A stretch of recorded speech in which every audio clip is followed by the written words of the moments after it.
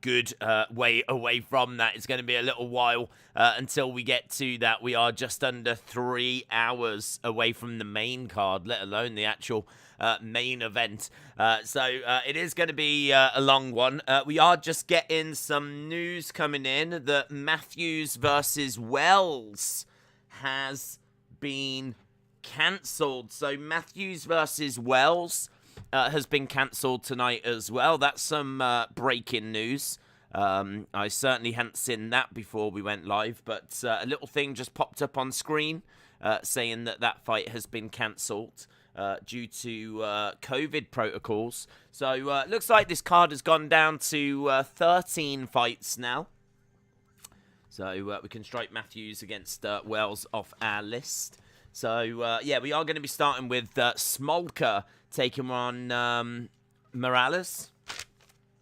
So this is going to be our first fight. Smolka against Morales. Smolka coming in at minus 140. I've got Morales at around about plus 180, plus 200. Smolka is a fairly decent fighter. He's 30 years old. He's got a good ground game. He's very durable. Not the best defensively. Likes to attack the body. He's got really good movement. And he might be the better all-round fighter.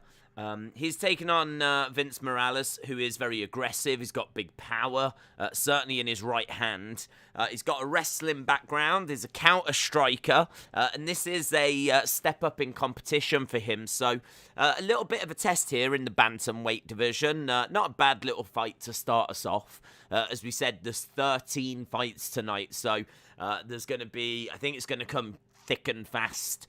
Obviously, there's a little bit more breathing room now that we've just heard about the fact that one of those fights have been cancelled. The Matthews against Wells fight has been struck off. We did lose yesterday, Vandera against Murazakhanov. So that fight was struck off yesterday. So as we said originally, this was going to be like 15 fights. It's a pretty stacked card. And we are underway. So I think it's going to be one of those where we literally go from fight to fight to fight. Obviously, if there's going to be loads of first round finishes, then we'll get a bit of breathing room. But right now, it seems like it's a pretty stacked evening. So you can see the stats on screen. You can see that Morales has got a 1.5-inch reach advantage, but Smolka has got the leg reach advantage. And obviously next weekend is the weekend. I'm sure we will get a chance to talk about it. But UFC 269, I think it is. 270, I think, is in January. So 269, and that's when we're getting Charles Oliveira against Dustin Poirier, the lightweight championship being defended. We're seeing Amanda Nunes on that card as well. We'll have a look at that card a little bit later. We are just getting the ring walks right now. So Smolka making his way down to the octagon. We're inside the Apex in Vegas, of course. So, yeah, it should be a fun evening. Rachel said, who is the best UFC fighter ever? I think it has to be Brock Lesnar. It depends how you're measuring it. I mean, if we're talking about literally who is the fighter that could beat every other fighter ever, then maybe Brock might be in the conversation. I don't know that he is, but he might be in the conversation. Brock fought in the heavyweight division, and I think by and large, Stipe Miocic is regarded as the greatest heavyweight UFC fighter of all time. So I don't know that you would pick Brock over Stipe, but then saying that, Stipe just lost recently to Francis Ngannou. So would you take Ngannou over Brock? Would you take Stipe over Brock? I don't think any of them are the greatest fighters. If you actually look at pound for pound, if you look at pound for pound, then obviously there's a big argument for Khabib. There's a big argument for George St. Pierre. There's a big argument for Anderson Silva. There's maybe even an argument starting to get put together for Kamaru Usman, who is the current welterweight champion. So yeah, there's a lot of like really really great fighters, and it's a conversation. There's an argument for Amanda Nunes, of course. Can't ignore the lady goat. So yeah, there's a lot of great names in the history of UFC. I mean, we could throw out another 10 more, but yeah, I suppose it depends on what parameters you're measuring it. Are you saying like who is the overall strongest, biggest, the person that could beat up everyone? Then you probably would be looking in the heavyweight division for that. But it could be John Jones. I didn't even mention John Jones, did I? It could be John Jones. John Jones is in the heavyweight division, but we haven't even seen him compete in the heavyweight division yet. So I'd have to throw his name in as well. Right, we are just getting the intros. George is the GOAT. Austin said we need Amanda Nunes versus Shevchenko again. Robin said GSP is my GOAT for his time and put him Don Fry, says Daniel. Khabib. Are you watching Haney versus Jojo? I'm not, unfortunately. I've got all eyes on UFC tonight. I really wanted to watch it. I really, really wanted to watch it, but yeah, I wasn't able to. There's just too much going on with UFC, and it all clashes at the same time. Right, we are underway. So we've got Morales in white. We've got Smolka in black shorts. We do have some ranked fighters coming up much, much later in the main card. In fact, Aldo and Font are, I think, 4th and 5th in their division. Right, Smolka is the one that's on the front foot here, just edging forward. Nice kick to the body. Nice front kick coming in by Smolka. Morales on the outside, trying to make sure that he's not going to get dictated to or bullied a little bit. Trying to come forward with a nice kick to the body and a nice left-hand jab. Yeah, this is some nice work here by both guys, actually. I like the fact that Morales really working the body. Some lovely strikes to the body and just throwing out the jab, but Smolka is the one that looks a little bit more relaxed in the fight. Seems like Morales is just looking for, well, trying to create some opportunities, but it's Smolka the one that's kind of driving forward and pushing Morales onto the back foot. Again, trying to come forward, looking for a low kick, couple of strikes. It does feel like if there's going to be a winner, I'd be leaning to Smolka here. I've got Smolka winning this as well, but at the moment, I like the pressure. He does need to be very careful because we are seeing Morales throwing some wonderful strikes. Low kick coming in. You can see that Morales is just edging the strike in. Smolka goes down and the ref has stopped it. Morales has got the job done. He's just caught him. That's gone against the run of play there. It was Smolka that was putting the pressure on. Yeah, first round finish for Morales. We need to have a look at the replay here. So Smolka kind of edging forward. He throws the knee. Oh, that's amazing. I haven't seen that in so long.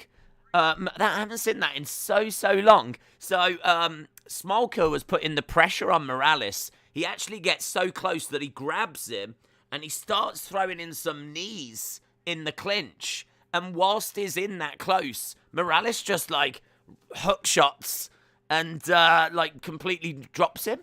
Like the power that Morales has got there. Completely against the run of things. He's just absolutely hook-shotted and dropped him down.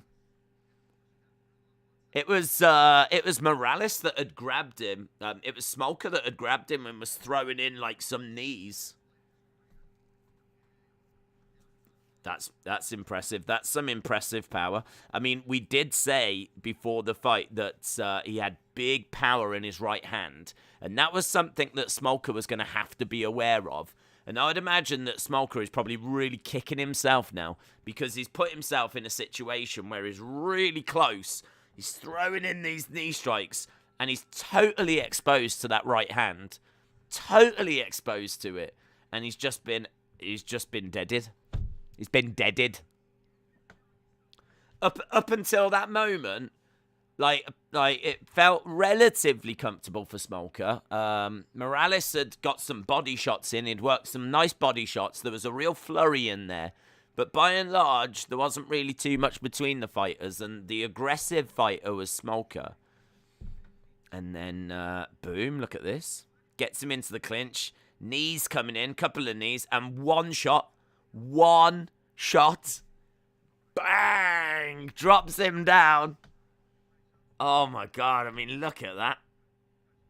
What a shot that is. That is a beautiful...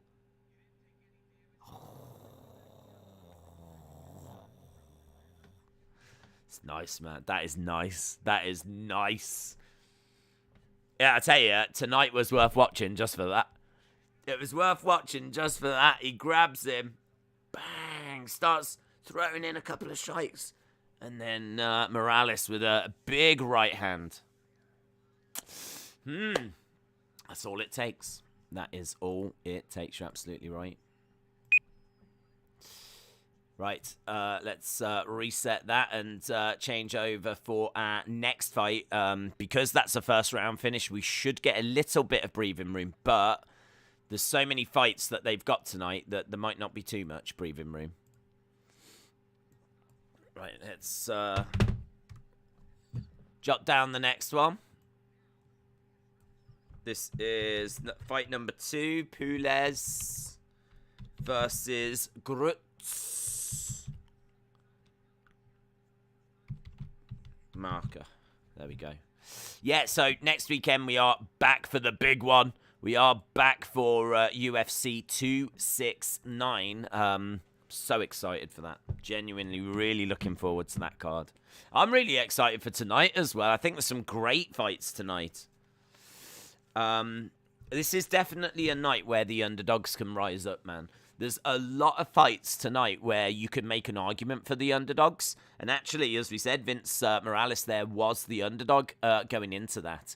All of the bookies had Smolka as favourite.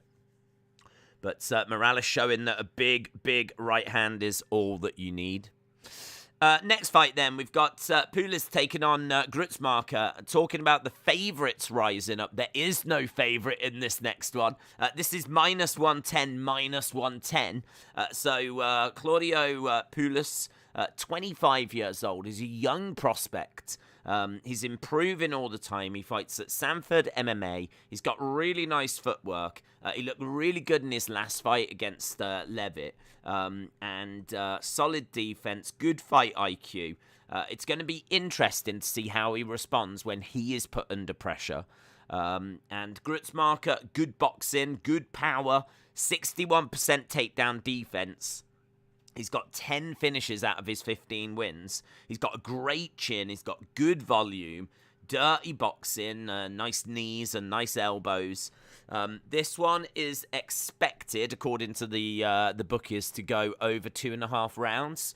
So this one could go longer than what we've just seen. Should go longer than what we've just seen. I've gone with Grutzmarker. This is in the lightweight division. Grutzmarker's got that experience advantage. Not by loads though, to be honest. You know, his pro record is 15-4. Pulis's record is 11-2. So yeah, I mean, we've got a 25-year-old against a 35-year-old. You know, I don't know at what point Grutzmarker is going to start to kind of feel the effects of being 35. But at the moment is doing well. And yeah, I think Grutzmarker here is probably the person I'm leaning towards. But again, it's close, really close. -110, -110 was the last I saw. Those odds might be a little bit different now, in all fairness. But as I said, last thing I saw was a pick'em. Fiziev versus Riddell is going to be a kickboxing heaven. Two of the best strikers in UFC. Fiziev versus Jan, striking coach. He is that elite on the feet. And Riddell trains with Izzy, says Daniel. It is true. That has got potentially fight of the year contender written on it. Sometimes those fights can kind of cancel each other out. That's the only problem. When you put in two great strikers like that, they can be so aware of what the other person possesses that they can kind of stand off each other and really wait, look for openings, and sometimes they can cancel each other. I'm really hoping it doesn't go that way. That's our co-main event, and if we can obviously get the kind of fight that we want to get, then 100% we could get a fight of the year tonight. We could get a fight of the year contender tonight on the co-main. The UFC is ducking Hasbulla, says Luke. Finally, someone has been brave enough to actually address the elephant in the room. The UFC are ducking Hasbulla, which is very impressive because he is very short. So to duck him means you've got to get pretty low. And in fairness, that's where the UFC operates. So they have Grutzmacher as an underdog on DraftKings right now at +110. Seems like some money has been coming in on Claudio then. Because, as I said, when I saw it, it was probably about 48 hours ago. -110, -110. So, there we go. Grutzmacher at, what did you say? +110 now. Grutzmacher looks exactly like Clay Guida, who should be on this card. I mean, I don't believe his fight's been cancelled. So, we should be seeing his twin later on. I put some money on Grutzmacher as well at +350 for KO submission. Let's go, Grutz, says Daniel. Daniel, shout out to you. Best bets, says Hugo. There you go. If you've got any bets on tonight, let Hugo know. What do you think the best bets are tonight?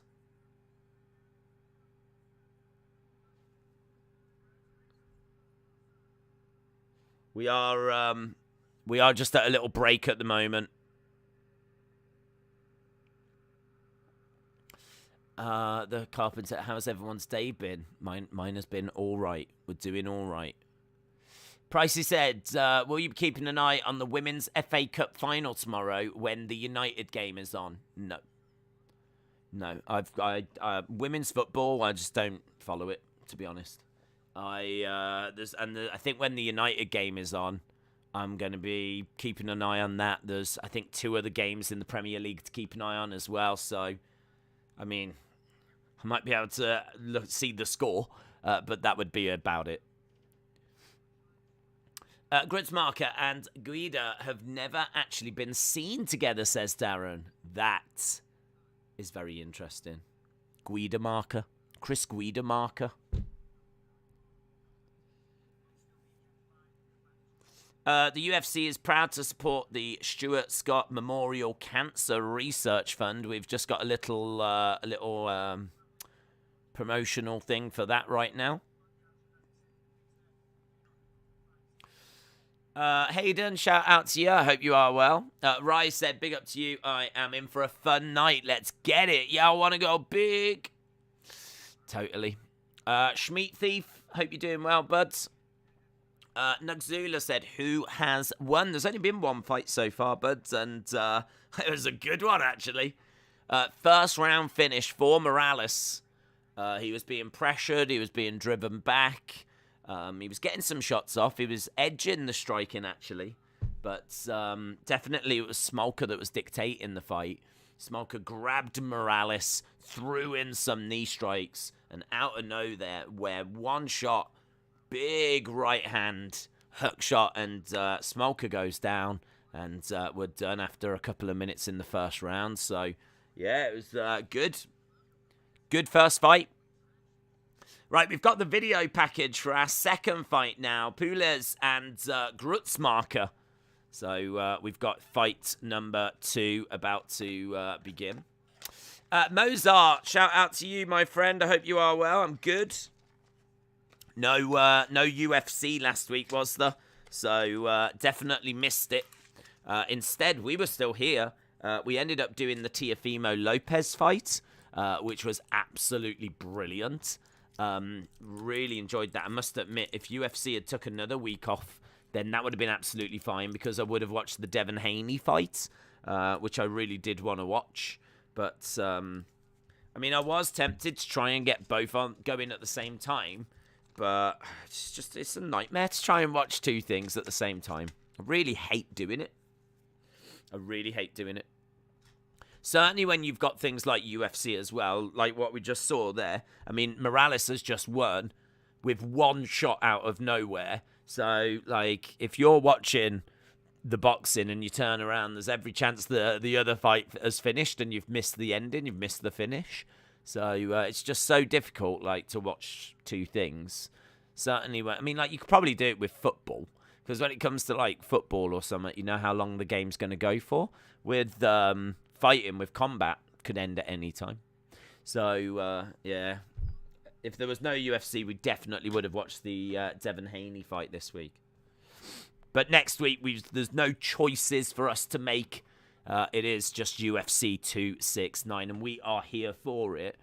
In fact, I say that, but when is Jake Paul? Where is Jake Paul on the same night? No. Is Jake Paul the same night as you? That's only just dawning on me now. Is UFC 269 the same night as Jake Paul? Because that's going to be a bit heartbreaking, because I absolutely, definitely want to watch the Jake Paul fight.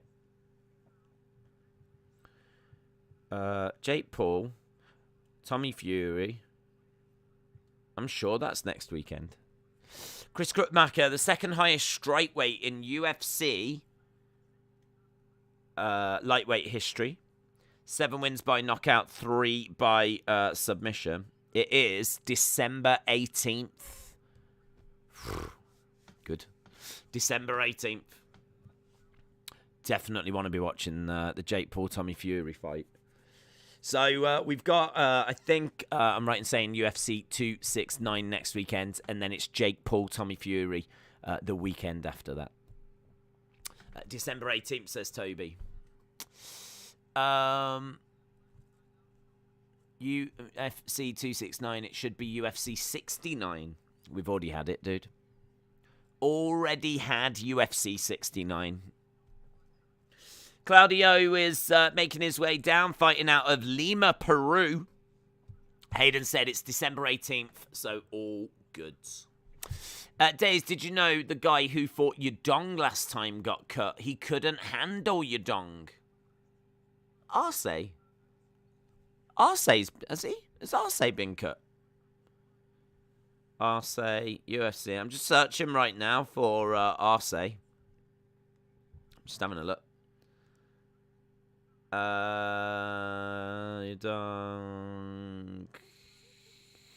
Can't see any news about Arce being cut. I've literally just searched for Arce on my phone.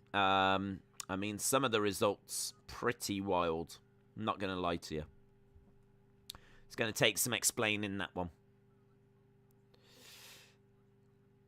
According to his Wikipedia, which I know is not the greatest source, it said he still currently competes in the UFC. That has got a hurt for Arce. Yeah, I mean, honestly, it really concerned me to hear that Arce might have been cut, because you don't want to get cuts on your Arce.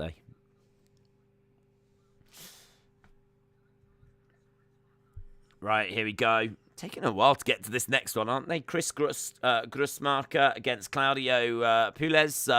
Pules coming in with a decent reach advantage of 4 inches. Don't search arse. I would never do that. Nugzula, I would never do that. That's amateur hour. I know what I'm doing. I'm a professional YouTuber. I know what I'm doing. Arce is sore from your dong, said Mr. Loudamp. Yeah, facts. Facts. Yeah, Gritzmarker coming in now as the underdog. Gritzmarker getting his intro.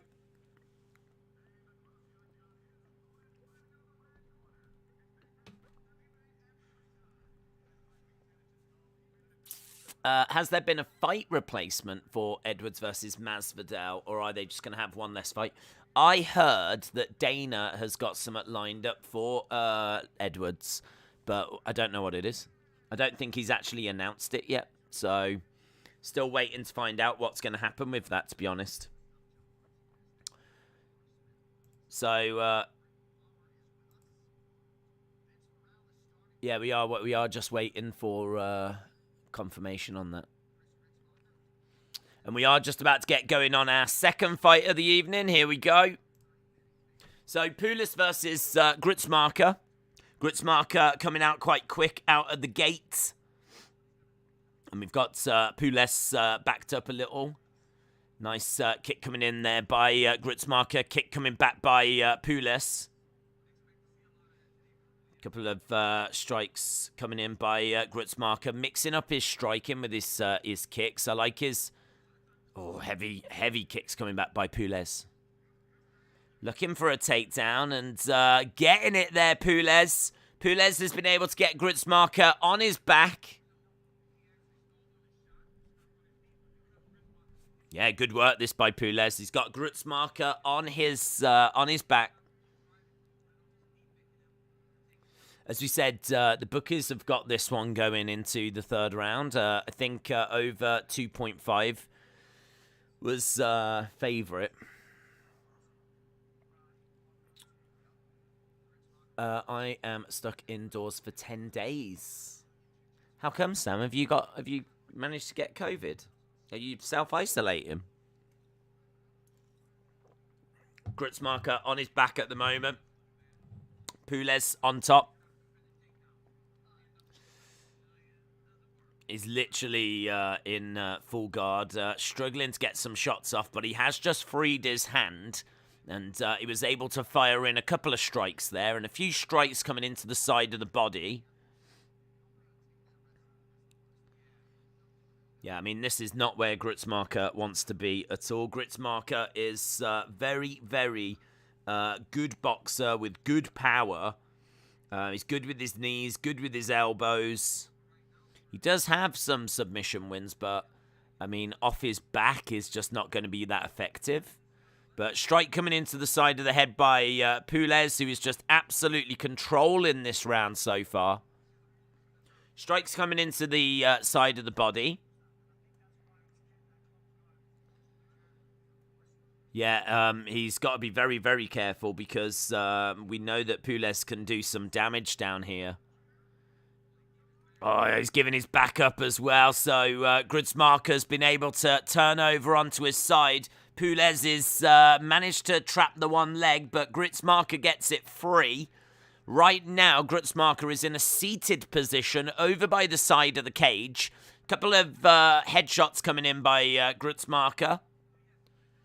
Gritzmarker just kind of really squashed up against the side of the cage. You've got Pulis on top.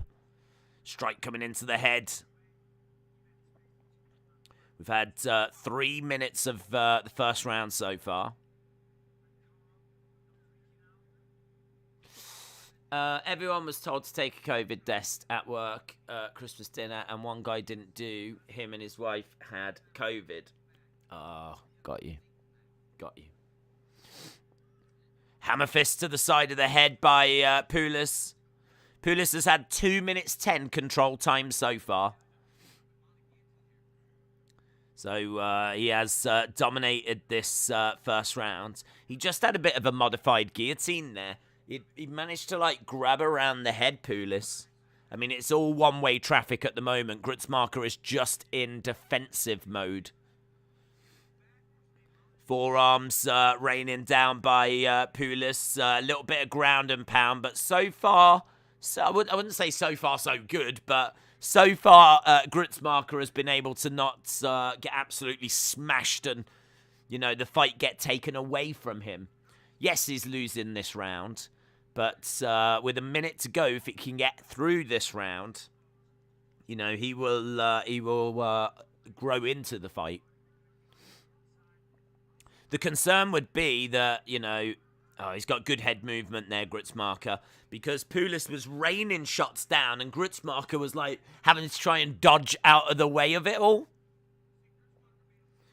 So Grutzmarker on his back still. You can see that significant strikes, 14-7. 14-7 so far. We got 20-odd seconds left to go. This could have been a lot worse for Grutzmarker. He has been dominated this whole round. He's losing this round. But he's not been finished. He's made things as difficult as possible for Pulis. And we are 2 seconds. There we go. Away from him surviving. And survive he does.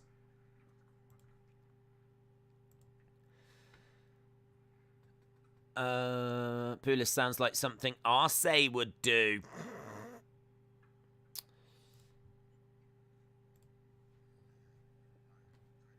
Yeah, I mean, he did well to get through that, as we said.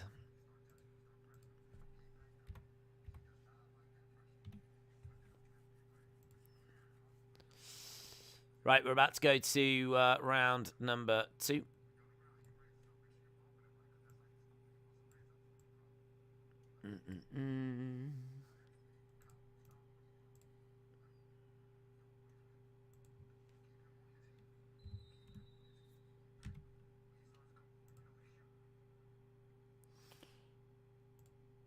Okay, we've got round number 2 coming up. I was just trying to listen to what they were saying to him there. They were saying to Grutzmarker, keep him on his heels.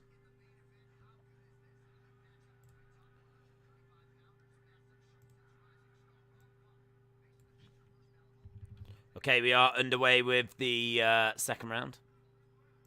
Grutzmarker has got to keep this standing in this round.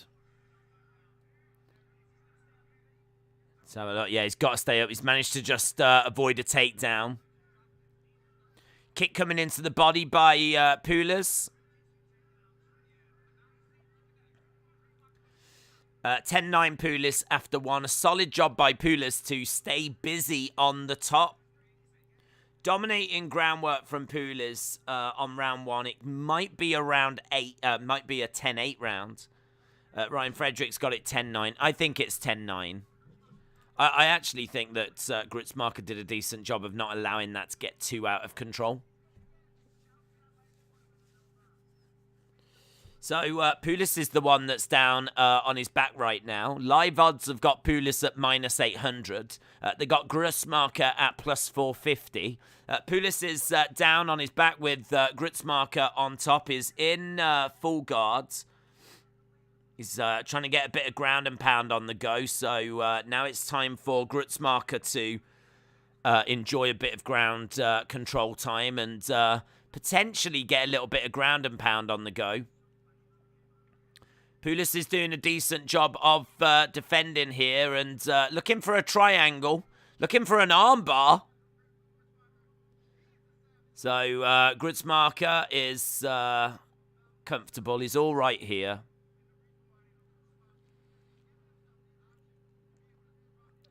So Pulis is... Grutzmarker's just stopped.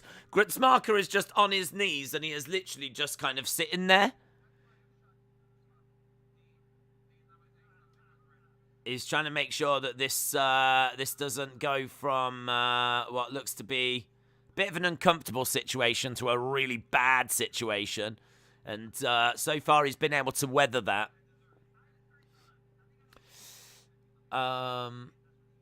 I would love to watch and judge, says Simeone. Grutz is Jesus in fighting form. Yeah, we've got Grutzmarker on top of Pulis. As we said, he's picking up plenty of control time. But Pulis getting back up to his feet. Both fighters up. Knee strike coming in by Grutzmarker. Right, it's back up onto the feet, and Grutzmarker will fancy his chances here. High kick coming in by Pulis. Ooh, Pulis getting through with a lovely left hook shot. Pulis trying to drive Grutzmarker back against the side of the cage. Kick coming in there by Grutzmarker. Another kick coming in. At the moment, Grutzmarker just up against the side of the cage.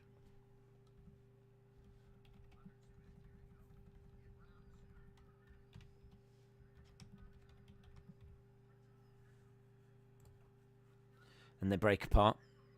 1 minute 30. Grutzmarker round so far. Nice. Straight right.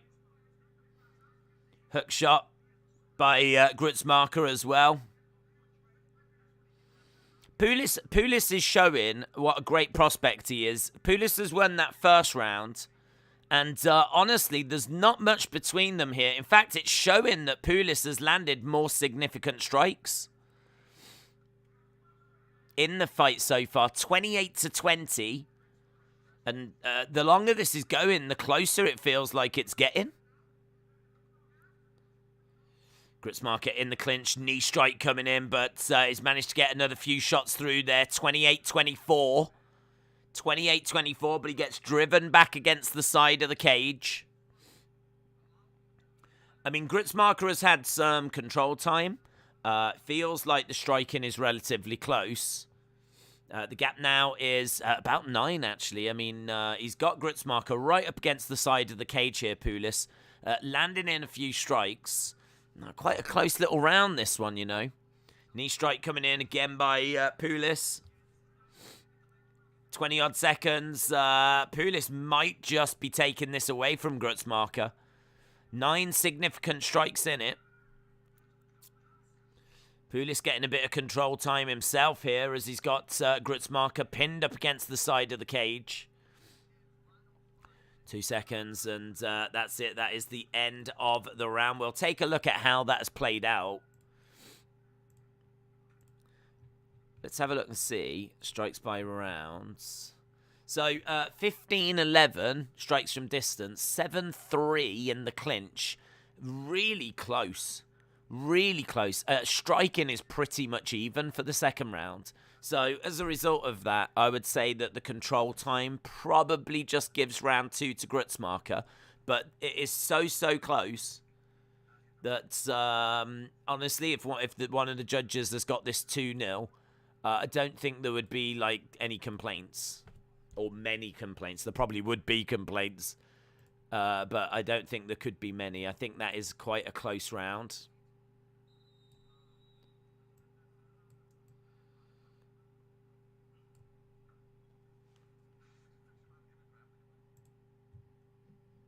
Right, we're about to go to the third and final round. This fight was thought to go this far. Here we go, about to get underway. One Championship is good as well. We did watch some One Championship. We used to watch it. It used to actually be on. I don't know if it still is. It used to be on straight after Dynamite on a Wednesday. So we used to watch Dynamite. Ooh, low blow. Low blow. I think it was a knee as well by Grutzmarker. I think that was a knee. Just having a look here. It's gone. Oh, it's a great one. It's a great low blow. So he grabs him and he literally drives a knee right into the meat and 2 veg. I mean, he has absolutely destroyed dinner there. Bit of blood on the forehead of Grutzmarker. That's really satisfying, that one. That's a really good one. Sometimes you see low blows and it kind of, you know, clips it. Goes onto the thigh. That one. Straight down the middle. Big knee. The knee got right in there, you know. Brutal. Right, we are back underway. We're around about a minute out on our clock. Low blow. Miss Clown says, I prefer an eye poke. Did any meat explode? Well, I mean, it's hard to tell, isn't it? Because obviously they've got cups and things, but I mean, if Pulis wins, let's just say the post-fight interview will be very interesting. He's managed to grab Grutzmarker. He got hit in the twigs and berries, says Cheese Whiz. He did. John said, it made me hold myself for a second. I don't want to know what part you was holding. Mike, shout out to you, my friends. Shout out to you. Appreciate the support. Lovely. Look at that work by Grutzmarker. Great scramble as he managed to get round the back. And he's actually got Pulis on his knees. He's round the back of him. He's just firing in shots to the side of the head. Pulis up on his feet over by the side of the cage. And Grutzmarker has grabbed him. So a little bit of control time here for Grutzmarker. This is very much the round that he needed. But, yeah, I don't know that either guy has, like, really dominated this fight. But you can see significant strikes. 40-40. 40-40. They are even on significant strikes. Pretty much even on total strikes. 1-1 on takedowns as well now. It's kind of like fighting your shadow. They're both, those numbers. Look how close. Look how close. Yeah, I mean, it's a lovely takedown, you know, in the thirds. The takedown for Grutzmarker, he actually had Pulis kind of in front of him. He managed to, like, just, like, throw him down. He's got to be careful here because there's a heel hook. Heel hook attempt by Pulis, who's also got his legs in position for a knee bar. He's got his legs wrapped round the left leg of Grutzmarker. Grutzmarker in a kneeling position at the moment. Pulis on his back. He's managed to grab that ankle. But, yeah, he's managed to survive that Grutzmarker. That's good work. That's the kind of thing that can get out of control real quick. And so Grutzmarker's done a really good job there. And now he's got a few hammer fists going. Couple of strikes coming in here by Grutzmarker, but I would like to see him do a little bit more work as Pulis goes for that knee bar again. And again, Grutzmarker needs to... Oh, he's got it! He's got it! And he's tapped him. Pulis has done it. Pulis, out of nowhere... Well, it's not out of nowhere. He had it. And I think Grutzmarker is going to be very disappointed there. Pulis has been able to submit Grutzmarker. I couldn't see if it was a heel hook or a knee bar in the end, but it is a submission win in the third round for Pulis. Yeah, it's really good. I mean, a young guy as well. He's 25 years old. 25 years old, and he's put in a really solid performance there. Oh, it's knee bar. Oh, it's knee bar. Oh, my God. He had no choice. He had no choice. Seeing the replay of that, it is moody. Yeah, he had no choice there, Grutzmarker. That is such a shame. I mean, all fight, in fairness, Pulis had put him in a few positions, and Grutzmarker had survived a few of them. But there was just no way of surviving that one. Yeah, that one, it just went, it was too bad. It was too bad. I mean, he's really pulling on the leg. I'm glad she's feeling better. What are your thoughts on hair, says Miss Clown one. I don't really have many thoughts on hair, in all fairness. I mean, I'm a fan of it. But depends where it is.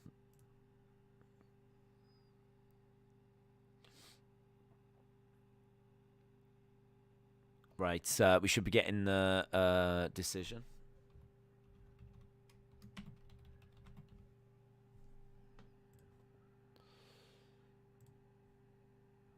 Yeah, I'm good. I'm kind of, in a way, I'm sort of gutted for him, but because he did so well, and there actually wasn't long left, and there's a real argument that he was winning that fight. Next weekend, Saturday, December 11th at 10 p.m. Eastern. That'll be the main card. Oliveira, Poirier, UFC 269. I think that means that next week is going to be at a very similar time to this week.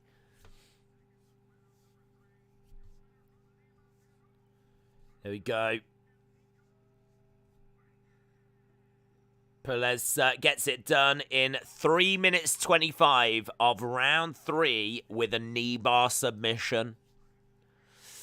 I am a fan of Pulis now. Very talented, says Daniel. Yeah. Yep, he did really, really well there. Really, really well. 25 years old, trains at Sanford MMA. Was quite happy to stand and exchange shots with Grutzmarker. Little bit of work for him to do, because I do think that he got into some very good positions and he just wasn't able to find the finish, but he's up against a very experienced fighter there, so fair play.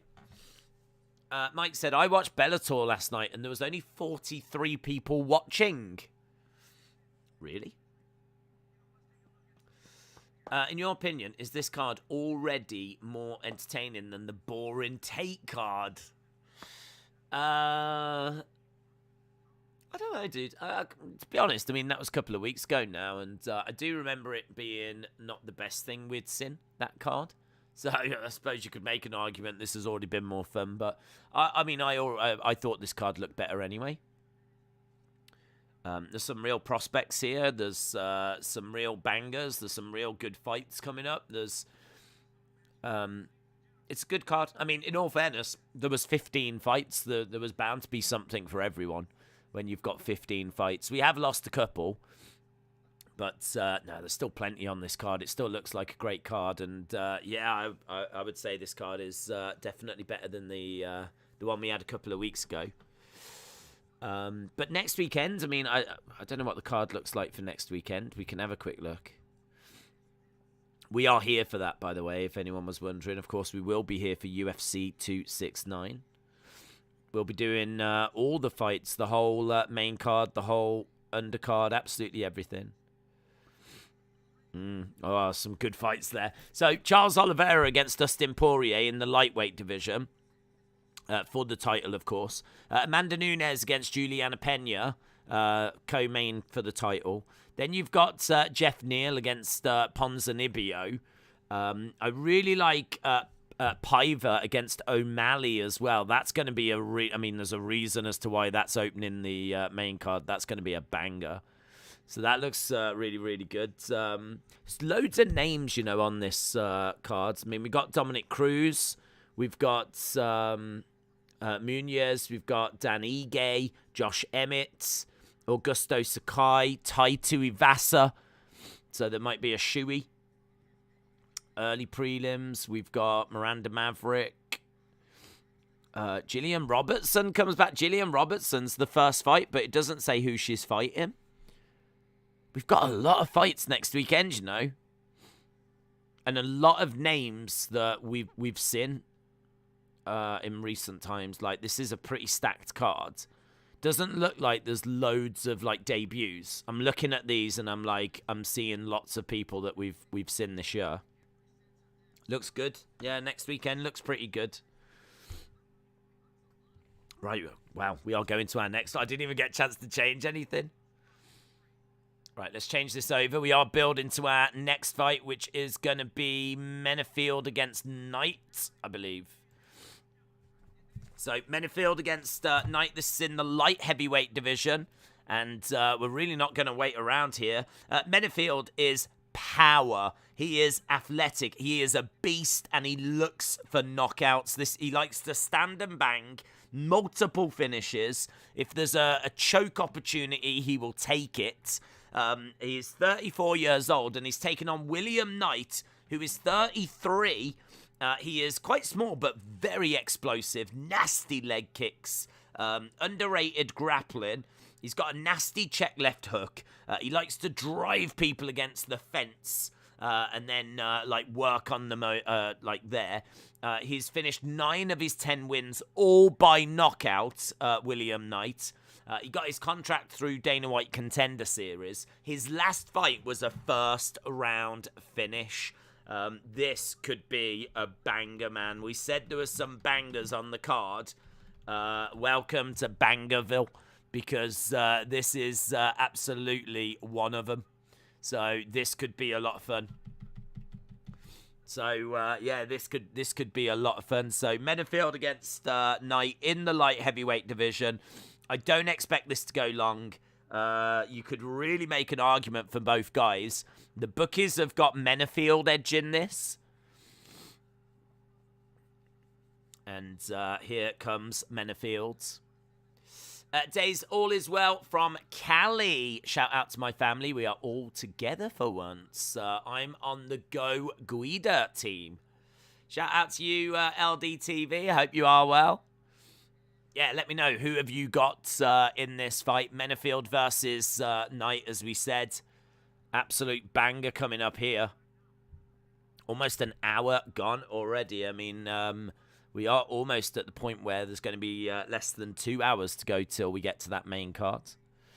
That's the thing with UFC. I mean, you start the night off. I mean, I must admit, whenever we start the night off, I do always think to myself, like, wow, we've got 3 hours till we get to the main card. 3 hours.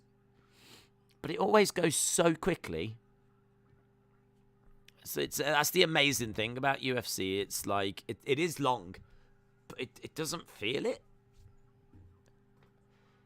I think it's because there's just so much happening. I mean, there's always something going on. We tend to watch, like, a lot of pro wrestling, and I just... could you imagine if, like, Raw, WWE Raw, went for 6 hours, like, was double the length? At the moment, it's 3, and it feels like 6. Whereas we sit down on a Saturday and we watch, like, 6 hours of UFC, and it feels like 3. That's the difference. WWE Raw is 3 hours and feels like 6. UFC is 6 hours and it feels like 3. Menafield is coming in from back-to-back wins. Is one of 4 fighters in UFC history to achieve something. But before I could read it out, the stat disappeared. He's 1 in 4 fighters to give Dana White a little kiss on his bald head. I don't know if that's true. Right, we've got Menafield, who has got a 3-inch reach advantage, 76 inches to William Knight's 73. Both are of a similar height and age, of course. Days, get rest. You sound awful. Do you know what? I was actually all right earlier, and then I've woken up and I've got a little bit of a cold, I think. I've got a little bit of a cold. My mum picked up a cold, and I think that she's brought it into the house. So, yeah, I've managed to pick up a little bit of a cold. I feel absolutely fine, but I have just noticed that I'm, like, sniffling a little bit. So I'm like, oh, well, this is an interesting development. Menafield, ground and pound, second round, says Mike. What is taking Rick Grimes so long to get back to the Walking Dead? That is a big question right there. That is a big question.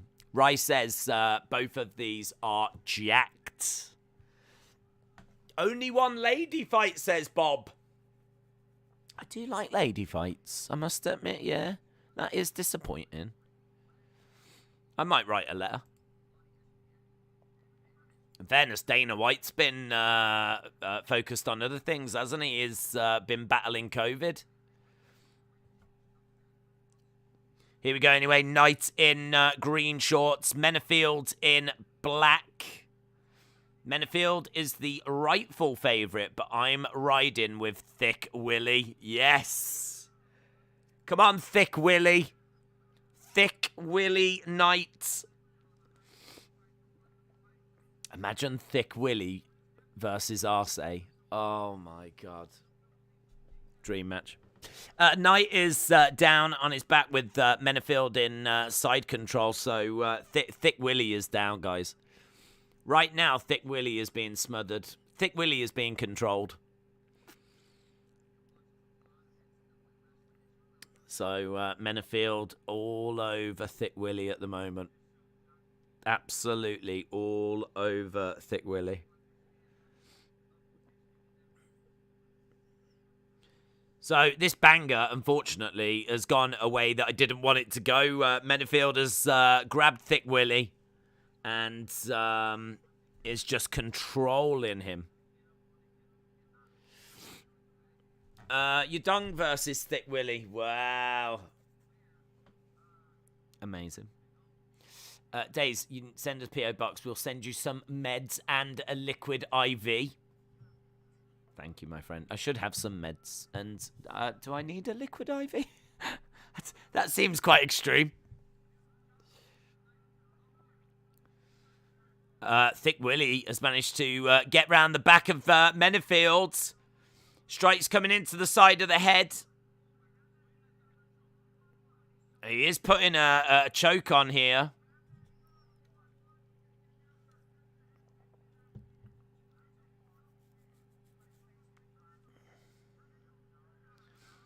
Menafield spinning round.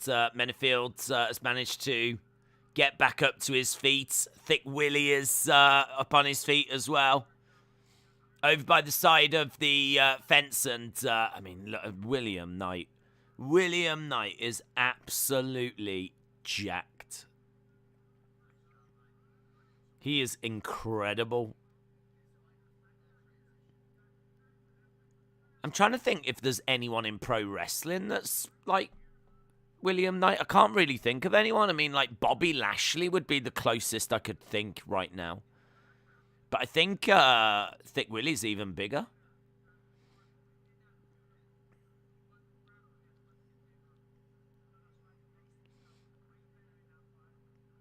He's been just driven up against the side of the cage.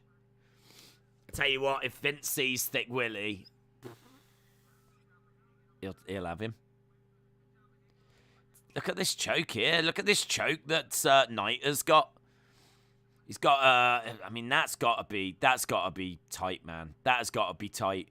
His arms are so big. That has got to be a real problem for Menafield. Menafield has got Knight up against the side of the cage, and Knight has got got his arm wrapped around his head. It is incredible. It's got to be tight. It's got to be. Menafield is still controlling Knight, and he's still got him up against the side of the cage.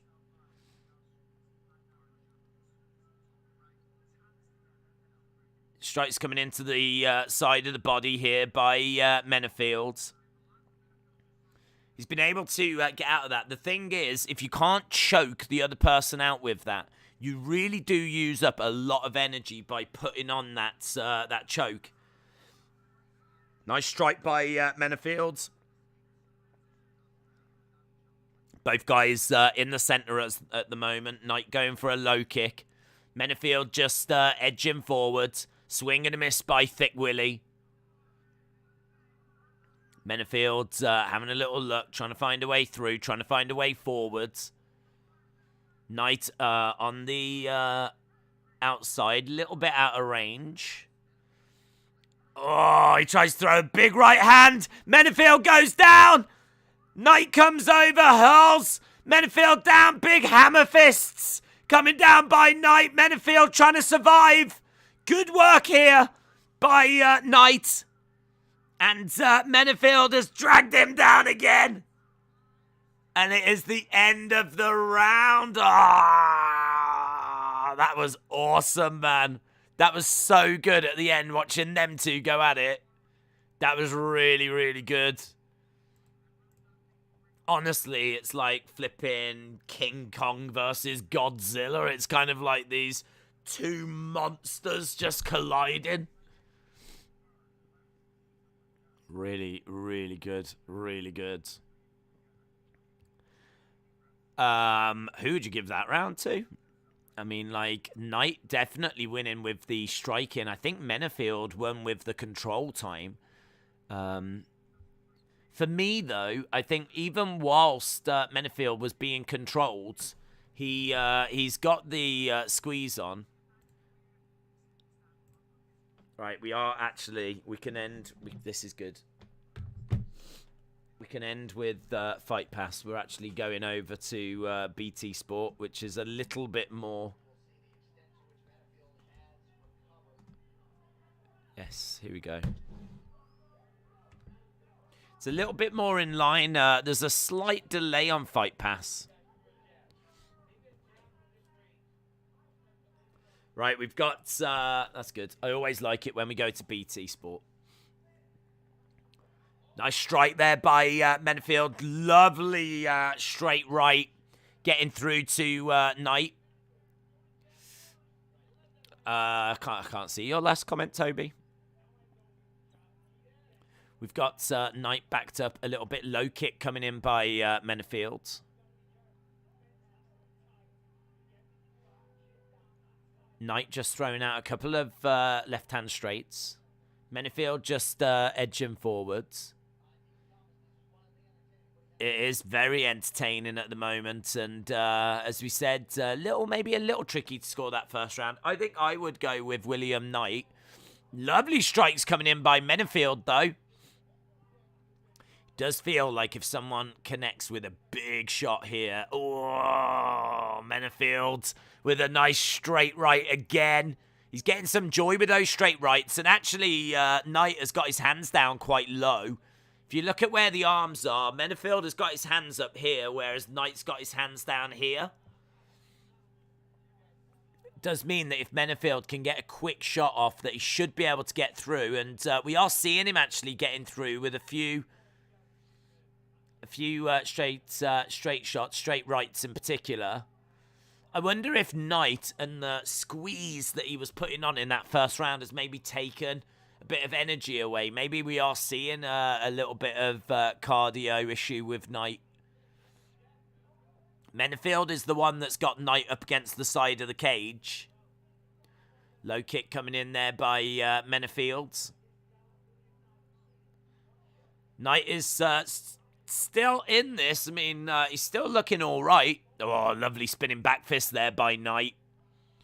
Just fell short.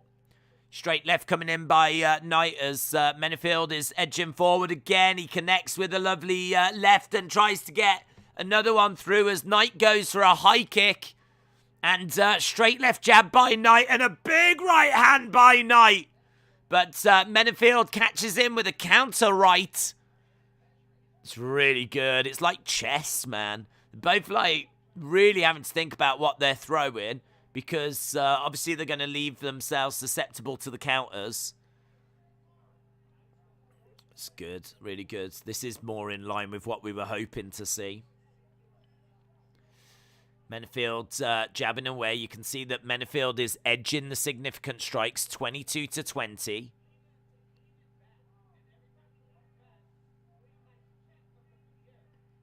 Nice... Nice left hook shot. So, Knight in the middle with Menafield on the outside now. The roles have reversed. We've got just over a minute left to go. Knight looks like a Hulk figurine, says Zeno. Knight seems a bit rocked, says Sam. Menafield has got excellent reaction speed, says Alexis. We're seeing that Menafield in this round, 18-4. In the first round, Knight won the strike-in, 18-5. So Knight takes the first round. Menafield takes the second. It's going to set up a great third round. So Menafield in the center. Knight edging into the center as well. Sunny, shout out to you. Miss Clown said, I like both fighters. Porge said, either of them could knock the other out. There's plenty of power left. Nice left hand straight coming in there by Knight. big overhand right and just falls short. Lovely counter coming back by Knight. Oh, big kick to the body, and Menefield felt that. And right at the end of the round, a couple of big shots for Knight, but it's not going to be enough to give him the round for me. So, yeah, really good. Really enjoyed that round. This is a great fight so far. So engaging and so close as well. I mean, 29-28. For me, Knight takes the first. Menefield takes the second. And it's all down to the third. Whoever takes this round takes the fight. Who do you think would win out of Aldo and Font? I think it's really close. Really close. I've seen a lot of people picking Font. I am maybe just edging Aldo, but it's really close. 1-1, Menefield round. Jay says 1-1. Come on, Knight. KO him, says James. Third round going to be good. It is going to be good. Here we go. About to get underway. And third round. They come out. They actually embrace at the start of the third round. There's a real show of respect there. I think both fighters really appreciate what the other one is bringing, as there's a big right hand there that Knight throws to Menefield. Right. Let's have a look. They're both having a little look at each other. This has largely stayed up on the feet. Menefield coming back with a lovely hook shot. Tries to get a right hand through. Low kick coming in by Knight. Goes for a shot into the clinch at the moment. Menefield has got Knight. Knee strike coming in by Knight. Knight firing in a lovely right hand. And Menefield driving Knight back against the side of the cage. At the moment, this is 50-50. Very even. Menefield just getting a bit of control time here, though.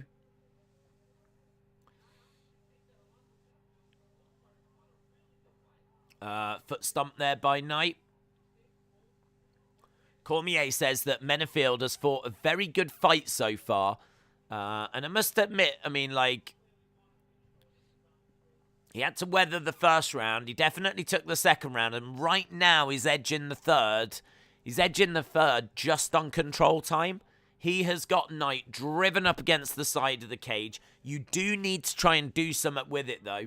Literally just pinning your opponent there might not be enough to give you the round. But saying that, why would the judges give it to Knight? Knight is not doing anything here. He is being controlled by Menefield. Menefield has just got him up against the side of the cage, pinned.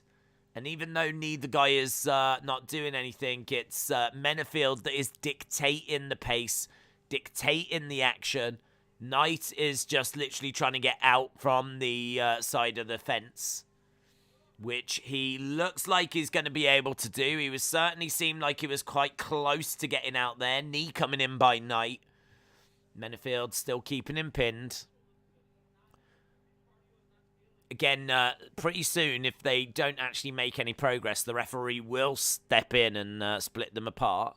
But haven't had that yet. He is winning the position, and he is controlling Knight. Knight has put a squeeze on, and Menefield has been able to get out of it. Maybe not the round we were hoping for. I think we were hoping for some big shots, and that's not what we're getting here. Knight is, he does seem a little bit gassed. He definitely seems a little bit gassed, Knight.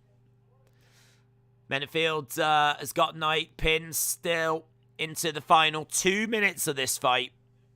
Knight again trying to make a play for getting out of there. Isn't it amazing? Don't you think it's amazing when you look at Knight and you look at how big Knight is, and he is absolutely jacked, that the Menefield is able to pin him against the cage for so long? You would imagine that someone with the strength of Knight would be able to get out of this. Maybe not straight away, but would find a way.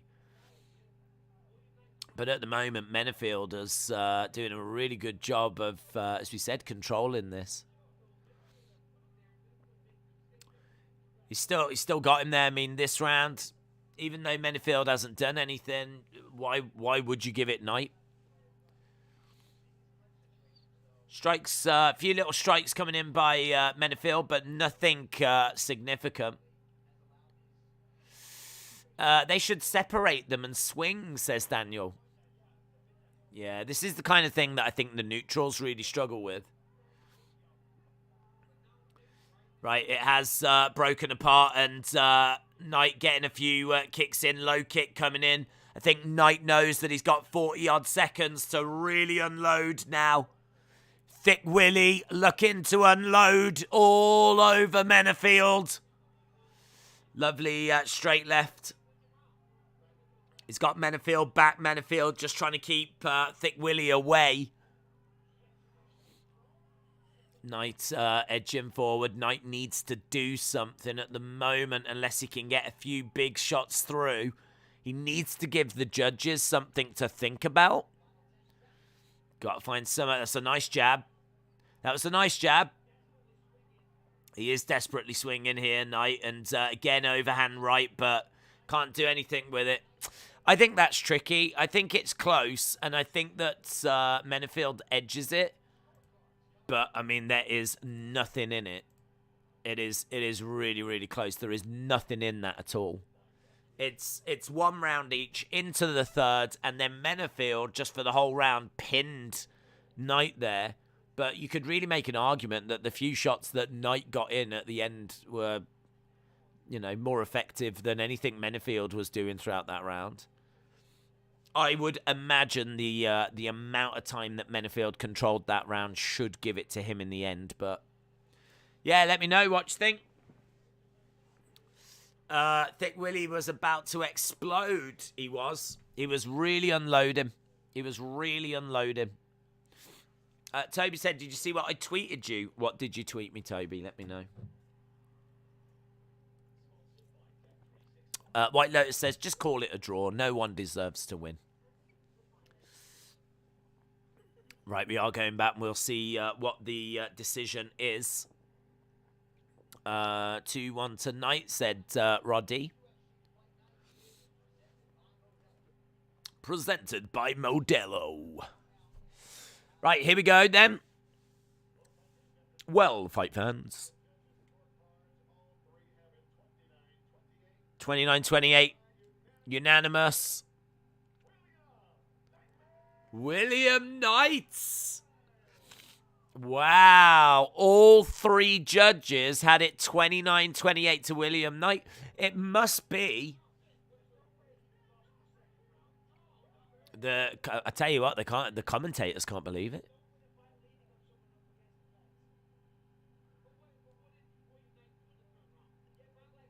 Bisping and Cormier are asking, what did Knight do to win that fight?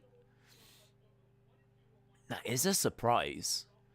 The only thing I would say is that Menefield had Knight pinned against the fence, but he didn't do anything with it. So as soon as Knight was able to escape, he did land some shots afterwards. And you could maybe make an argument that those shots were more effective than what Menefield was doing. I tell you, it's a controversial one. I think there will be a lot of people that are feeling quite confident for Menefield there. But if you actually look at the striking, William Knight won that third round 10-8. I mean, it's nothing. It's nothing. 10-8. But he did win it on the striking. Leaning on someone is nothing, and that is all that Menefield did, said Jay. It is true.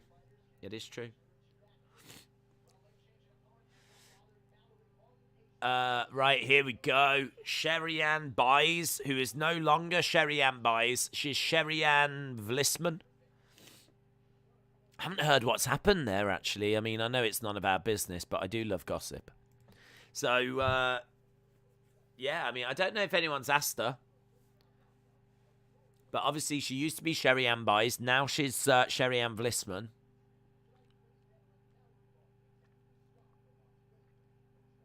This, did someone say earlier, this is our only women's fight? Sherry Ann Vlisman taking on Mallory Martin. This is in the women's strawweight. Sherry Ann comes in at -190. Mallory Martin is +160.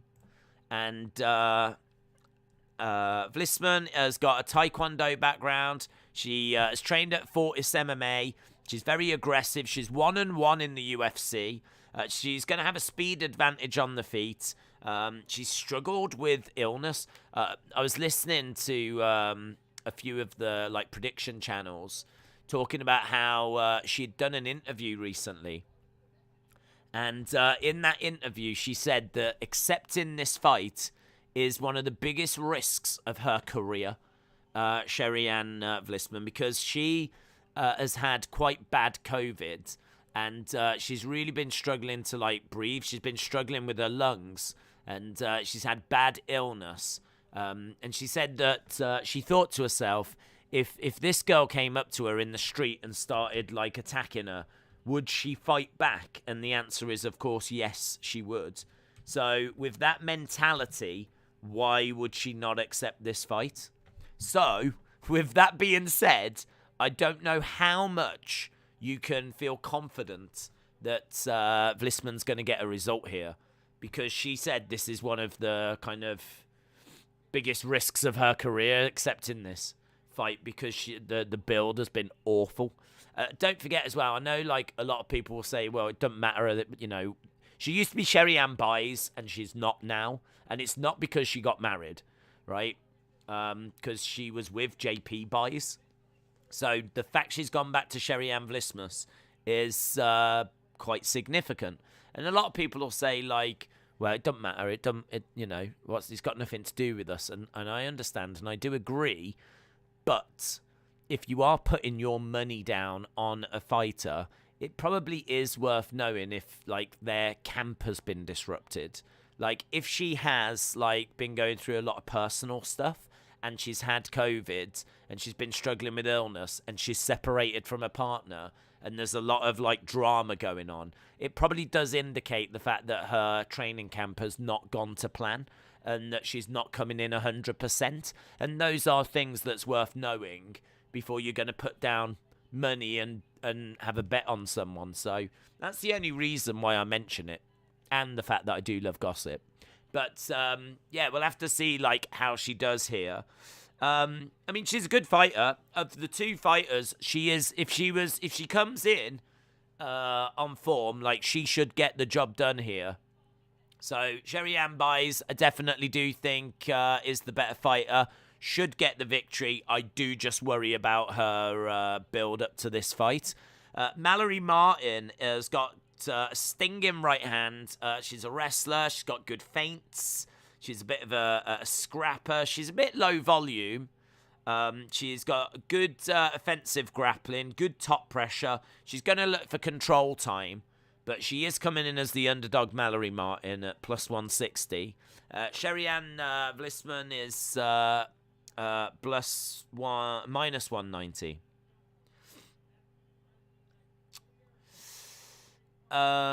It was a cute contest. Then Martin wins, but it is a fight. Come on now, Vlismus. Just put another parlay on. Cheyenne Vlismus.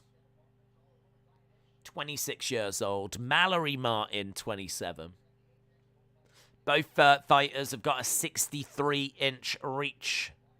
And this is in the women's strawweight division. So there's a bit of background to this. It's going to be interesting, this one. White Lotus does beat in CM Punk famous. You could make an argument that fight sucked, says the Bob. What fight? What fight are we referring to? Raya's got Vlismus by decision. Merry Vlismus, everyone. It's my favourite holiday. I love, love, love giving presents at Vlismus. I absolutely love it. I love to give Vlismus cards. I love to wear a Vlismus jumper. She should totally do that, Austin. It's such a good shout. She should have a Happy Vlismus range. Every day is Vlismus. That should be her shirt. Every day is Vlismus. That would be brilliant.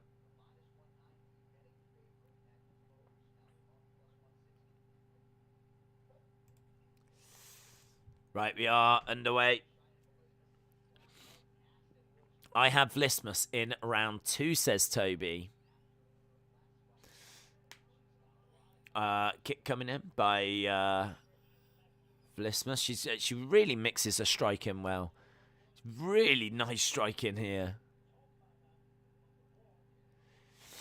Martin standing the ground in the middle with Vlismus on the outside.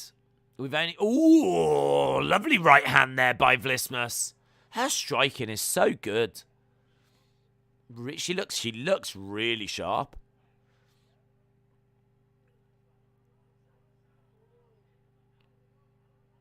She looks really crisp, actually. I mean, I don't know if she's going to fade throughout the fight, but certainly in this first round, Vlismus is looking very, very good.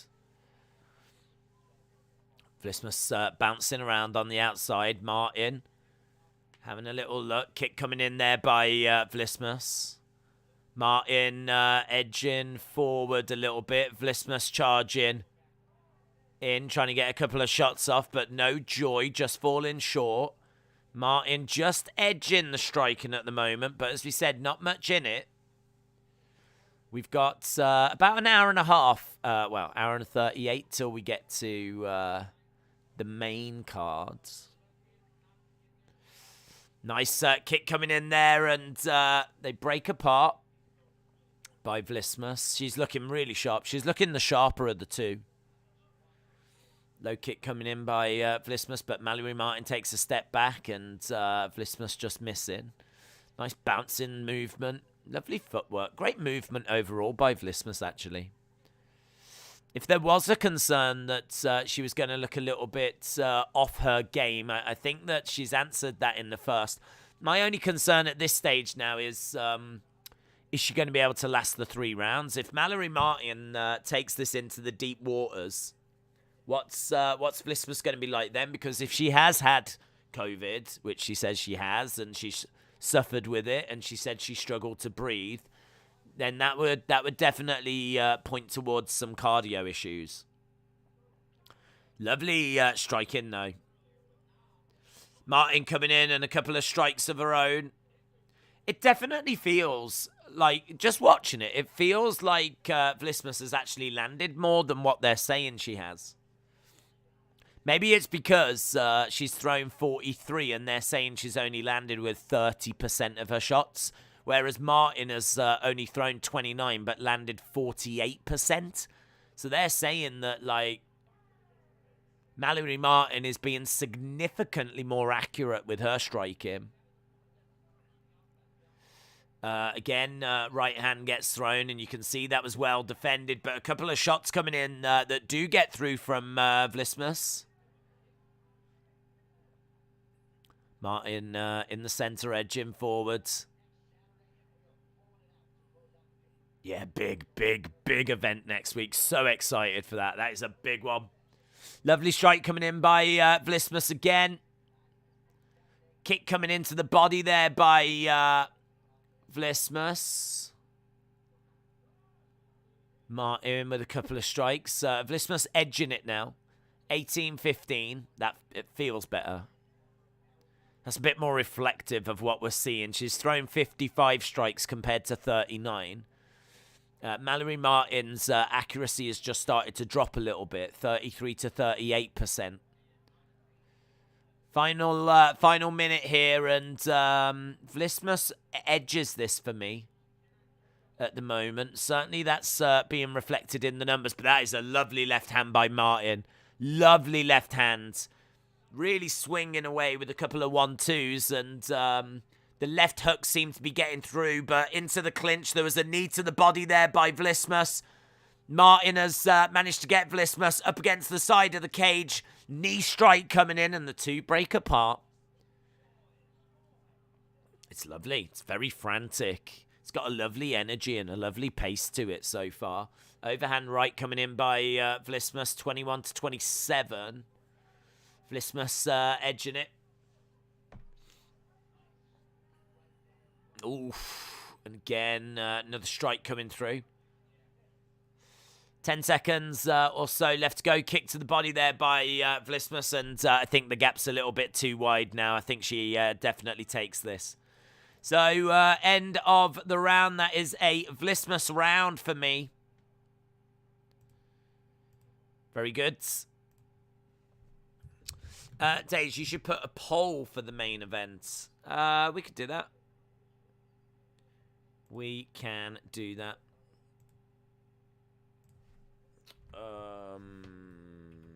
What do you think the result will be? Thump win.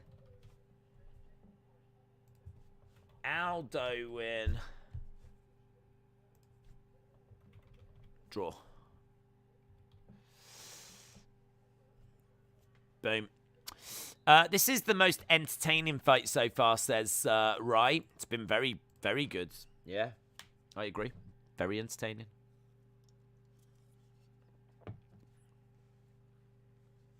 Right, here we go. Main event later tonight. Font versus Aldo. Number 4 versus number 5 in the bantamweight division. Quite significant for that division, in all fairness. The winner's going to move themselves up back into contention. Nice right hand there by Vlismas, really throwing away. And Martin needs to be careful here.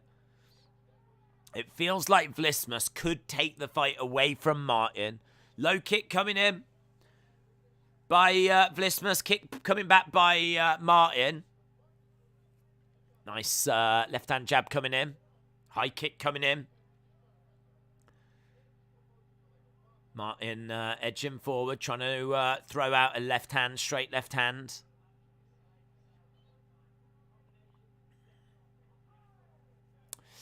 Drew, the YouTuber Dober, would beat both. So a minute gone already in this round, and it's kind of more of the same, to be honest. Feels like an extension of the first. High kick coming in there by Vlismas. Swinging away, trying to drive Martin back.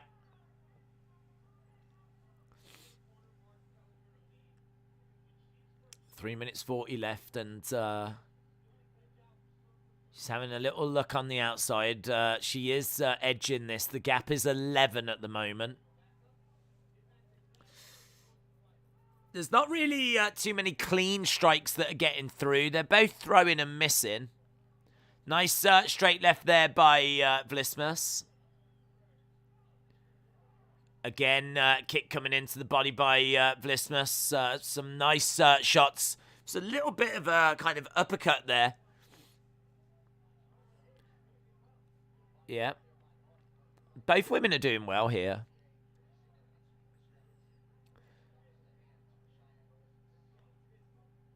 At 45-27, so that gap now has extended even more. It's opened up to 18. It was 11. So Vlismas just edging it. I mean, just we're not seeing any like real big flurries or anything that's. She's just getting the odd shot through, and she's just constantly extending that lead. Lovely head movement. She slipped underneath the jab there. That was great. Really good. Halfway through the fight, spinning back fist there by Martin, and it whistles past Vlismas. Oh, I love that. I love that straight right. Overhand right gets through as well. Yeah, this is one-way traffic now. One-way traffic is what we're seeing, and I think Martin's had enough. Martin has decided to grab Vlismas, drive her against the side of the cage, And this could be interesting for Martin here. This feels a little bit better for her because standing and exchanging was not working out for her. So she's managed to grab Vlismas, drive her back against the cage. Hello, Days. Good to see that mug and beanie. Justin, shout out to you. Hope you are well. Who won in the Knight Menafield fight? It was Knight, but a lot of people felt that it should have been Menafield. Certainly Cormier and Bisping did. Very close. 1-1 going into the third. But Knight got it by unanimous decision. Knee strikes coming in here by Martin. Aldo don't want to go 5 rounds, says Larry. I want Aldo, but Font is a beast, said J-Law. Martin is still controlling Vlismas, but we know that the judges don't really care for just pinning someone up against the side of the fence. And I don't think Martin has been doing enough here. Knee strike coming back by Vlismas. Again, she manages to break apart, and we're into the final 30 seconds of this second round. Lovely strike coming in there by Vlismas. And Martin driving Vlismas back. Good movement here by Vlismas on the outside. High kick coming in. Overhand right coming in as well. It's good work at the moment. Vlismas really pulling ahead. She's got that gap to 20 now on the significant strikes. Oh, man. Some of these strikes are really great. Yeah, I mean, I think we're at the point where Martin needs a finish. Martin, for me, needs a finish now.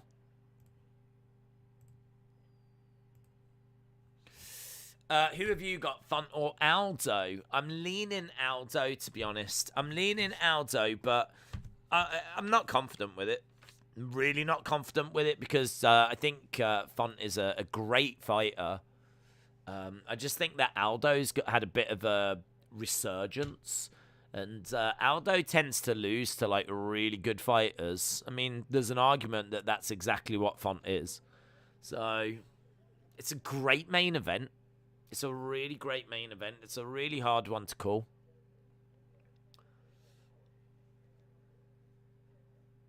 I wouldn't be surprised if either person won. Is the truth. I hate to be on the fence. Well, I'm not. I've gone with Aldo. I'll give you a name. I've gone with Aldo, but Font could absolutely win that fight. Days, beside this one, what match are you looking forward to? Co-main event. Co-main event is going to be absolute fire. The Brad Riddell fight. We are underway with the third round. As we said, that Brad Riddell fight against Fiziev could be a fight of the year contender. It depends how it goes, but all the ingredients are there for it to be a fight of the year. Kick coming into the body by Vlismas. As we said, Martin for me, and I should imagine for a lot of you as well, is going to need a finish now. She drives Vlismas back against the side of the cage. Legend Killer, shout out to you. I hope you are well. Knee strikes coming in here by Martin. Martin spinning Vlismas round. Right now, Vlismas is minus 700. Martin is plus 400 on the live odds. Vlismas having a little look. I mean, really, she can afford to lose this round. She's 24 significant strikes ahead. And Martin needs to find a finish. And that is going to be very, very difficult. Did wonder how she would look in this third round in particular. Did wonder if her cardio was going to be there. And it all seems to be fine. And it all seems to have held up. Right now, Martin has grabbed her, though. She's got her up against the side of the cage. She's got Cheyenne up against the side of the cage, and she's throwing in a few knee strikes here, Martin. Martin's face makes me think of what Tom Petty would have looked like as a young woman. I like that. Knee strikes coming in again to the body, to the thighs by Tom Petty. James Chadwick said, I'm watching UFC, Hard Times, AAA, Triple Mania, Regia. What the hell is Regia? And 25 minutes GC dub is on. Crazy. Both women in the middle. Martin not able to do anything with that clinch and control time up by the side of the cage. Couple of strikes. She's just eating more strikes here. This gap has gone over 30 strikes now by Vlismas. Whatever's been going on in her camp in the build to this fight, she's just getting all that frustration out. All that pent-up anger, pent-up frustration. She's just unloaded it all on Mallory Martin. So, Martin in the middle, grabbing Vlismas.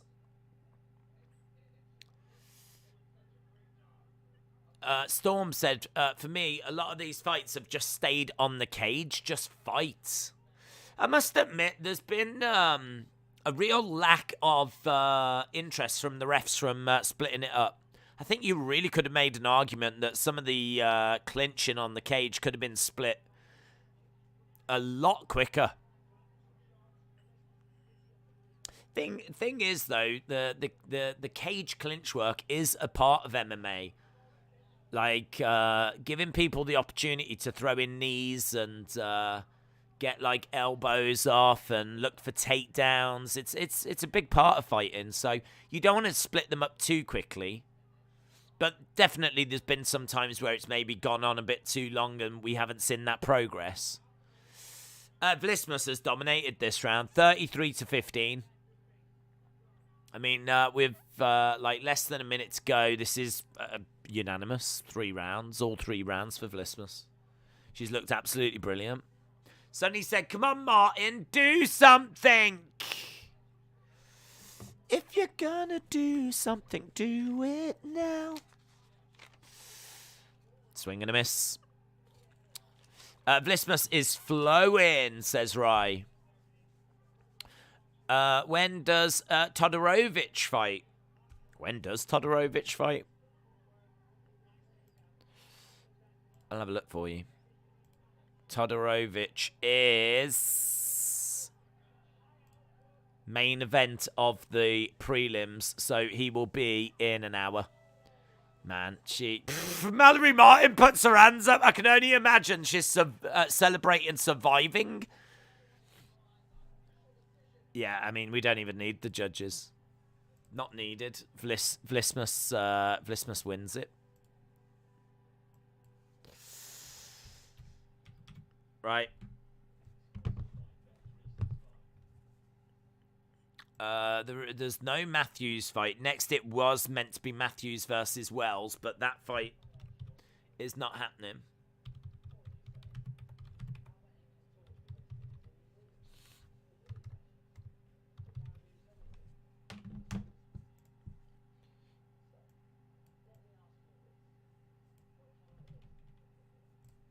Boom. Days, sing for us. And I'm free balling. No. Legend Killer says, decision time. It's not much of a decision, is it? If any of these judges give anything to Martin, then they need to be flipping drug tested. Right, let's reset that. Let's go. Reset that. There we go.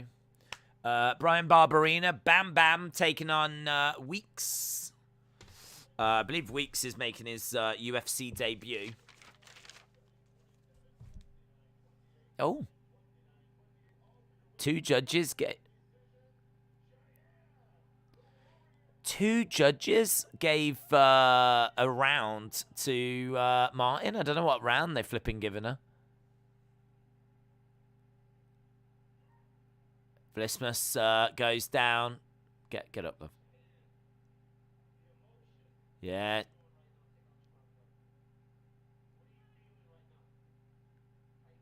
She shakes Cormier's...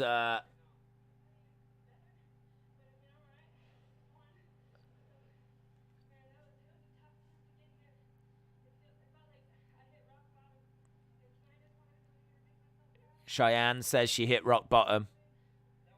She seems quite emotional. Cormier says, how you doing? She said, well, I've been better, but I did just win. So it seems like that camp has really took it out of her.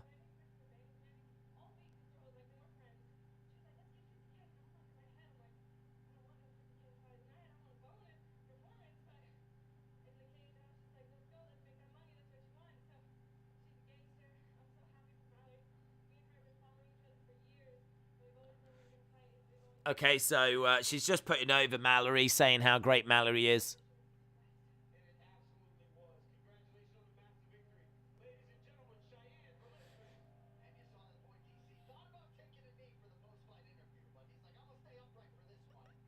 Cheyenne, yeah, she's a bit of a hot mess, man. Wow, Vlismas won. People are underestimating Rob Font. I've got Font by stoppage in the 2nd or the 3rd. Martin actually thought she won. Yeah, at the end of the fight, she's like... I can only imagine they're under the impression that like, looks good to the judges or something. I don't know. I mean, she was literally fooling no one. Right, we've got 3 fights left of the prelims. 3 fights left to go. We've got Barbarina versus Weeks. We've got Cape versus Zumagulov. And we've got Pitolo against Todorovic. So 3 fights left to go on the prelims. And then we go to the main card. So the main card is in 1 hour and 17 minutes. So we are going to go to this next fight. But in all fairness, when they had 15 fights, it kind of felt like they were going to have to really race through them. It was going to be a real struggle. Actually, like, it's playing out quite nicely, actually. No dramas. So Vlismas manages to get the victory over Martin, and as we said, we move on to Barbarina against Weeks. So Barbarina is coming in as minus 200 favorite. Weeks is plus 160. Barbarina has got the experience advantage, good volume, little bit of a gatekeeper now. 32 years old, and I don't really see Barbarina really getting anywhere. So as we said, kind of a gatekeeper for young fighters, and very dominant, very tough. Would win and should win if he can get the fight down to the ground. Can't stop takedowns though, but that shouldn't be a problem here. And has took a lot of damage in his career, in all fairness, Barbarina. So Weeks is making his UFC debut. I believe that he's took this on short notice. I think Barbarina was meant to be facing someone else. And Weeks has accepted this fight on short notice, making his UFC debut. I think I heard that Barbarina was meant to be having a fight. The fight got cancelled, and Barbarina just said to them, well, I'm coming anyway, so you better find me someone, which I think is really cool. I'm ready, and I'm coming anyway, so you better have someone for me. So they've been able to go and get Weeks, who is someone that is UFC quality, is someone that would have made it to the UFC eventually. Don't know that he would have been on this card, but he's 5-0 professionally, which isn't loads. It is a bit quick to get to the UFC to only have had 5 pro fights, but he is 5-0. He had quite a good amateur record, though, where he was 15-3. He's a striker, a boxer. He's got great power. great pat. If he can land clean, he can put Barberena away. Like, there is definitely a path to victory here for Weeks. He's got a 72-inch reach, so he's gonna... I thought he would have a slight reach advantage, but he's actually just half an inch behind Barberena. But either way, it's not much in it, and with the power that Weeks has got in his hands, he should be able to land a couple of significant strikes. Really crisp striking. He can wrestle as well. I don't know really what his ground game is like. I know he can wrestle, but I don't know if that's his path to victory. So it's going to be interesting. He's got good leg kicks as well, Weeks. So I'm really interested in this. I don't quite know how to read it. I've got Barberena winning because he is UFC quality. You know what you're getting from him. And Weeks is just a little bit unknown. So we'll see. I mean, makes for a fun fight, doesn't it? Makes for a fun fight. And as we said, well, both fighters are inside the cage already. I haven't really got time to wait around on this one. Because, as we said, we've still got a couple of fights to go after this. And we've only got an hour and 14 minutes till we go to that main card. Yeah, the story was he was meant to be facing Matt Brown. They offered him Weeks. He hasn't looked him up or anything, and he accepted. He had no idea what style is or anything. Did he really? Fair play. Hey, man, them bills have got to be paid.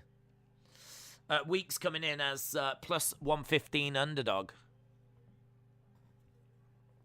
Sonny said my predictions are horrible. Weeks is going to get this one, says Ratis. Right, here is Barberena. I think he's yawning away. Look, he looks tired. And I don't know if I've seen that before. Barberena just like... he's just trying to have a shake of his head, having a little wake up. Wow. Bam, bam. Come on, dude. You can do this. Herb Dean.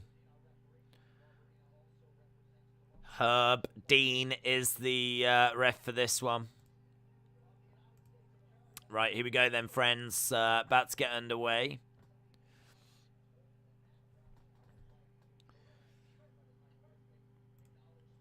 I really don't know how long this goes.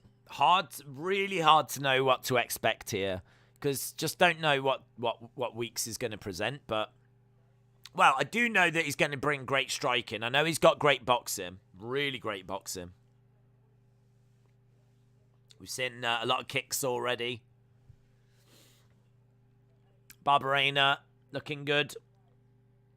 Brian usually makes every fight a war, says Bilal Muhammad.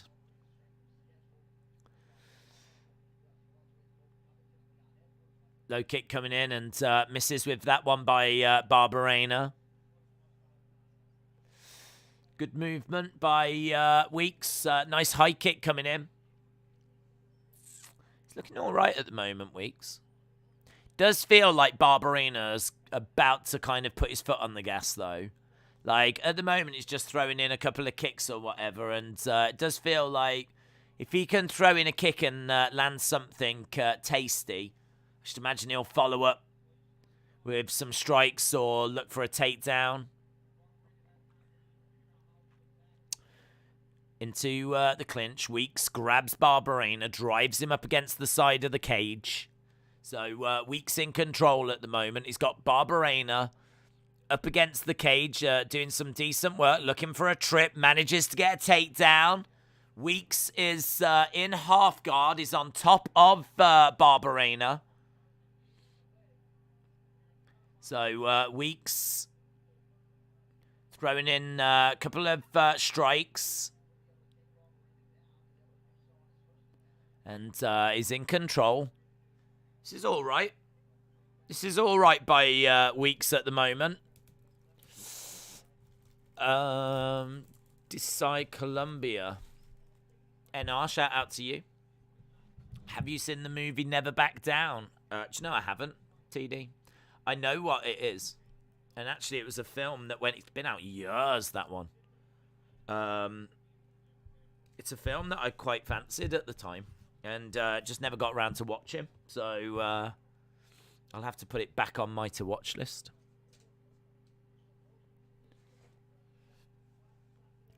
The two break apart, Weeks in the middle. You can see there's not much difference in the strike, and it's only 8-5 at the moment. Kicks, it's a lot of kicks. A lot of kicks.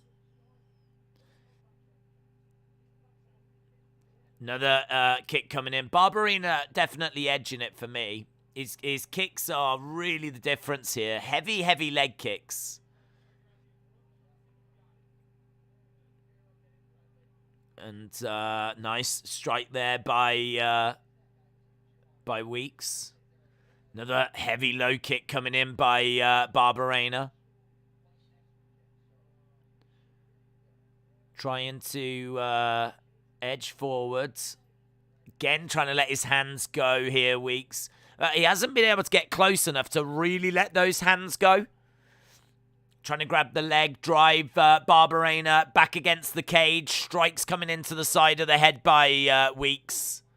Knee strike coming in by Barberena. And again, Weeks has got Barberena up against the cage. There'll be a little bit of control time here for Weeks, but really nothing. I don't think anything that's going to give him the round. And actually, Barberena now has spun this around, and it's Weeks that's being pinned up against the cage. So right now, this is really good work by Barberena. Knee strike coming in by Weeks. Knee coming back by Barberena. And Weeks reverses. Knee to the body, and again. It's back and forth. It is interesting. I don't think either guy has absolutely dominated this round, but Barberena edging it. 40-odd seconds to go. And we are getting closer to the final hour of the prelims. Almost done with the second hour. I mean, it's just flying. Nice kicks coming into the body as Barberena drives forward. Weeks grabs him, pins him up against the side of the cage. 18 seconds left. The two stand off each other. Oh, lovely. Lovely left hand there by Barberena. Low kick coming in by Barberena as well. End of the round. Barberena round.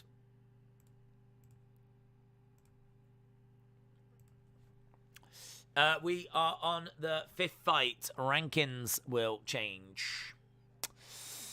Shout out to everyone that's joining us again. Just a reminder, we are back next week, of course, for UFC 269. In fact, the next couple of weekends are absolutely flipping huge. So we've got UFC 269 next weekend. Weekend after, Tommy Fury takes on Jake Paul. I think what we'll try and do is have... I think there's a fight night on at the same time. I think there is. Unless UFC... Does UFC wrap up next weekend? UFC does tend to go on a break, doesn't it? No, actually, there is a fight night the week after, which is Derek Lewis against Chris Daukaus.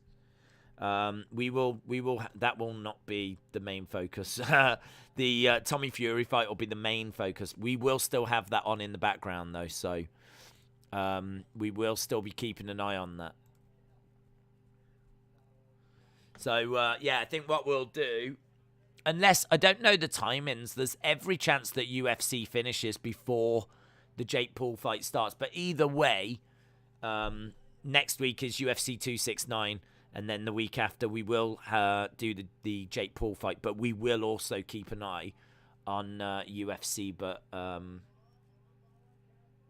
this is an armbar attempt here. We are underway in this second round. Weeks managing to get Barberena down. Barberena grabbing the arm. This is looking interesting. This is looking very interesting. So Weeks is on his feet. And Barberena was looking for like a draping armbar. But yeah, that's good work by Weeks.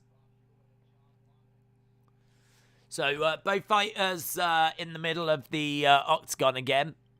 Nothing comes of that exchange.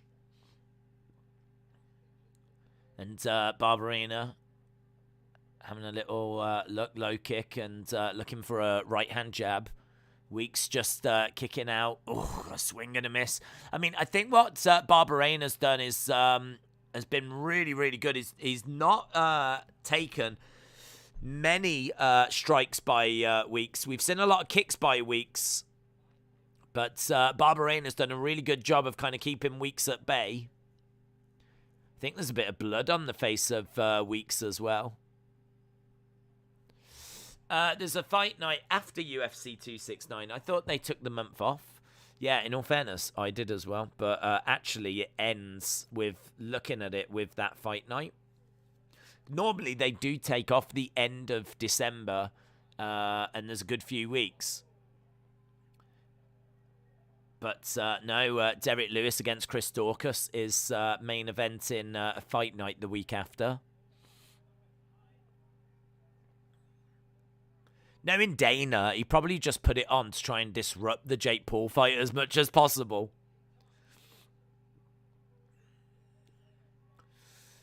Two minutes 40. The striking very, very close. 35 to 32.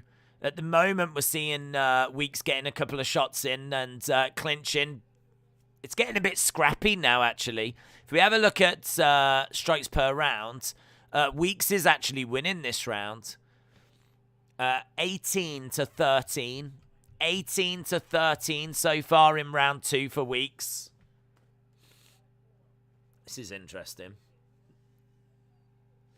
Weeks standing his ground in the center, kicking out at Barberena. We did say that Weeks was UFC quality, and he is proving that.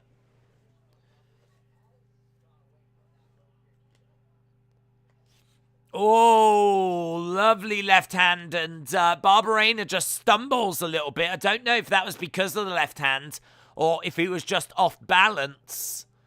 But right now, this is a Weeks round. Nice right hand by Weeks as well. Barberena was getting a lot of success with those leg kicks, and he doesn't seem to be using them as much. Both guys just swinging at the moment. Both guys just swinging, and a lovely straight left there by Barberena. Weeks gets another takedown. A takedown by Weeks.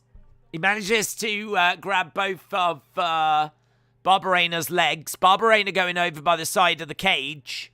Barberena on one knee. Weeks in control. So Weeks has won the striking exchange in this round. And right now he's getting some control time as well. 50-odd seconds left to go. And Weeks has got Barberena pinned up against the side of the cage. Knee to the body. Yeah, it's good. It's really good. Fun little fight this with 30 seconds to go. Barberena getting a few shots through. Weeks with a kick to the body. Low kick coming in. Another one as well. That's exactly what Barberena needed to do. He was getting some joy when he was working those leg kicks. And then for some reason, he just stopped doing it. So good to see that he went back to them. Yeah, this is better, actually. This is a really good end to the round here by Barberena. Big knee to the body there by Barberena. Close round, this. Close round. Close round. That's really difficult to know who's won that. We'll have a look at the striking in a second, and that might just give us some information. Let's go back down and have a little look and see how that ended. So, 36 to 28. 36 to 28, but then 3-1 in the clinch. So, 37-31. 37-31 according to the unofficial numbers. So, Weeks edging it by 6 shots in round 2. I mean, there's so many shots that get thrown. It's so hard to see what lands and what doesn't land. So, I don't know if I would be surprised if judges give Barberena that second round. For me, it's 1-1. For me, it's 1-1 going into the third. Weeks won that second. I agree. Sonny says, come on, Bob. Come on, Bobs. Come on, Barbara.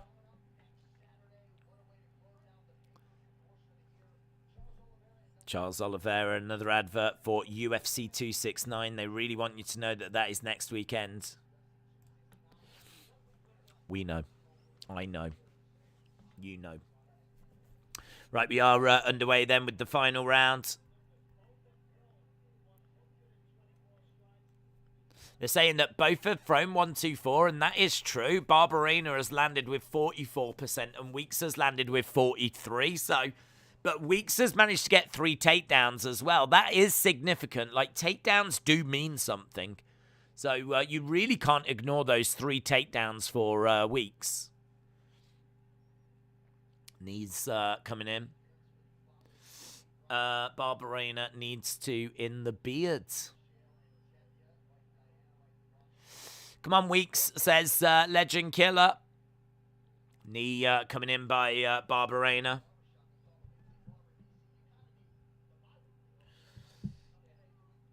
Front face lock here by Barberena.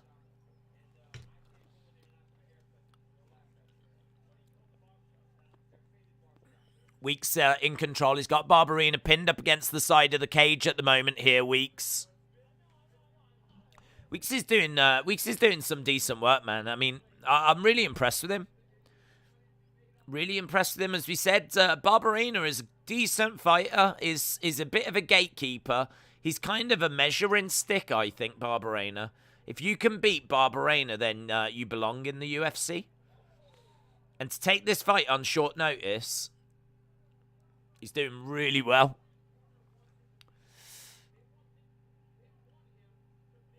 Barberena trying to find a way forwards. I've got Weeks just edging this.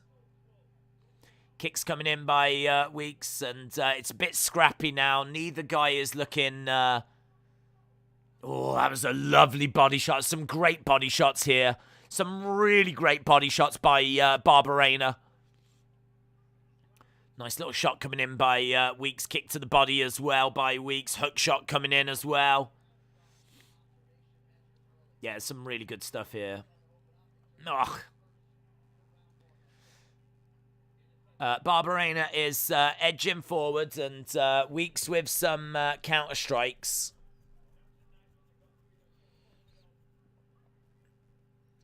So in this round, we've seen loads of output already.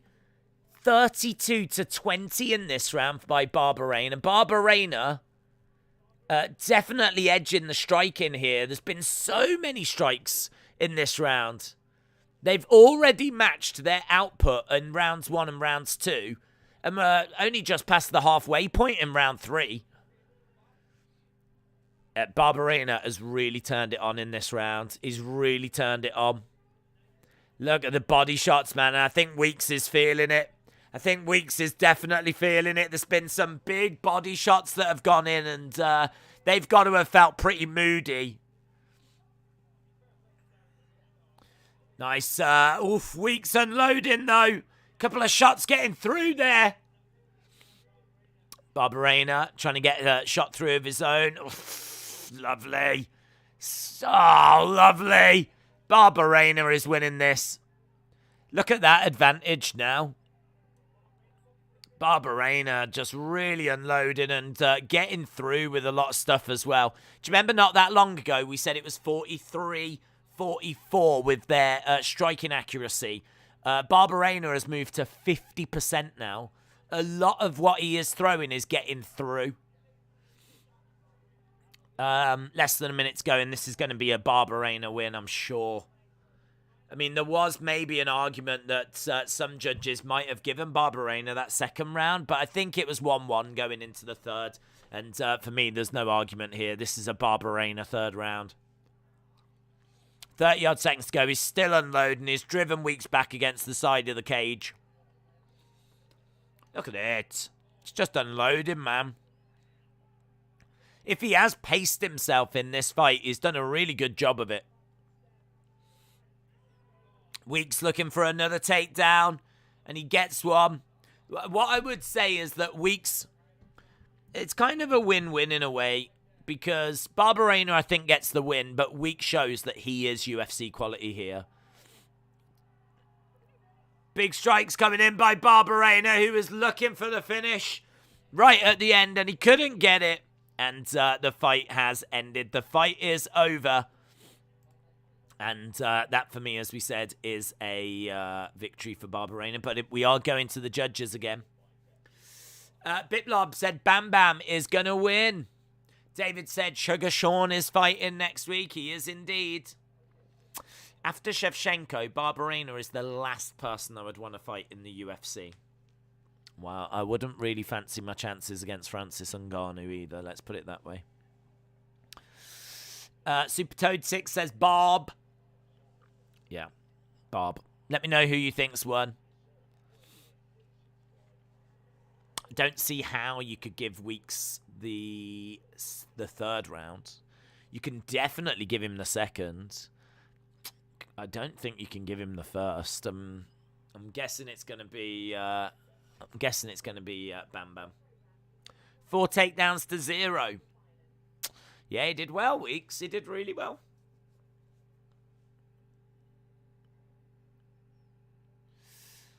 Right. We are just waiting for the judge's decision. Luke says, let's go Bam Bam. I need Barb to win so I can get some more points, says Sonny. Austin has got Barberena by decision. We've had just over 300 votes. We'll have a look at it in a sec. Here we go. It's unanimous. 29-28. Brian Barberena. 29-28. I think it went the way we said, so he wins the first. Weeks takes the second. Barberena wins the third. All 3 judges, 29-28. Right, I don't think there's going to be a post-fight interview. We've got 53 minutes and we got 2 fights to go. Right.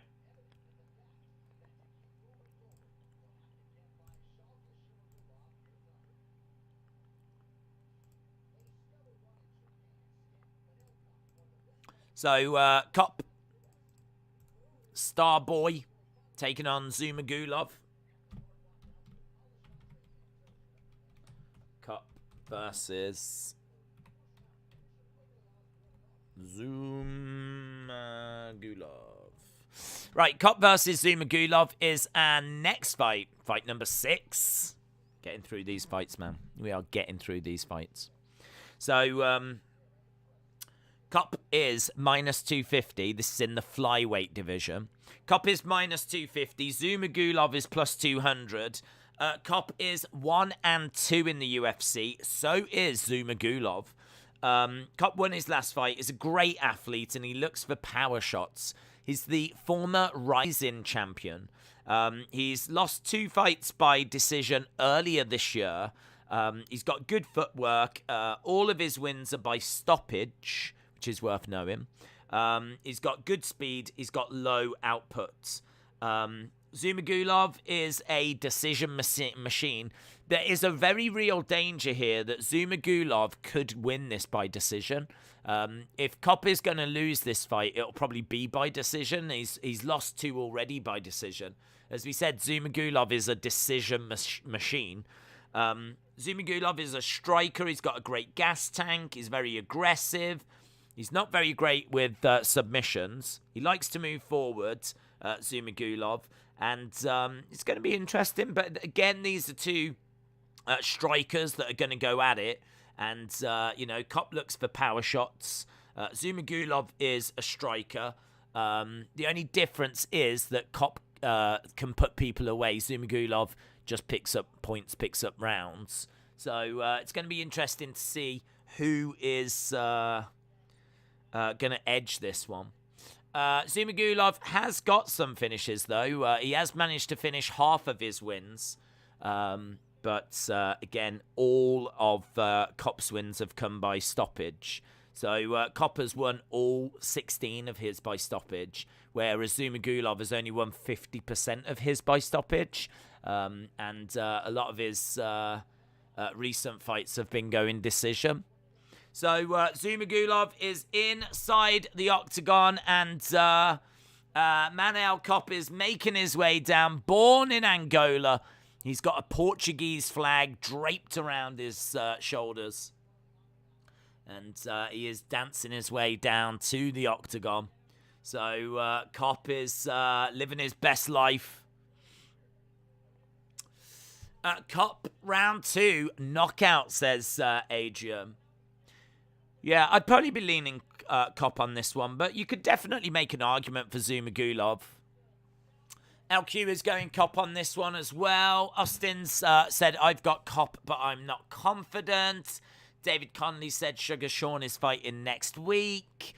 Raj, shout out to you, my friends. Appreciate the support.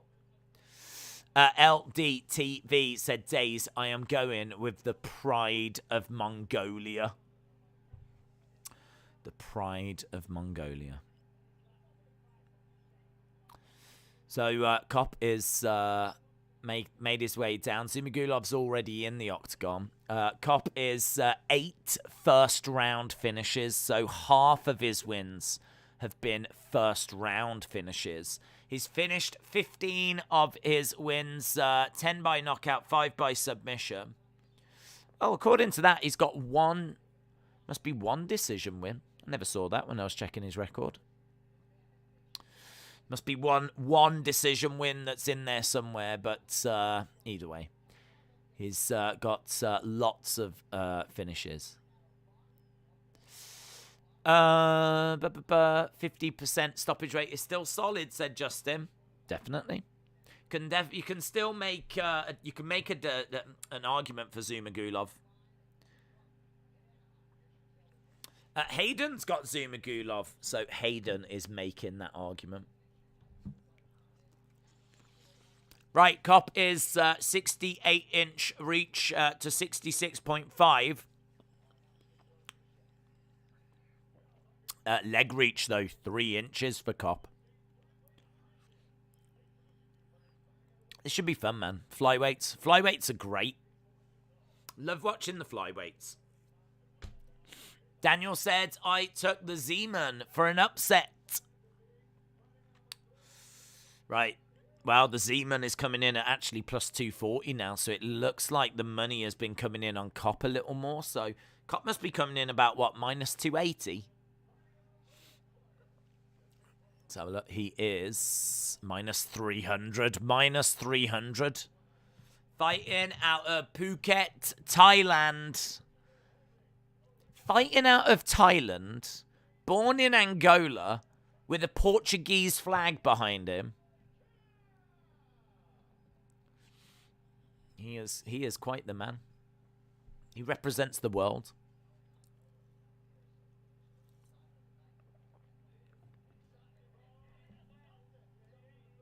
He doesn't want any nonsense here, Peterson, telling Cop to get back.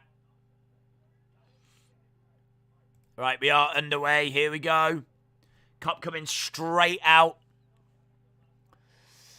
Yeah, man, this is going to be good. This is going to be good. The flyweights are so much fun to watch. Love, love, love watching the flyweights. It's just speed, man. They're so fast. Low kick coming in by Zumagulov.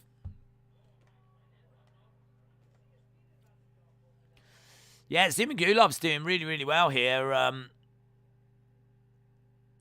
Quick hands, though. Look at the speed. I feel like I'm watching this fight on fast forward. Just constantly throwing, bouncing around. Both guys throwing. Oh, big right hand by Zumagulov. Cop definitely felt that. Definitely felt that. Uppercut by Cop. Low kick coming in by Zumagulov.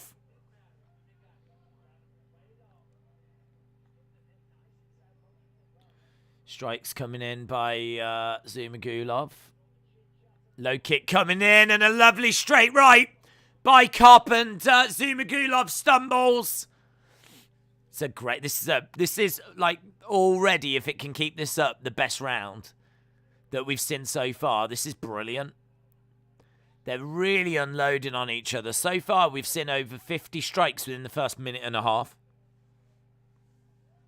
Uppercut just misses by Cop. Good head movement there by Zumagulov. Throws out straight left. We've got Cop on the outside. Oof.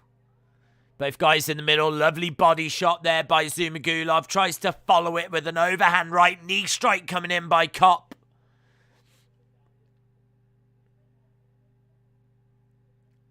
It's good, man. It's really good. Both guys settling down a little bit now. Does feel like someone could just find a big strike, though. They've both got that ability. 19-16, Zumagulov looking the better fighter here. Cop's still well in this fight, though. Low kick coming in by Cop. Good head movement by Cop, getting out of the way there. It's very frantic. They're both having a little low kick coming in by Cop. The commentator's just talking about next weekend. Nice kick coming into the body there by Cop. Zumagulov backing up a little bit. Good head movement. Nice right hand. Again, ducking underneath there by Cop. Lovely left coming in by Zumagulov. Low kick coming in by Zumagulov.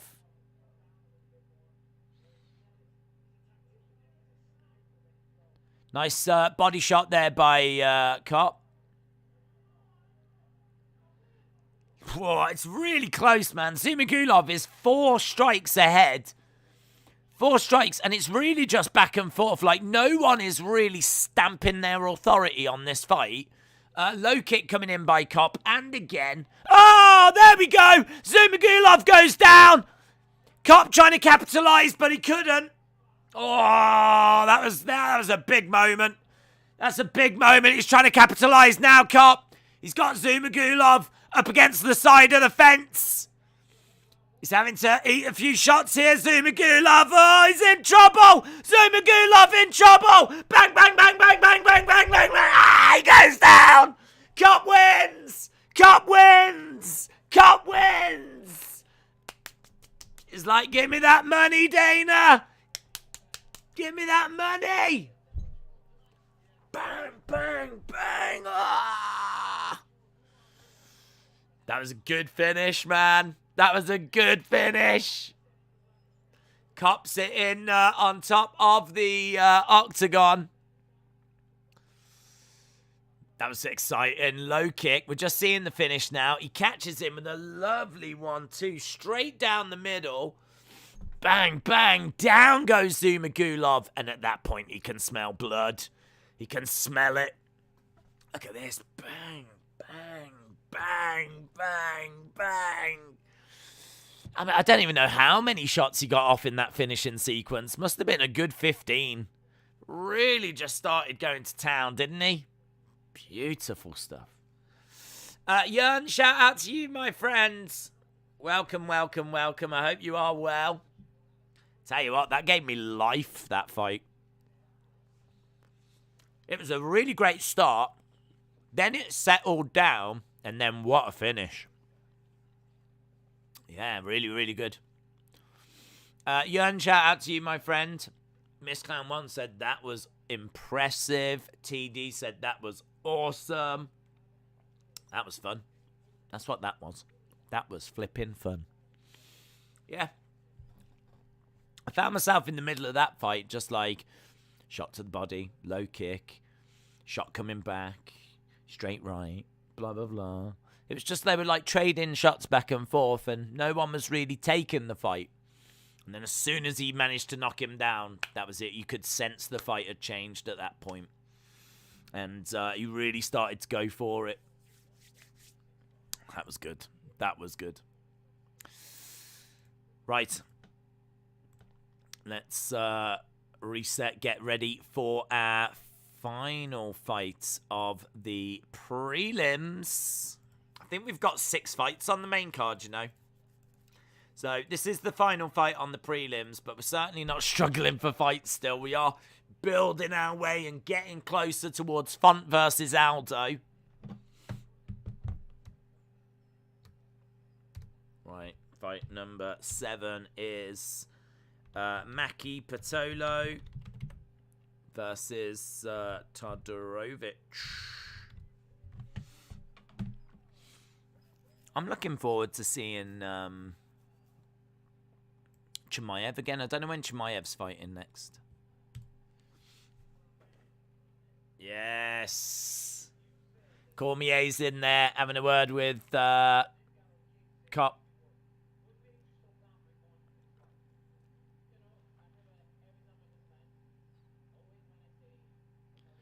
Back-to-back wins by first round knockout for Cop now. 17-6. Only 2 underdog wins so far, says Austin. That was a great fight, said Legend Killer. I'm glad you enjoyed it, bud. TPH said it was boring. Vin says, punch him in the face. It was good. He really did. He was working the body as well. He was really changing the levels, Cop. Really good. Some great combos. I did say that we would have a look at how the poll was doing so far. I am a man of my words. So at the moment, this is how close it is. 423 votes have come in. 56% of people have voted for Aldo. 37% of people have voted for Font. 7% of people have gone for a draw. So at the moment, people are edging Aldo. 56-37 for Aldo. And that's with 420 odd votes.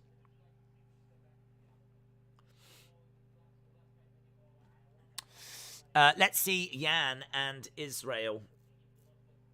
Let's see Yan and Israel, Francis. What does that mean? We've had Jan Blachowicz and Israel Adesanya already.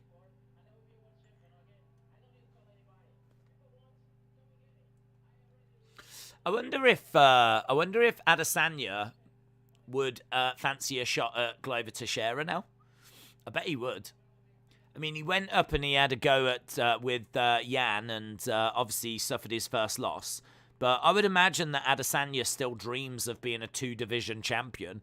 So now that Glover Teixeira is champion, I don't know what the plans are for his next fight. I don't know what they're going to do. Are they going to do the rematch for Yan and Teixeira? Or I wonder if Adesanya would fancy it. He might have learnt his lesson, though. He didn't look great against Yan. And suffered his first loss. But it is what it is. He's still undefeated in his division. In the middleweight division. Fun is going to show. Everyone says Stratton Klein. 7 fights left. Am I correct? I believe you are correct, yeah. There's 6 fights on the main card, and we've got our main event of the prelims still to go. We're 36 minutes away from that main card. And as you said, it's a pretty big main card. It's 6 fights. So, unfortunately, we are still a little bit of time away from the Font Aldo fight. It's going to take a little while, that one. It's probably about 3.5 hours left of the whole show. Probably about 3 hours till we get to Font and Aldo. So, yeah, still a little way to go. I think Glover is an even worse matchup for Izzy because Glover will take him down and keep him there, says Vin. I mean, that is true. The only thing I was thinking is that could you get through? I feel like you've got more of an opportunity with your striking with Glover than you do with Yan. But you are absolutely right. If Adesanya goes down, he's done.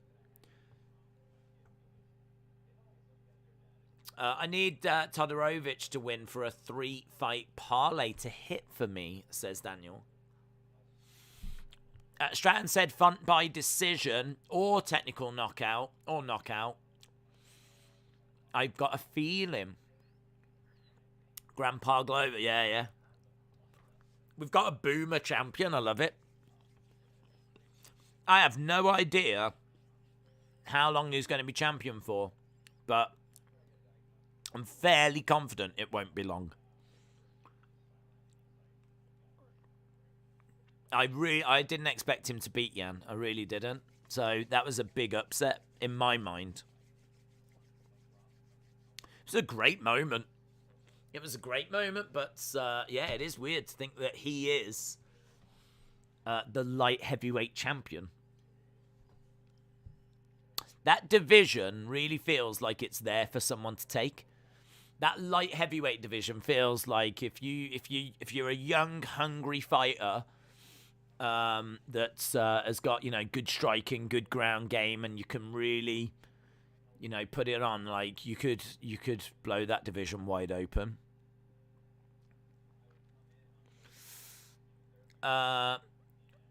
Prochazka beats Teixeira. Adesanya versus Prochazka would be fire, says Nicholas.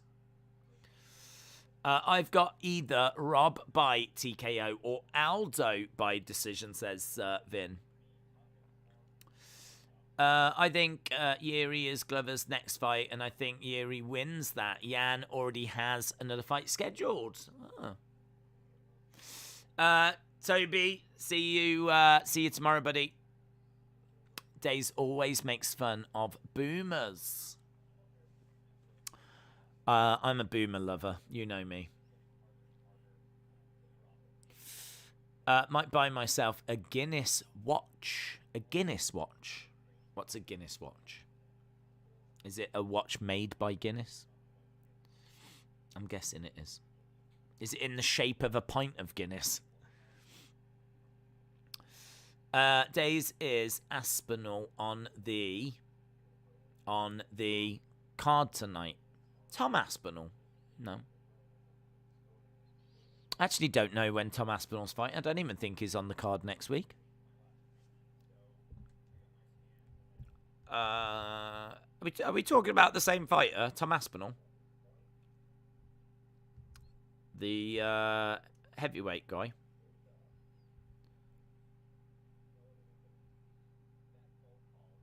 Tom Aspinall, next fight.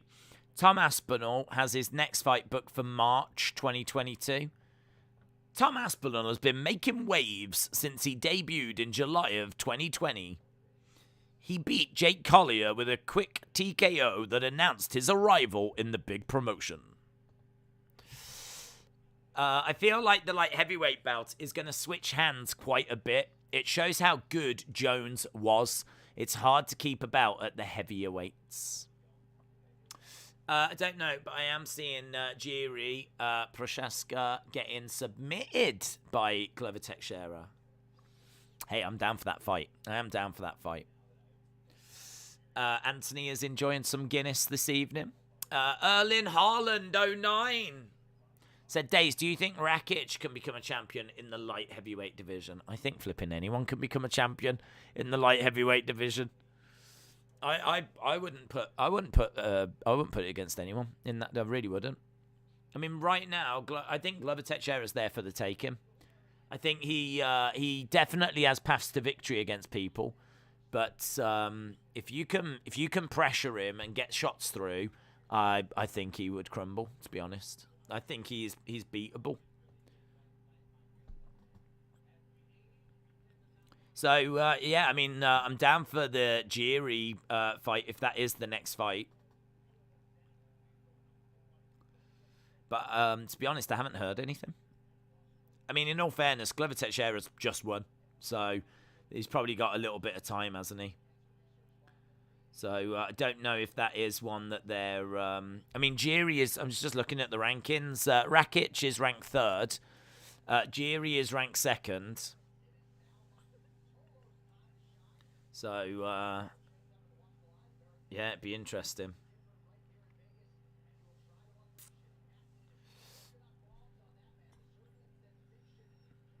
Got to think it will be one of them. Right, Coconut Bombs, Maki Patolo taking on Dusko Thunder Todorovic. So Maki Patolo comes in at plus 140. Todorovic is minus 180. Coconut Bombs is, I think, 1-4. His record's not great. He's got explosive power. He's got big body kicks. He's lost his last 3 fights. He trains at Extreme Couture. He's a bit small for this division. He's got fast hands, though. He's a combo striker. He can be taken down, and he really struggles with grappling. He's taking on Todorovic, who likes to look for a brawl. He's very mobile, likes to move forward, likes to push a pace. He does rely sometimes on his durability, but he is a very, very good fighter and a very well-supported fighter as well. There's a lot of people that really like Todorovic. So I think that Todorovic gets this. I think Patolo is on a horrible run at the moment, which he absolutely could turn around here. But, yeah, bookies have got Todorovic at minus 180, and I quite fancy him here against Patolo, who is starting to get a little bit desperate now, I think. I mean, the only thing is, when you've got fighters that are potentially fighting for their UFC career, like, that is quite significant. Like, Maki Patolo is in that situation right now. He's kind of fighting to try and stay in the UFC. His, as we said, he's on a 3-fight losing streak, and honestly, if he loses this, it could be done. I mean, this could be the end of the road for Maki Patolo in the UFC for this run. So, I mean, he's 31 as well. It'd be tricky for him to get back into the UFC, I think. And Todorovic is a little bit younger. As we said, he's got great durability. He does like a brawl. The only thing with Todorovic is that he has lost his last couple of fights as well. So neither of these are coming in on with great records. So it is actually quite an interesting fight, this one. Main event of the prelims, and we'll see who can emerge victorious. I must admit, I would probably be a bit more tempted to have had the Kop Zumagulov fight be the main event of the prelims, but this one's interesting all the same. Let me know who you've got, as we are now just 27 minutes away. 27 minutes from our main card this evening. We are edging closer to Font against Aldo tonight. Todorovic, knockout round 2, said Adrian.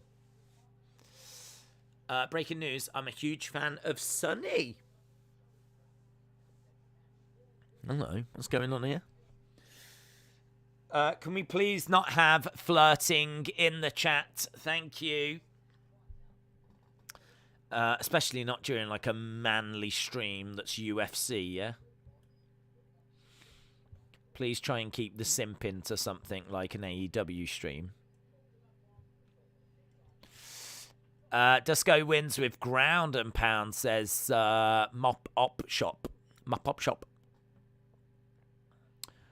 Right, we are getting the ring walks. Here comes Dusko. Here comes the thunder. Patolo, round 2. Todorovic, round 1. James Chadwick said, Days Mick Foley just done a promo on NWA. Hot times. Very cool. Bitlob said Todorovic is going to win. Is Sunny still in jail? No, she got out. She got out. Right, Dusko is made his way down. Dusko's got a 2-inch reach advantage, both reach and leg reach, actually.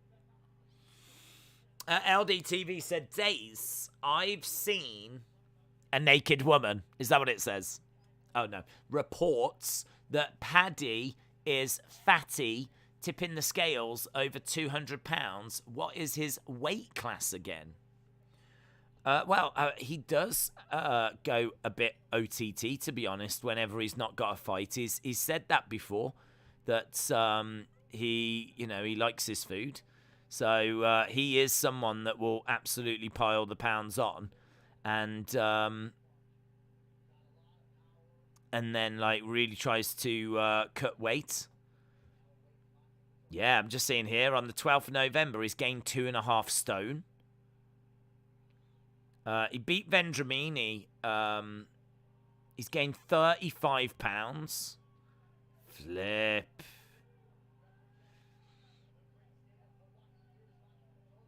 He's taken time off. He signed a deal with Barstool. I haven't heard who he's facing next. He says, I don't think there's many people that normally outweigh me.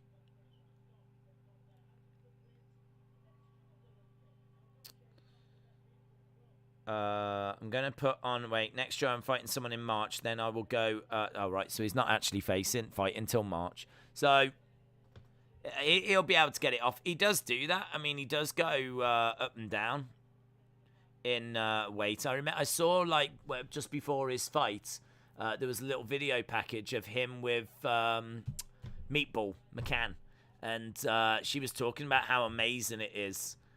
His fluctuating weight. He really does put the pounds on in between his fights. I mean, to be honest, I don't think that is the healthiest thing, but he was saying that he, you know, it makes him happy. It makes him happy, and so he just likes to eat. He enjoys his food. I enjoy my food, mate. If I have any simps, then they can buy me Tim Hortons cards, says Sonny. Paddy will be humbled quickly. Doesn't seem disciplined. Still relatively young, but I feel like he'll be another Darren Till.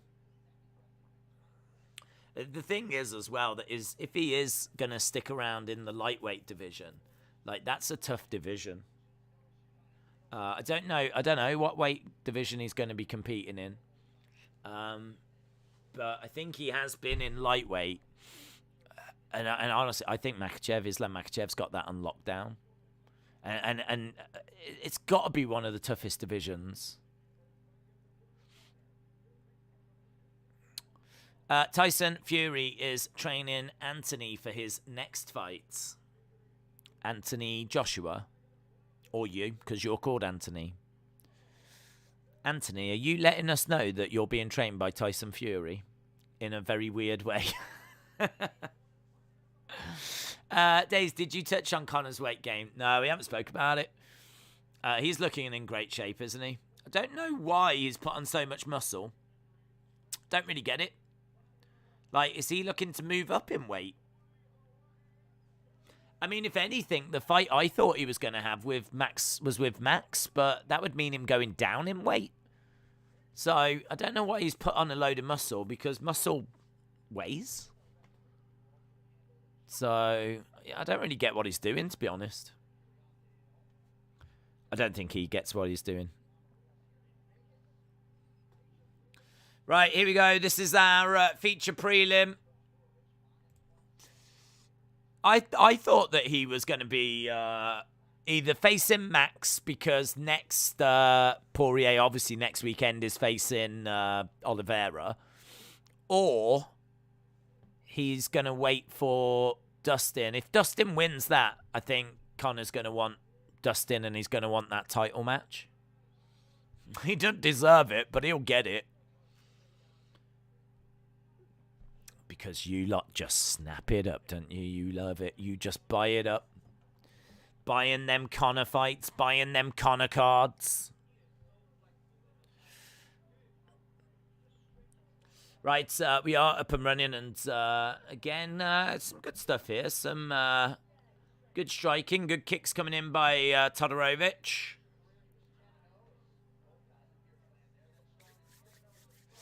And Patolo edging forward. Lovely strike there by Patolo. Knee strike coming in by Patolo. Straight left to the body as well. Oh, that was nice. Nice right hand by Patolo. Coconut Bombs is doing all right here. Todorovic teasing that he was going to hit a spinning back elbow. Aljo versus Yadong.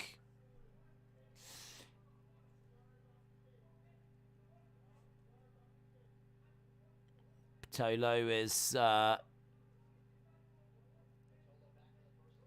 edging forwards, and Todorovic is getting backed up. Todorovic driving Patolo back. So takedown by Todorovic, but Patolo has managed to grab the head in a guillotine. Looks quite tight, actually, you know.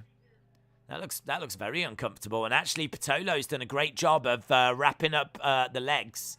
So he's got the legs, and he is bending the neck and the head, and this is pretty good by Patolo.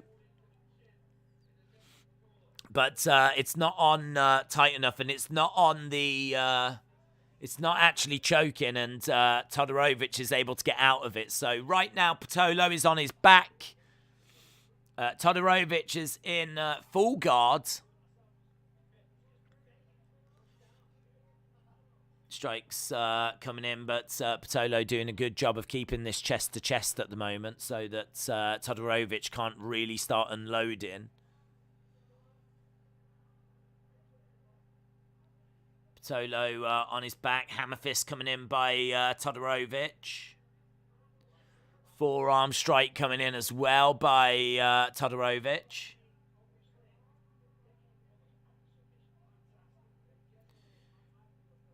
This is good work so far. Strike to the side of the head by Todorovic. He's in control. He's managed to get Patolo on his back. He's in full guard, but he just can't quite get, like, ground and pound going. Patolo doing a decent job, as we said, of keeping it chest to chest. He's in half guard now, Todorovic. He's only got 1:30. This is where it becomes a little bit tricky, because Patolo has got more significant strikes.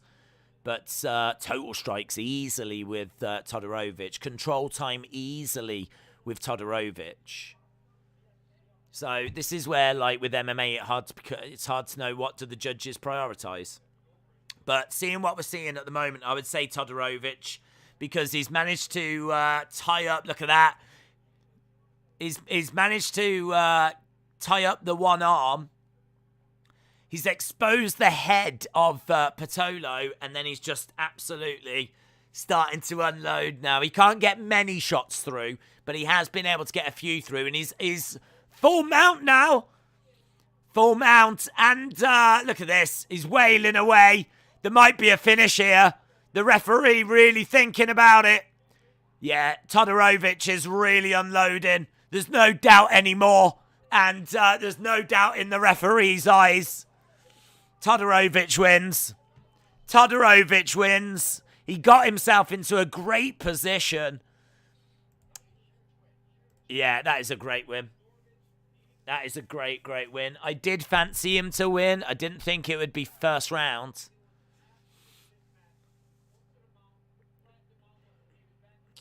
Yeah. Just brilliant work down on the ground there by Todorovic. Sounds like a Fruit Ninja smash move, says Biblob. Coconut bombs. Sounds like a brilliant mobile game, doesn't it? Everyone's playing it. People used to play Candy Crush, but everyone's playing Coconut Bombs now. But that's exactly what he just received here. I mean, look at that. Todorovic on the back, sat there just wailing away. Boom, boom, boom. Great stuff. Yes, Todorovic, Rai said full mount, crucifix. Days when Conor returns, how do you think he would do against someone like Chandler? I don't know where Conor is right now. I honestly, I can't gauge as to where he is, because he's beaten Cowboy, but then who can't beat Cowboy these days? So he beat Cowboy very convincingly. He didn't have any other fights in 2020. And then in 2021, he's had a fight against Dustin Poirier at the start of the year. where he looked really good in the first round, and it looked like he was going to put Poirier away and then just get smashed in the second. And then in the rematch, he got destroyed. I mean, first round, I know that he steps back and his ankle goes, and everyone can say, you know, it was unlucky and all this, but you can't ignore what was happening before that point, and that was that Poirier was dominating him. So I can't get a read as to where Conor is. I don't know. I don't know if there was ring rust. I don't know if he's just done. I don't know. I mean, like, you've got to remember that with UFC, if you don't keep up with it and you go off and you do other things, like he went and started a whiskey business, he went and did boxing with Mayweather, he was very inactive. You know, if you're not going to keep up with it, like, UFC is always moving forwards. Like, the standard is always improving. You got to remember there's fighters that are coming in that have grown up with UFC, that are really well-rounded. I think, you know, even if you go back to 2014 or whatever, you know, even at that time, there's fighters that are coming in that maybe are just really good at one discipline, but you're starting to see a lot more like well-rounded fighters now, and I just can't get a read as to whether the standard and the division has moved on, or whether Conor is just, you know, it was a bit of ring rust. I definitely think there's people that he can beat. I definitely think that he is a ranked fighter. Right? That's not the debate. But the debate is he a title challenger anymore? Is he a title challenger anymore? Is he one of the top guys in that division? I would say he's in the top 15. But could he beat Islam Makhachev? I'd love to see it. I'd love to see it. That would be a great fight, actually. I'd love to see. Because the thing with Chandler is that Chandler just had a title fight. I don't feel like Chandler is ready for another opportunity like that. But Islam Makhachev is meant to be the next big thing. Well, if you are the next big thing and you are worthy of a title fight, can you beat Conor McGregor? Plus, also, don't forget, Islam Makhachev's like the next Khabib, and think of the history there. That would be a massive fight. Conor versus Islam would be a massive fight. The backstory would be insane.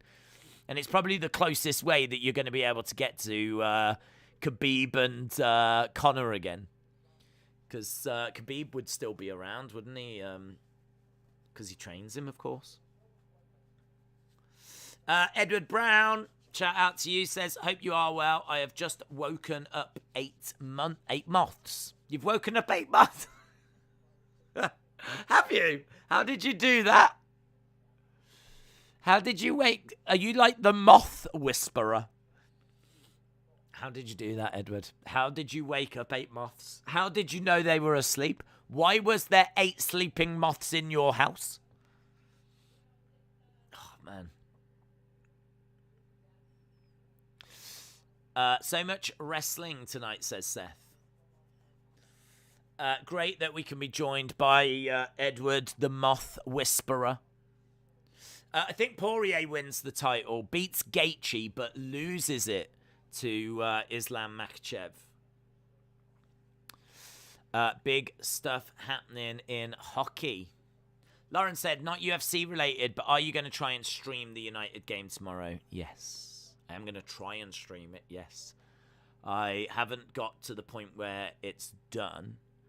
Like, the stream isn't set up. I don't have the graphics. I don't have a way to watch it. I'm still quite a way away from having it done. But I am gonna try. As soon as we're done with UFC tonight, it's gonna be my focus, yeah, to try and get that sorted. Edward, the Moth Whisperer. But just seeing, like, we've got just over 10 minutes till we go to the main show, and there are no more fights. But they're just showing this Susie makeup artist, UFC makeup artist. Sadly passed away a little while ago. And I think they've named the makeup room after her.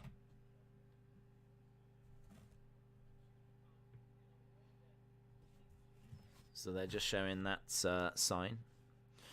Morono against Mickey Gall, I think, is our next fight, but that's going to be a little way off. Morono versus Mickey Gall. Edward, the mouth whisperer. The mouth whisperer. I can't see him beating anyone in the top 10 of any division now. Chandler would dominate him easily. Islam is the same.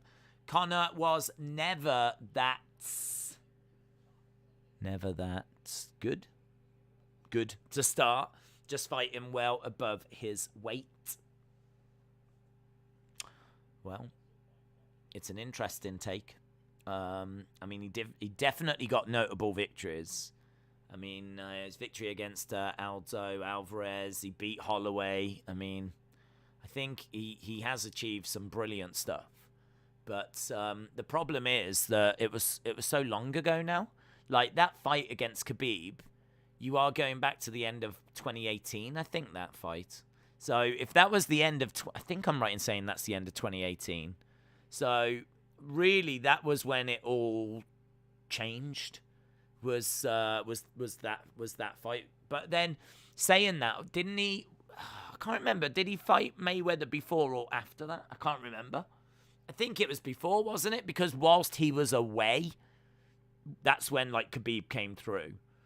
So I mean, you can say even before that, he was away from UFC. So really, potentially, you're going back to like 2017. 2016 for like Conor. That's a long time ago, man. It's a long time ago, because what has he done since that Khabib fight? Like, since that Khabib fight, he took loads of time off. I think I'm right in saying that after Khabib was Cerrone in 2020. I don't think Conor fought in 2019. Came back early 2020. That was his only fight in 2020 against an aging, washed-up cowboy. And then obviously he's had these two fights against Poirier. He lost the first one and he was losing the second. And then obviously his ankle went.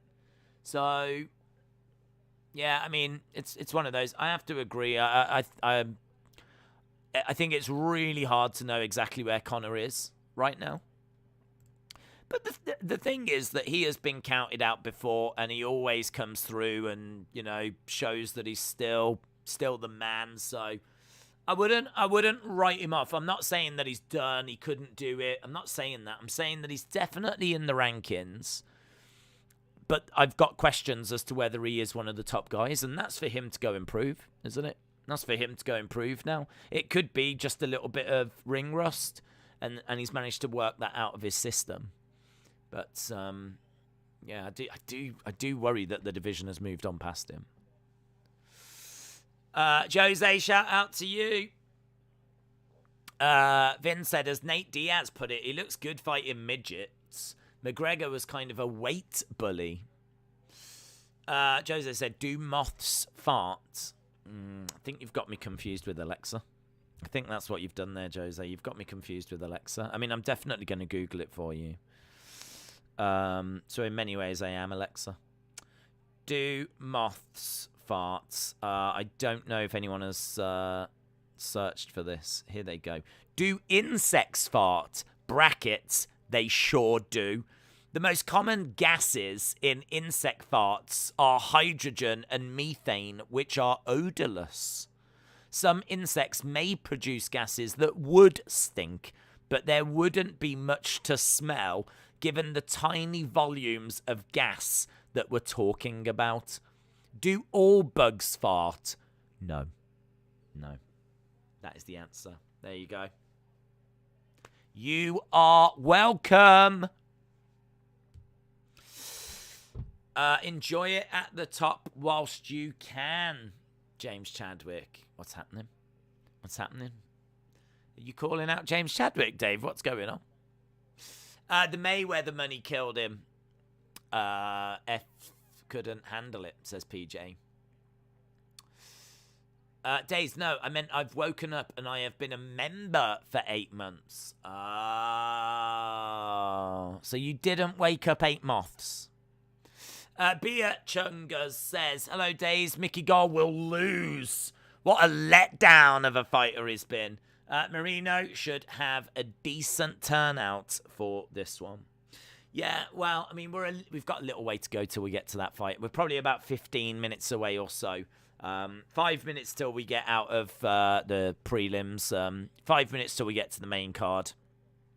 I do agree. I think I've got Morono winning. It's in the welterweight division, of course. Morono coming in at -220. Mickey Gall at +200. Gall is big. His boxing looked good in his last fight. He's got some good natural power, but he does tend to fade and gas out. Decent grappling when he's in top position, and he is known for his jiu-jitsu. He's actually got 6 of his 7 wins by submission. He needs to be a specialist, really, in a certain area to beat Morono, and I don't know that Mickey Gall is. Alex Morono is very durable, is a Brazilian Jiu-Jitsu black belt. He's got an experience advantage, he's got decent cardio, he's got wins by knockout, submission and decision. He's got good wrestling defense, good ring control, never quits, never gives up, likes to strike on the outside. Yeah, as I said, that experience is quite key as well. Alex Morono's record is 20 wins and 7 defeats. Mickey Gall has got 7 wins and 3 defeats. So definitely the experience is with Alex Morono. Sonny says, I farted 3 times during this stream. That is great information. Thank you. Do you remember when Mickey Gall beat the all-time MMA GOAT, CM Punk? I think we all do. That was very much a where was you moment, wasn't it? Where was you when the upset of all upsets took place in MMA history? Beer Chug says yes to Morono. Yeah, I've got Morono. Winning it, but there might be some Mickey Gall fans out there. I saw like the panel show where they were going through their predictions. I think it was the ESPN panel show, and they were a bit split on this one, and it certainly wasn't unanimous for Morono. So there's definitely people out there that are edging Mickey Gall. Just like how our community was edging Jose Aldo, who will be coming in as a +125 underdog. Font comes in as a -150 favourite. Daniel said, I wish they'd have given CM Punk fight to any other up-and-coming fighter but Mickey Gall. Gall actually has an opponent that is worth a hoot. Right, we are just a couple of minutes away, and we will be going over to the main card.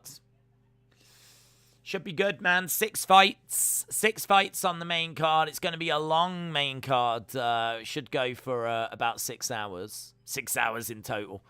With the prelims, 3 hours for the main card. That'd be pretty wild if the main card was 6 hours long. Just another 6 hours to go now, guys. Just another 6 hours to go. Kurt said, where does Aldo go from here if he wins? I don't think he would be... I mean, he'd be in title contention, of course, but, I mean, he did fight for the title not too long ago. It was, wasn't it Aldo Yarn? So, he did fight for the title. So, I would imagine he'd probably need another win or something after this if he was going to get back to title contention. I'm just going to have a look at the rankings. I want to see exactly who is ahead. I just can't remember off the top of my head who's ahead of Jose Aldo. I mean, I seem to recall it being Aldo against Yarn for the title. Yarn won. And then Yarn obviously lost to Aljamain Sterling. Yarn is now currently the interim champion. So... I would imagine we're going to get Yarn Sterling. We were meant to get it. We will get it. So it'll be Jan against Sterling early next year, which will be a great fight because, I mean, so much history there. I do love this Aldo Font fight because it's number 4 versus number 5. So just ahead of Aldo is Sanhagen and Dillashaw. So could it be that they do Aldo against one of those? Could it be that we get Aldo, TJ Dillashaw? Maybe. I mean, the thing with, I'm just looking at Jose Aldo. I mean, if you look at who he lost to, so he was 25-1 in 2014, and then he lost to Conor McGregor. So he lost to McGregor. Then he beat Frankie Edgar. Then he has 2 losses against Max Holloway. So his losses are McGregor and then 2 losses to Max Holloway. Then he beats Stevens. Then he beats Moicano. Then he goes on a 3-fight losing streak. And I think this is really what caught people's attention, was this 3-fight losing streak. But look at who he lost to. He lost to Volkanovski. He lost to Marlon Moraes. And he lost to Petr Yan. Now, Yan, you could argue, is one of the best bantamweights ever. And you could argue is still the rightful champion. I know that it was an illegal knee and all this kind of stuff, but Aljo was not beating Yan. So to lose to Yan, there's no shame in that. Marlon Moraes, I mean, that was his bantamweight debut. I'm not going to make any excuses. That's the kind of fight that he should really be winning. But there's no shame in losing to Volkanovski. There's no shame to losing to Alexander Volkanovski whatsoever. And no shame in losing to Max Holloway or a 2015 Conor McGregor. So, you look at Yan, and his losses are against big names.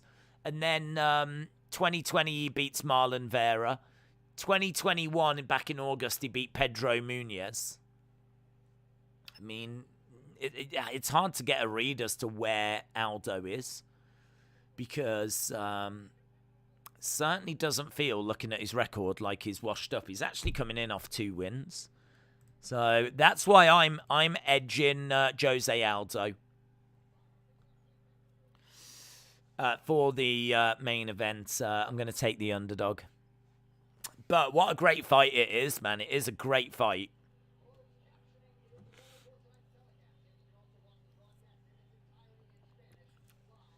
Clay says, look up Cassidy Wade. I am the head of the table. I am going to bed. Good night. Good night. Parker, shout out to you, dudes. So I'm leaning to Aldo. What is the community leaning to? That's the bigger question. And right now, Jose Aldo, 59% of the vote. Font, 35%. Draw, 6%. So that's where we are. Moldy, shout out to you. Appreciate the kind words. This is the best channel on YouTube, followed by the Mulligan brothers and Eddie Hall. Eddie Hall. The world's strongest man, Eddie Hall. Not Eddie Hall. He's got a boxing match coming up soon, hasn't he, Eddie Hall? Taking on, what's his name? The Icelandic guy. He was in Game of Thrones, but I didn't watch Game of Thrones. Him, anyway. Yeah, Eddie Hall. Eddie Hall is from Stoke. He won the World's Strongest Man. And Stoke's only about half an hour down the road from me. And now he's turned to boxing. And if you see any pictures of Eddie Hall, he is just flipping out here. He looks like Thick Willie. Fred, shout out to you. Appreciate the kind words, dude. Kurt Angle in 2006 has gone with Aldo. Jose said, Days, in your opinion, have fighters gotten better from 10 years ago? Yes. I think I don't know if the fighters at the top are as good as the fighters that were at the top 10 years ago. But I do think the overall standard compared to 10 years ago has improved. I would be very confident that if you was to do a card, and it'd be brilliant if you could, but if you could do a card that took fighters from now up against same weight classes fighters 10 years ago, I'd feel very confident that now would win it. I think that the overall standard has improved. I mean, it makes sense, doesn't it? Because obviously as people are showing new techniques and whatever, like, it just improves the general knowledge pool.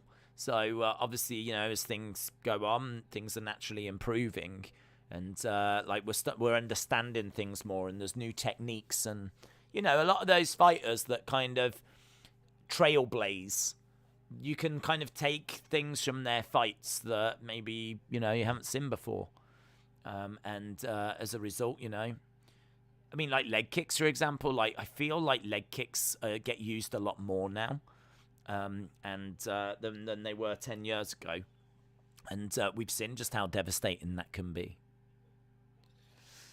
But yeah, I think if you think about 10 years ago, I mean, 10 years ago you had the likes of Brock, you had the likes of Anderson Silva, you had the likes of GSP.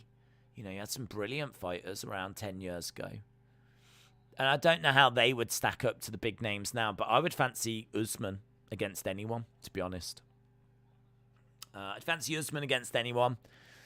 I suppose 10 years ago, the middleweight champ was Anderson Silva. The middleweight champ now is Adesanya. And we don't need to wonder what would happen if they faced each other, because they did. And Adesanya won. But it was post-Chris Weidman, Anderson Silva. So what would happen if it was pre-Chris Weidman, Anderson Silva? What if it was still champion Anderson Silva? That took on Israel Adesanya, and that would have been interesting. But either way, they faced, and Adesanya got the victory. So, yeah, I mean, there's definitely a few fighters. I mean, Peter Yan, I would fancy against anyone. Obviously, Nunes right now. Wasn't a women's division back then. But whatever fighters were around, I would take Nunes over them. So, yeah, it's. I think the general standard has improved. Tupac, 1971 ever, said, speaking of boxing, did you see that Frank Mir almost died? in the Triad Combat thing? I did watch it, yeah. Dan Mergliati, watch and have a cup of tea break before breaking it up. I know, yeah. I know.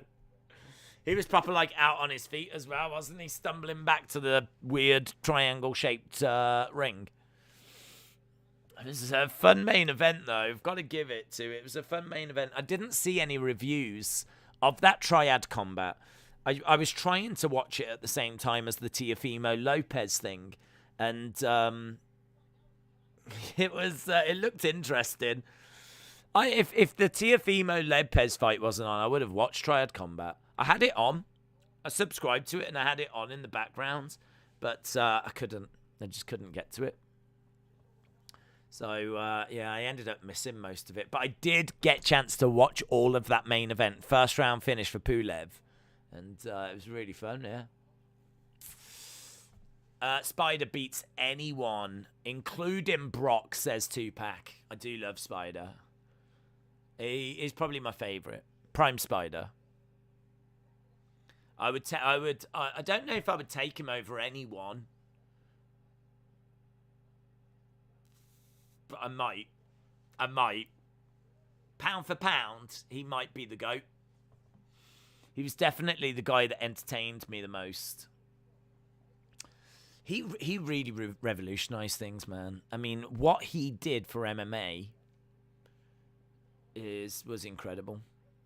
I actually, believe it or not, I did a really great video about Anderson Silva. I've got a really, really great video that I've made all about, like, his history in UFC. I just never got around to uploading it. I really should. Because I really love Anderson Silva.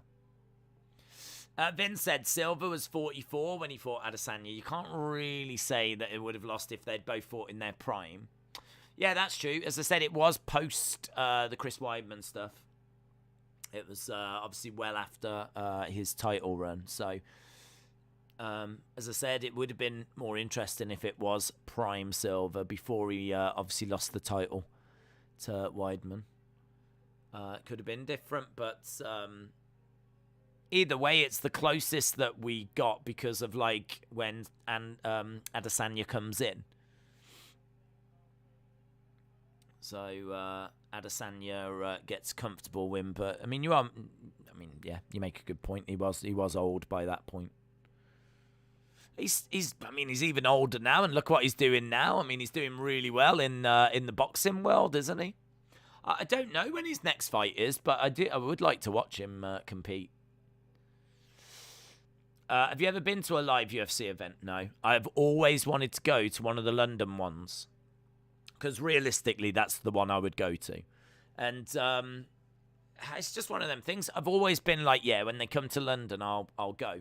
And I've always had work. Or there's always been something that's got in the way. So I've never been. And like now, when would I go now? Because we always stream. So when would I go? That's the problem. Is like if I was to go, I'd have to not stream it. And you know, I'm sure you guys would understand if I missed one, so that I could actually say that I'd been to a show. But I don't know. I don't think it's going to happen. I enjoy streaming it. I enjoy just hanging with you guys and chatting away, to be honest. So, like, I'd really miss it. I genuinely would miss it. If I was to actually go to the thing, I'd love to see it live and like, you know. But I think I would really miss that interaction that I get with, like, the community. Just having a laugh and a joke and whatever, talking about the fights, just having a chat about fighting in general. I would definitely miss that. And I think, like, it just always feels a bit strange, doesn't it, when you go to, like, live things? Because, like, you're so used to the commentary. And obviously you don't get that. I remember that when I went to, like, I've been to, like, pro wrestling. And I remember when I was a kid, just finding it so bizarre. You don't think about it when you're a kid. When you're a kid, you just go along and you expect it to be like TV. And, of course, you get there and it's nothing like TV. Because not only can you not see different camera angles, so all you've got is your one view, but there's no commentary. So you just kind of sat there, and it's just like such a different experience. And I would imagine actually UFC to be the same. Kind of a different experience, what with not having like the commentary team. Though with that being said, I mean, like I don't tend to listen to the commentary too much. I have to have it turned down for the copyright reasons. So perhaps I wouldn't miss it that much. Don't know. But I would like to go. The one that I should have gone to, and I think it'll be one of my biggest regrets in life. I think one of my biggest regrets in life is I should have gone to Anderson Silva, Michael Bisping. Not only is it an incredible fight, but I mean, they are probably my top two favourite two fighters ever. I mean, Michael Bisping, obviously, I don't think there's been a better fighter from the UK. So Bisping is just the GOAT for us. Taking on who I've just been swooning about, saying is my favourite fighter ever. And it happened at the O2, and I should have been there. I've got a feeling that really sold out quick, though. Who knows if I'd have got tickets anyway, but that's the one that I will always, always, always regret not going to. That was. I think that I'm right in saying that was a fight night. That wasn't even a pay-per-view show. It was just like the main event of a fight night. And what a fight night! What a fight night that is. Bisping against Anderson Silva. That's the one where Bisping's mouthpiece falls out. And he turns and points to the ref like my mouthpiece has come out. And he gets caught by Silva. And he ends up going down. And he's getting absolutely pounded on. And somehow he survives. When he should totally have been out. And he ends up going on to win the fight. Anyway, that was that. This is this. And we are underway with Mickey Gall and Alex Morono. So this is fight number 1. We got 6 fights on the main card. Tupac said, shout out to you, Days. It wouldn't be the same if we couldn't talk about how great your dong is. Nice. Silva definitely won the fight. He literally knocked out Bisping, says Vin. It was crazy, wasn't it? Referee probably should have stopped it, yeah. Right, we've got Gol in white. We've got Morono in black. Nice right hand there by Morono. Let's have a look, see how this is going to go. We're sneaking up. We probably will get to 1,000 votes on our poll this evening, which is brilliant. So I'm really excited by that. So big shout out to everyone that's joined and voted. And if you've not dropped a like, drop a like. I never really worry about them during the fight nights, but I will be pleading for them next week. Just be warned. Next week's a big, big stream for the channel. Those big monthly ones are huge, man. Mickey Gall is trying to throw in some strikes here, but he's just not landing with anything. He does get a low kick, though. Finally registers a significant strike. It's took him nearly 1 minute and 40 to actually get through with something.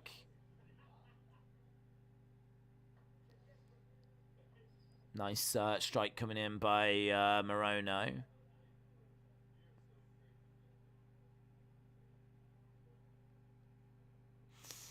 Eddie is going to box Hathor Bjornsson. Thor accused Eddie of cheating when Eddie won the World's Strongest Man in 2017. That's what set the boxing up. Very cool. Nice strikes on the inside by Morono. Good work. Swing and a miss by Morono as Mickey Gall is edging forward. Nice strikes by Morono. Straight left. Tries to throw through right hand.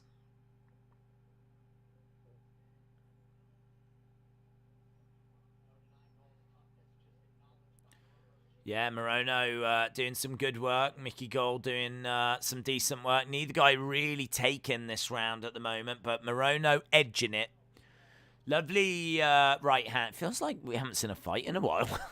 I don't know why. Just feels like it's been a good probably has been a good half an hour, hasn't it, since our last fight? Almost done with the first round, and lovely little 1-2 there by Morono. Saying to Morono, keep your jab going as he fires a kick into the body. Mickey Gall. Oh, Mickey Gall goes down. That must have been a little right hand. Did not see what connected with that. I didn't see what he threw. I mean, the camera angle was not the best. All we saw was Mickey Gall just out of nowhere go down. But there must have been a little right hand that got thrown. It must have been a little hook on the chin or a little... Must have been something. I need to see the replay on that. Right now, Gall is down either way, and Morono is on top. Couple of hammer fists here by Morono. A few shots raining down. Pretty decent stuff here by Morono. He's definitely taken this first round. He was edging it, but now he's dominated it. And I think we're going to end this round with Mickey Gall on his back.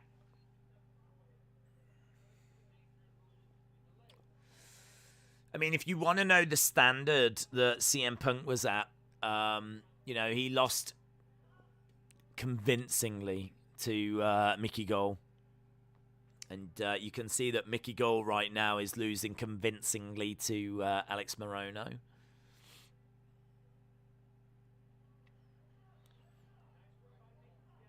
Mickey getting back up to his feet. We've got 5 seconds to go. Kick to the body, and that's the end of the round. That is a Morono round. The ground control should give him the round as well as the dominance, says Kurt Angle 06. We are building towards Font and Aldo. Anyone could have foreseen this fight. Don't forget to upload that spider video. Yeah, I should do it. Do you know the reason why I didn't, actually? The reason why I did it was because last year I really wanted to make a series of videos where I looked at different fighters. That Anderson Spider video has been done for over a year, but I just haven't been able to get around to make any others. So I didn't want to just put one up on its own. Like, I wanted to have like 5 or 6 that could go onto the channel. But I probably at this stage just probably just cut my losses and just put it up. I mean, he was my favorite fighter, but I'd love to do a Bisping one. I would love to do a Bisping one. So who knows? Yeah, maybe it will go up soon. I've still got it. It's just on my other computer.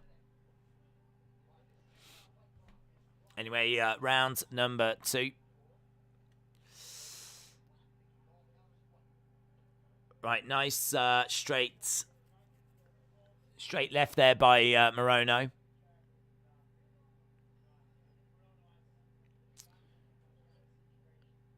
Mickey Gall just struggling to find a way in. Jeremy said, look at the picture and stay away from the gym if you want to be a better fighter. Adrian said, please go to decision. I need a Morono decision. Nice strikes coming in by Morono. It might not make it that far. I mean, if it goes decision, I'm feeling pretty good he will get it, but it feels like he might put Mickey away, in all fairness. He already had him down in the first.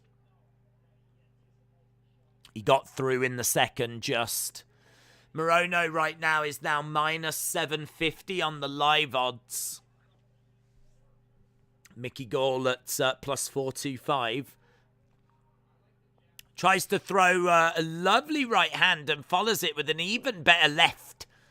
And the right ends up kind of skimming past Mickey Gall, but the left connects. Both guys in the middle. Mickey Gall coming forward with a few strikes now. This is pretty good by Mickey Gall. Mickey Gall showing that he's still in this fight. Nice jab coming in by Morono. Body shot coming in by Mickey Gall. Mickey Gall just edging forwards. Nice. Good right hand by Mickey Gall. Body shot there by Mickey Gall as well as Morono bouncing around. On the outside, Mickey Gall having a good little time of it here, but Morono is blocking some of these. Unofficial numbers have still got this 26-12 on significant strikes to Morono. And Morono definitely enjoying the earlier part of this round. But Mickey Gall just showing that he's still in this fight. Body shot coming in by Mickey Gall.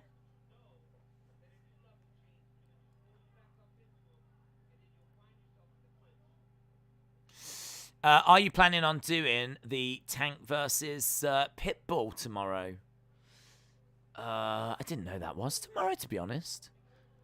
I didn't know that Tank was fighting tomorrow. To answer your question, no, I wasn't. I was looking at doing NXT, which is like a pro wrestling one. Tank's fighting on a Sunday? I swear, I haven't even seen any promotion for that.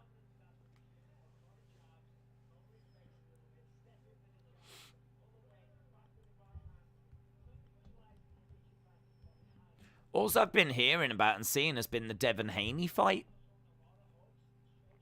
which I wish I could do tonight, to be honest.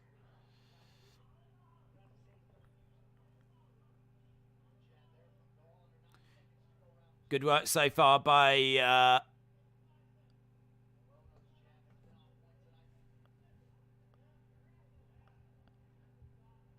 Morono. Mickey Gall is 18 shots behind.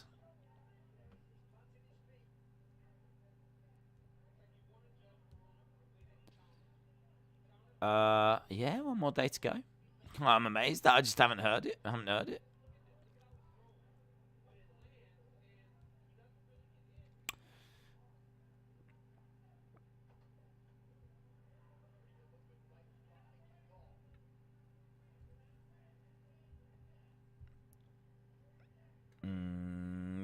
Tank's a minus 1,100 favourite tomorrow. Right, Morono is 21 strikes to 13 in this round. So even though Mickey Gall is doing a little better, Morono has still been able to keep up his output as we've got 20-odd seconds to go here. Moldy said Devin Haney is an awesome boxer. That is tonight, isn't it? War Games and a tank. Oh, my. I know, yeah. Can't have a War Games without a tank.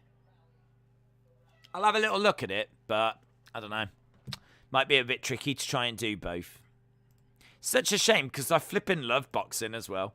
I really... I wish we could find a way of fitting it in. I love that Teofimo Lopez fight last week. Loved it. I wish I could do Haney, but I think the Haney fight is starting soon, isn't it? Pretty sure that that's going to be kicking off very, very soon. It wouldn't surprise me if people are probably watching that and then will jump over to UFC once that one finishes, but I don't quite know when the ring walks are. But I've got a feeling it's probably coming up around this time or about half an hour. Carwin versus Lesnar was a great fight. It was pity that Carwin was gassed out, says Craig. He did well, actually, Lesnar, in his career. He had some good victories. Certainly against Frank Mir. And, yeah, the Carwin one.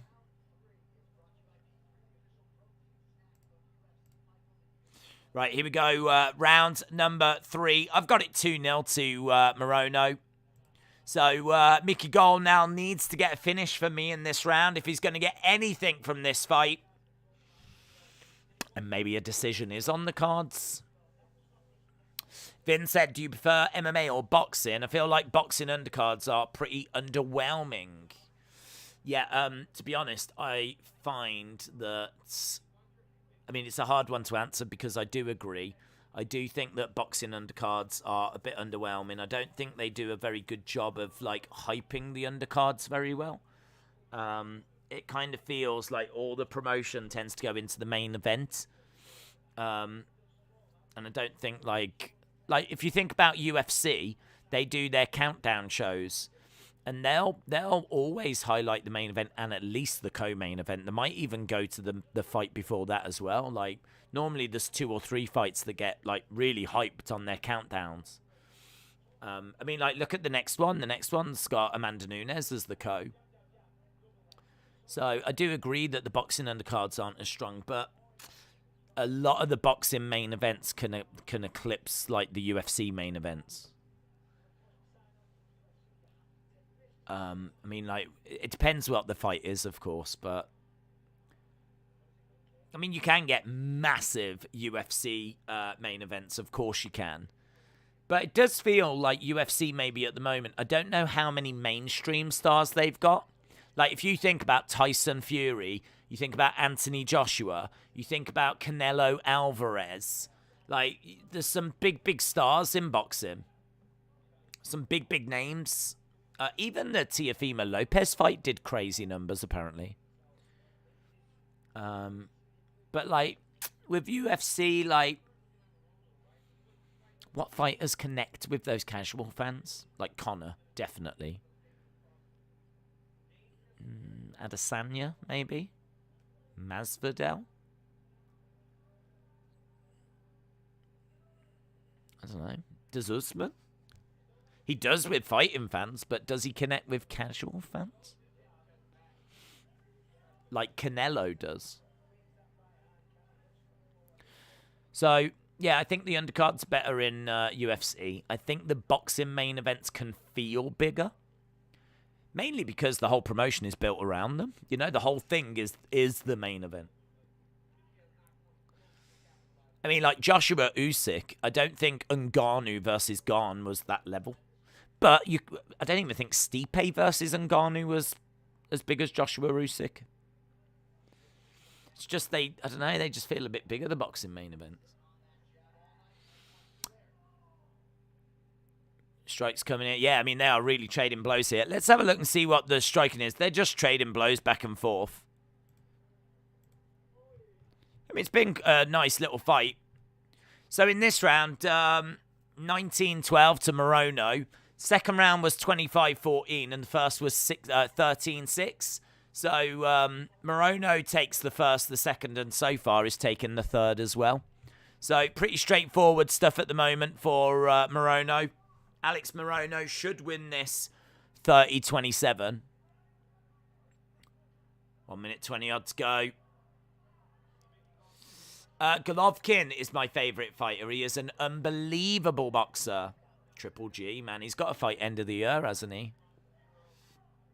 Body shot coming in by Mickey Gall. He's got Morono up against the side of the cage.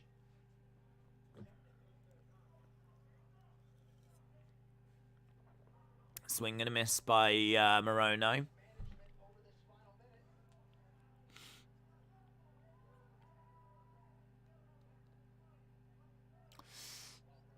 I would like to see Yudong kick Mickey in the goal. Fred said the Diaz brothers connect with fans. That's true. I agree with that. They're just pretty much done now, though, aren't they? That's the only thing. I don't know. That's a lovely spinning back fist that just kind of bounced off Mickey Gall's head. Round 3 significant strikes. Morono 27, Gall with 18.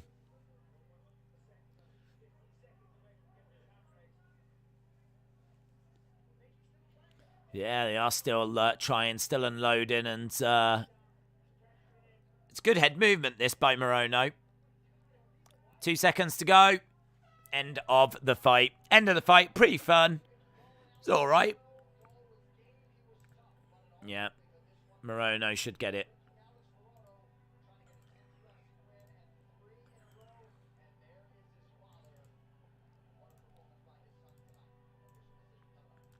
Right, official decision coming up. I've got Morono winning that.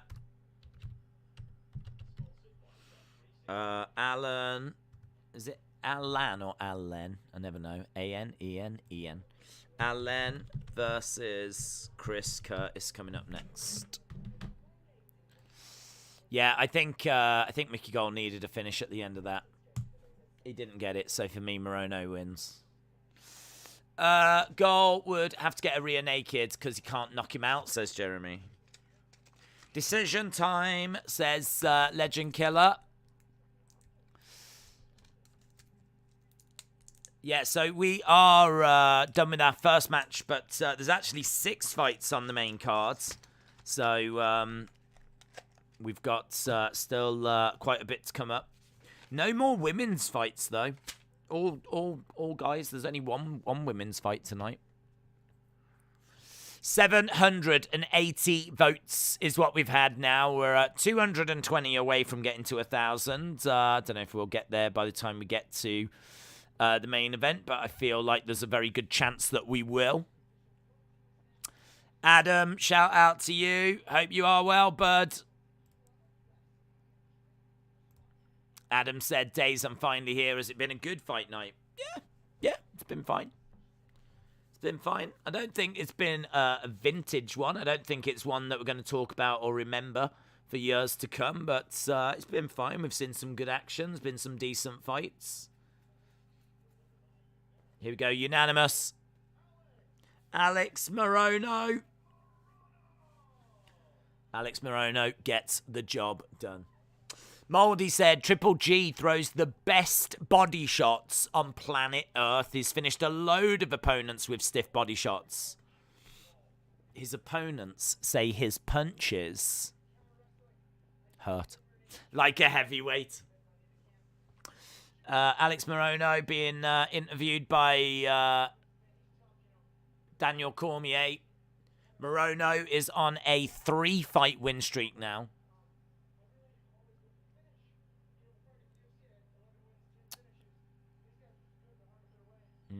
Morono said that he had 11 wins and 10 finishes before he came to the UFC, but these guys are hard to put away. He said he always goes for the finish. I think people are sleeping on Font. The main event could go either way, says Vin. Oh, his dad's getting upset, look.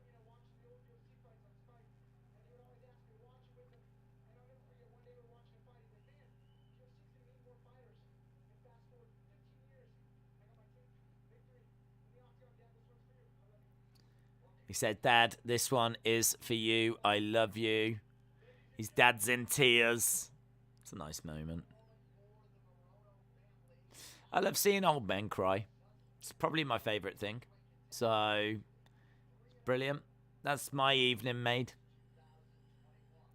There is Vince Vaughn. Oh my God, Vince Vaughn is there. Aljamain Sterling.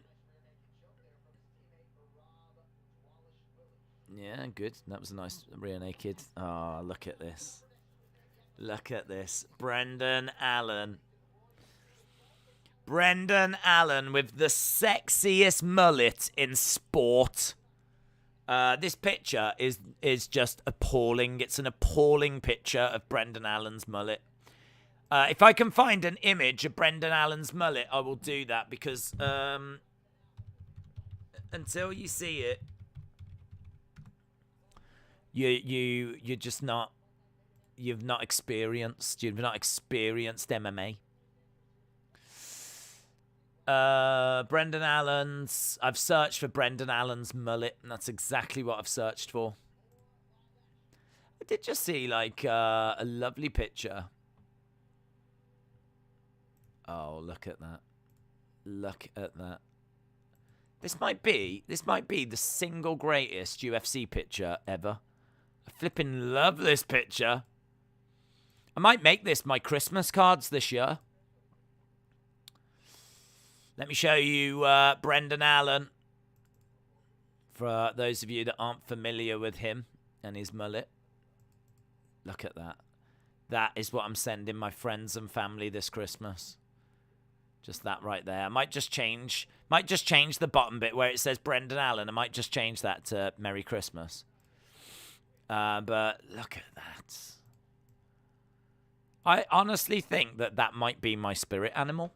I honestly think that right there, this magnificent creature, whatever this is, this wonderful creature that you see in front of you, that might be my spirit animal. That's what I mean. That is what I want, really. I want the UFC to start making Brendan Allen mullets that you can buy on UFC Shop so that we can all sit here and pop one on. We could pop one on and show our support to Brendan Allen, couldn't we? Gives me life, that picture. Gives me life. I'm looking at it again. Yeah, we've gone back to it. Look at that. Look at it. It's 2021. He looks like he's just walked out of the 1980s, like from some kind of flipping time machine, and he's confused about what's going on in the world. Love this guy. He better win. I hope he wins. What about Croots mullet? Another great one. Another banger.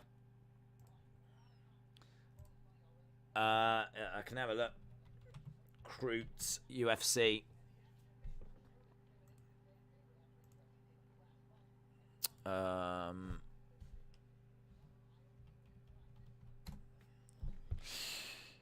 Croots UFC mullet. I don't know if I've got a picture as spectacular as what we've just seen.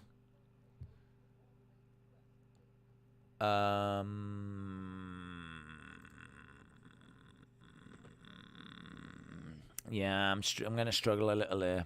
I'm gonna struggle with a Jimmy Crute one.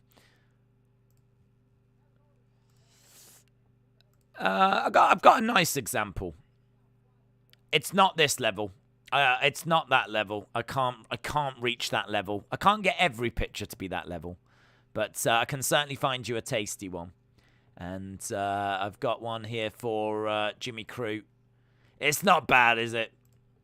It's not bad. That's not bad. It's nice. It's a lovely example. We should have like a mullet Hall of Fame. That's what I think we should have. That's what we need as a community. We need a mullet Hall of Fame. Beautiful. Beautiful work. Right, we have got Curtis Allen making Curtis Allen. Curtis Allen making his way down. Curtis Allen next. So Chris Curtis, good cardio, good shape. Little bit small, but he can wrestle. Working on his boxing. He's got good ring IQ, good counter wrestling. Works the body well. Bit of a slow starter, but he does grow into fights. And as we said, as a result, he does tend to have bad first rounds. So it'll be very interesting to see how he does in the first round, if he can get out of the first round. But I expect him to give up the first round, and then he's going to have to try and win the next two. He is on a 6-fight win streak, and he's got 15 wins by knockout. He's got 27 victories in total. I mean, a 6-fight win streak is significant. He's taken on Brendan Allen, who's coming in with his mullet at -365. Brazilian Jiu-Jitsu. He's got decent wrestling. He's an all-right striker. He's pretty big for this division as well. He really could fight up at light heavyweight. Likes to attack the body. He's going to be 4 inches taller. He's got good submissions. He's got good ground and pound. He's got a long jab. He does lack a little bit of volume, but again, I do have to remind you, he's got a wonderful mullet, and I do think that might just be the difference maker. Money coming in on Brendan Allen at -365, and here he is, look. Mullet and all. Mullet and all. Making his way down to the octagon. Absolutely brilliant. Look at that. I also like to think that his mobile phone is like absolutely huge, and it's got like a battery pack that he has to carry. If he's gonna channel the 80s, I want him to go full 80s. That's what I want. I want him to wear suits like Miami Vice. I want him to listen to Frankie Goes to Hollywood, Relax, or Duran Duran, Rio, something along those lines. I want him to have some of those old school headphones, you know, like the really cheap ones that they had around in the 80s. Not like beautiful over-ear ones, the ones that just sat on the ear and maybe connected to like a cassette player or a Walkman. He needs a Walkman. He better have a Walkman. He needs to have a Walkman. He needs to wear sharp suits like Miami Vice, and he needs a mobile phone that's around about this big with a cable that's attached to a briefcase that's got the battery in it, and he walks around like that. I don't know that he does any of those things, but if he did, I'd love him even more. He's the second longest active win streak in the UFC middleweight division with 5. He's one of 9 fighters with an ankle lock submission in UFC history. He's got a mullet, and he's also got his own name tattooed on his back, just in case if you forgets who he is. Days Brendan Allen is a legend. Yeah. Fact. Days tried Kroot's mullet at the recent weigh-ins. I don't know that I would find a picture, to be honest, because I did just have a look at Kroot, and that was probably the best image I could find. I mean, it's not that. That is beautiful. Do you know what makes that for me? The moustache as well. That to me looks like a 17-year-old trying to look like a 21-year-old. That's what that looks like. That looks like a lot of young men when they're trying to get into a club. They just try to let their facial hair grow out, but they don't really succeed.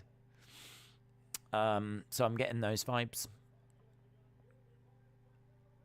Like, that is a dude that really wants some alcohol from the local corner shop and is determined to get served one day. And this is going to be his weekend. That's the vibe I get. Brendan Allen then, let's see what he can do. Rocking Devo in his Walkman. A bit of Devo. Flock of seagulls hair, says Rye. Totally. Right, here we go. About to get underway.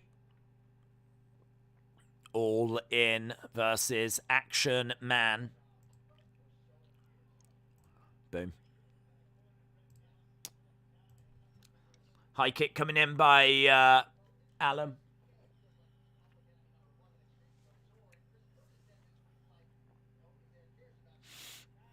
Oof. Nice strikes coming in by Curtis. High kick coming in by Allen. Looking for a single leg. Boom! Takes Curtis down. Manages to jump on the back. Good work so far. Yeah, really good work by Curtis. Brandon Allen, though, is managed to get onto the back. Curtis has done well to make sure that that doesn't get worse. He manages to get Allen off and go back to standing. Both guys in the center. Kick coming into the body there by Allen. And again, but it misses. Nice strike coming in by Allen. Come on, Brendan, says Hayden. Mr. Loudamp said the mullet will win. Nice left hand to the body by Curtis. So Brandon Allen is edging this at the moment, but there's not much in it. Low kick coming in by Allen. Lovely strikes there by Curtis, driving Allen back against the side of the cage. Both fighters into the center. Nice strikes straight down the middle by Brendan Allen. Knee strike coming in by Allen as well, as Curtis just got a little bit too close. Allen's doing all right here. Nice straight left. Curtis has got his hands up. Allen with a nice oblique kick. Having a little look. The pace of this has dropped now as Curtis throws in a straight left. High kick coming in by Allen. Just jabbing away with a left-hand jab, and Curtis responding with a few left hands of his own. Body shot coming in by Curtis. Yeah, it's an interesting one. It's quite close. There's only 5 significant strikes in this. Halfway through the first half. Kick to the body there by Allen. I've got Allen sub round 3, says Adrian. Legend killer cheering on Brendan Allen. Kick to the body there by Allen. Curtis comes back with the right hand of his own. You can see the size difference. I mean, it is significant.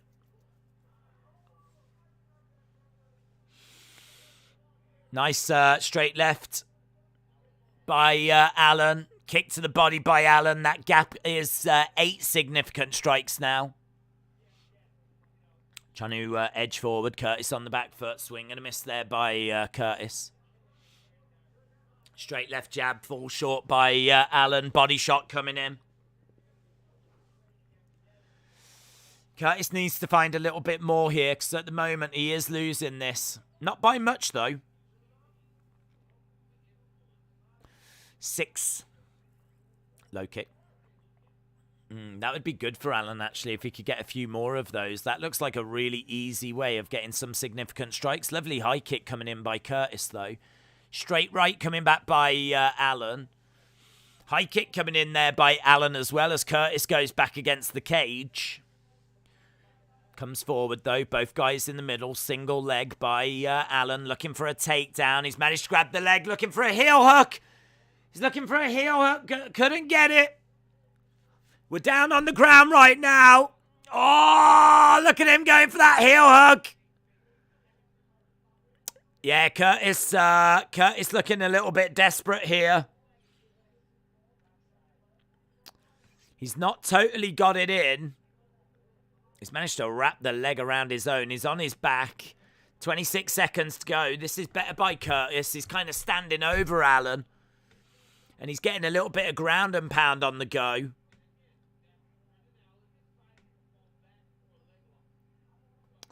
Allen giving up a really bad position here He was in a really dominant position, and it looks like Curtis is going to end this round on top of Allen.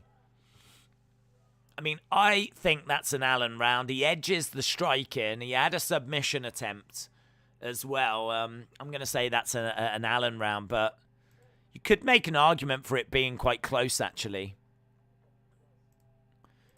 The unofficial numbers were that there was only 4 strikes in it. And actually, they did just say there to Chris Curtis that was a beautiful round. So, seems like his corner are relatively pleased with what they saw.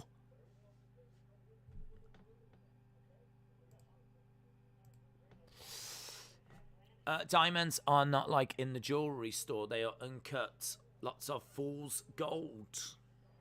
I've got Curtis, says Ariel. Sonny has got Curtis as well. Storm Elite has got Curtis. Seems like there's a few people here that are mullet haters. Mullet haters. Shame on you.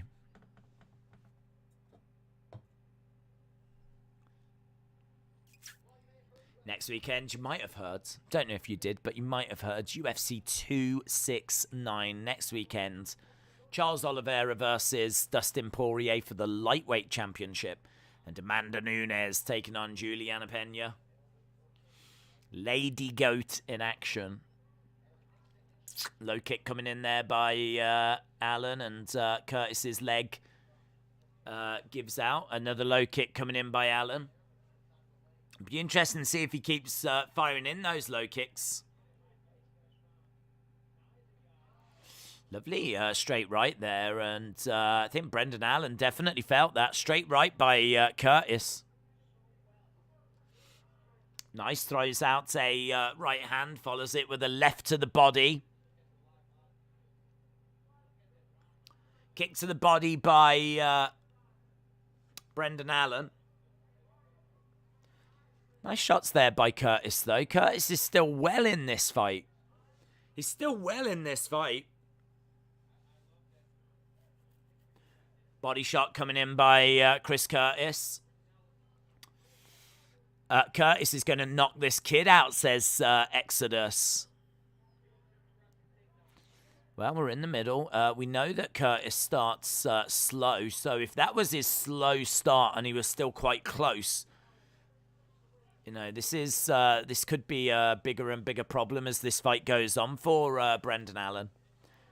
Oh, he's wobbling, Allen! Allen in trouble! Curtis has got Allen up against the cage and loading some uppercuts. He wobbled him. He wobbled him. Great work by Curtis. At the moment, he's got Brendan Allen over by the side of the cage and there's big shots coming through. Oh, he stopped it. The mullet is down. The mullet is down. Chris Curtis gets it done. Wow, Chris Curtis gets it done. Yep. Lovely work there by Chris Curtis.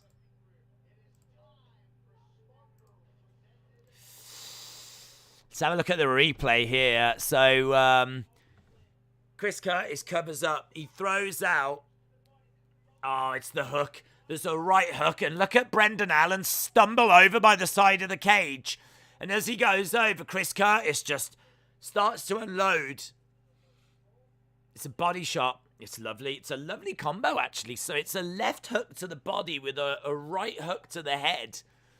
And then Allen goes over to the side of the cage, stumbles over, and that's where Chris Curtis just unloads some vicious knees. Couple of vicious knees, shots to the head, knee to the head, another knee to the head. And Herb Dean, look at it, look at it. Mullet down, mullet down. Yep. Mullet down. I mean, in all fairness, I think he is only 17. I don't even think really is old enough to be in the UFC. But that looks like an obituary, doesn't it? It looks like he will be missed. Brendan Allen will be missed. After that brutal knockout, we should have a moment's silence for Brendan Allen. Legend. Gonna miss that guy. No mullet deserves that kind of pain. I'm peed off. Allen just killed my second Acker. Don't doubt him. Sonny said yes. Chris Curtis showing off the guns. Going full on Hulk Hogan. Full on Hulkamania.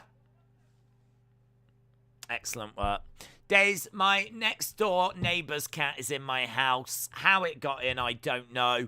I put him out after he got in yesterday, and he is back in again. It's because you're a fun guy, that's what it is. And the cats just want to hang out with you. You're the cool cat. You're the cool cat, and all the other cats want to hang out. Winner by TKO. Chris Curtis getting it done. Chris Curtis getting it done.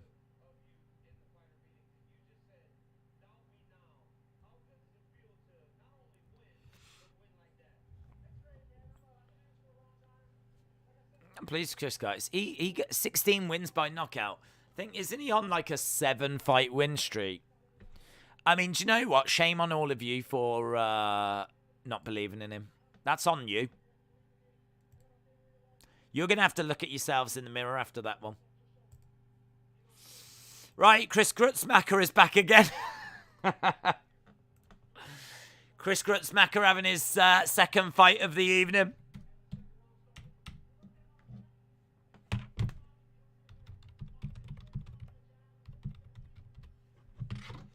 Clay Guida taking on Santos is our next fight. I bet you Allen shaves his head after this and goes for the Thug Rose look. Thug Allen. That's what we're going to get. Thug Allen. Curtis has a bigger mullet below the belt, says Mr. Loudamp. Well, I'm not gonna ask how you know that, Mr. Loudamp. That is quite the admission that you've just made there on this public stream. LD said, Days, my staff have just handed me this latest report stating that Baddy's next opponent is going to be Gerald Gordon or Jalen Turner. Is that true? Your staff? LDTV, have you got people? I've got people. Get me a drink. Thank you. You kind of... Yep. I am definitely not sat here on my own. I've also got people. Someone give me a pen. Don't throw it. Pen. There you go, you see.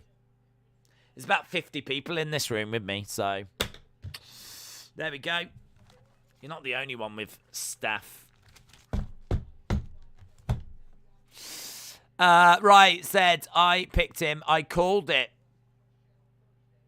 6-3. Right, there is Clay Guida, the living legend. He's got the 9th most fight time in UFC history. 6 hours, 5 minutes. So, yeah, he's got a record of 36 wins and 18 defeats. He's had 54 pro fights.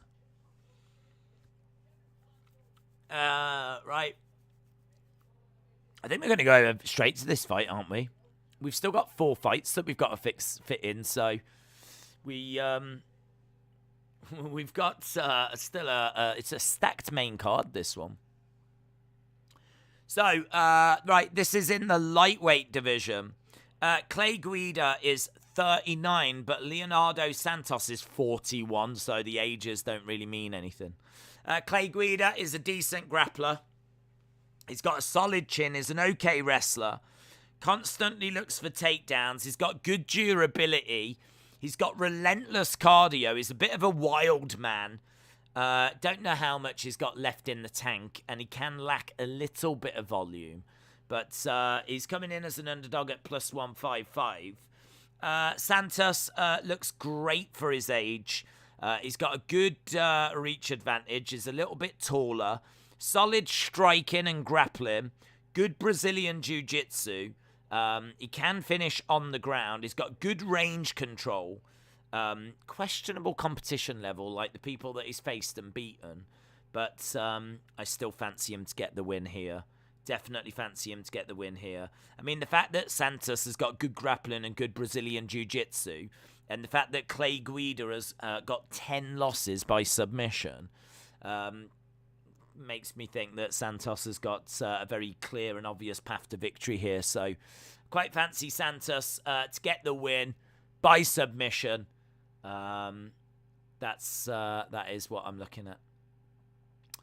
Moldy said, Days, can we kiss? Do you mean us as a species? Because the answer is yes. Hayden said, I've got Santos by decision. LDTV said, Days, this match is going to be for us boomers. Who have you got? The Carpenter's going to work tonight. I'm leaning to Santos.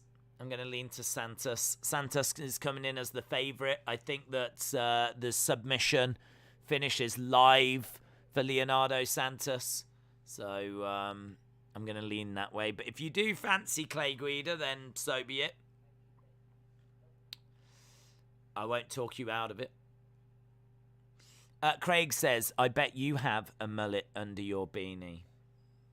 I bet you say that to all the boys, don't you, Craig? Hey, when you go down the club. Tupac said, I forgot to mention, Guida is the closest thing to seeing if Mike Tyson was a white guy. That looks like he should be in a grunge band, says Tupac 1971 ever.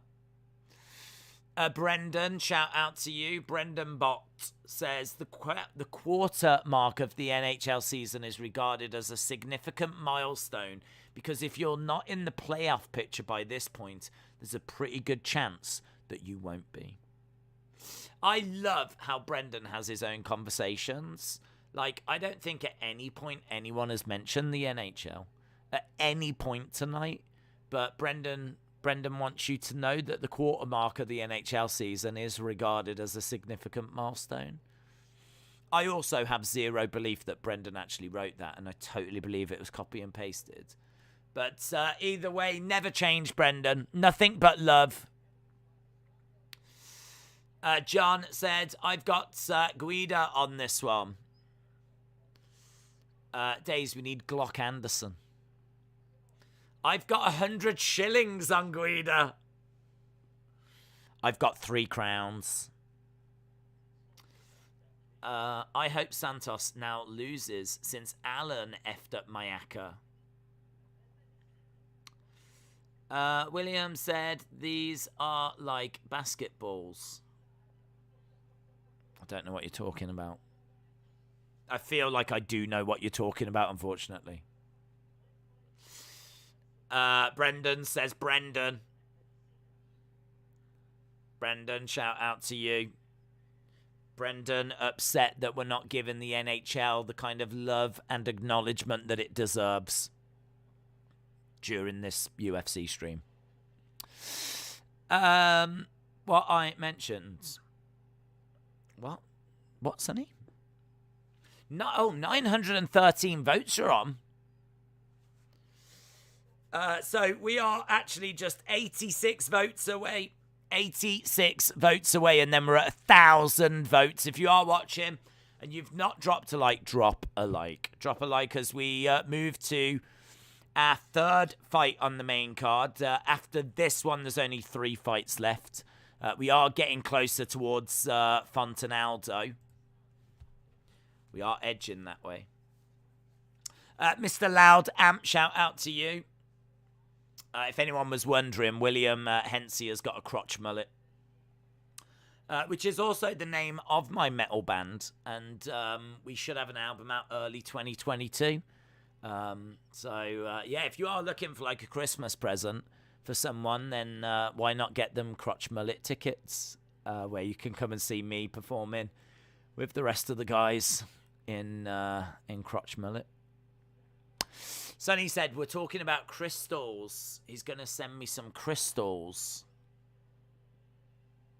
Can we talk about something a bit more manly during this UFC? We should be talking about steaks and pillaging and crotch mullets. Not flipping crystals. What are you doing? Stop bringing down the tone. Yeah, this is meant to be a manly stream where we talk about violence and crashing cars. Not flipping crystals. I can't believe they kept Clay and they got rid of Yol. Lol. Nate said Usman has a hand injury and Dana wants to book Leon for another fight before his title shot. What do you think about that?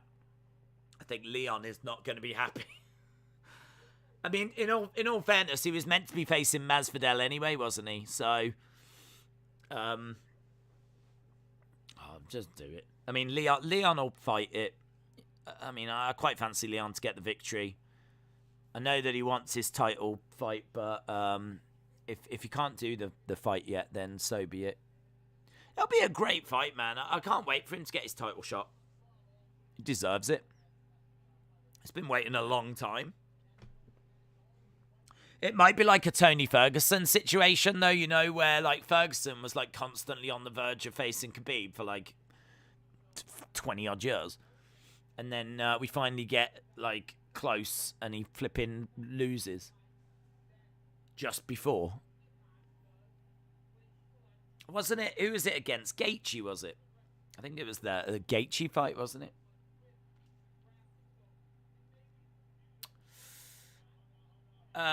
Sonny says motorcycles, bumper cars. Too late, Sonny. Imagine if Days streamed basketball. Days would never read any comment from me, and he would be right to do so, says William. I know there's a crotch mullet underneath that beanie. Totes. Right, we've already got Santos inside the octagon. Clay Guida has made his way down. Santos is 12 wins, 1 draw, 1 loss in his last 14 fights. He's got 11 first-round finishes. Corbin said, Days, I don't talk in the chat often, but I am thankful for you. Corbin, shout out to you, my friends. Appreciate the support, man. Welcome, welcome, welcome. It is always fun. I've said it before. Like, I bet there are loads of people that join us and never say a word, and they just sit and watch. Because I would do that. For the longest time, I never had a profile on YouTube. So if I would watch videos or watch streams, I would never comment. So there's probably like loads of people out there that we just never interact with and never will. But they're there. Tony should have sued, not joking, says Beegs Chuggins. Guida is attempting to rock a mullet. He looks way too cool, doesn't he?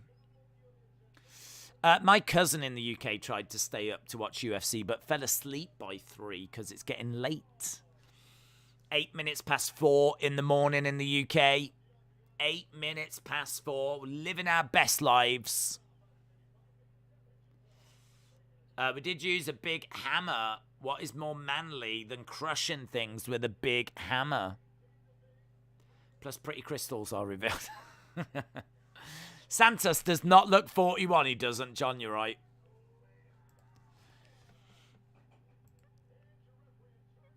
Right, Keith Peterson is the referee in charge of this one. We should be underway. As I said, I've got Santos winning this by submission. That's mean girls.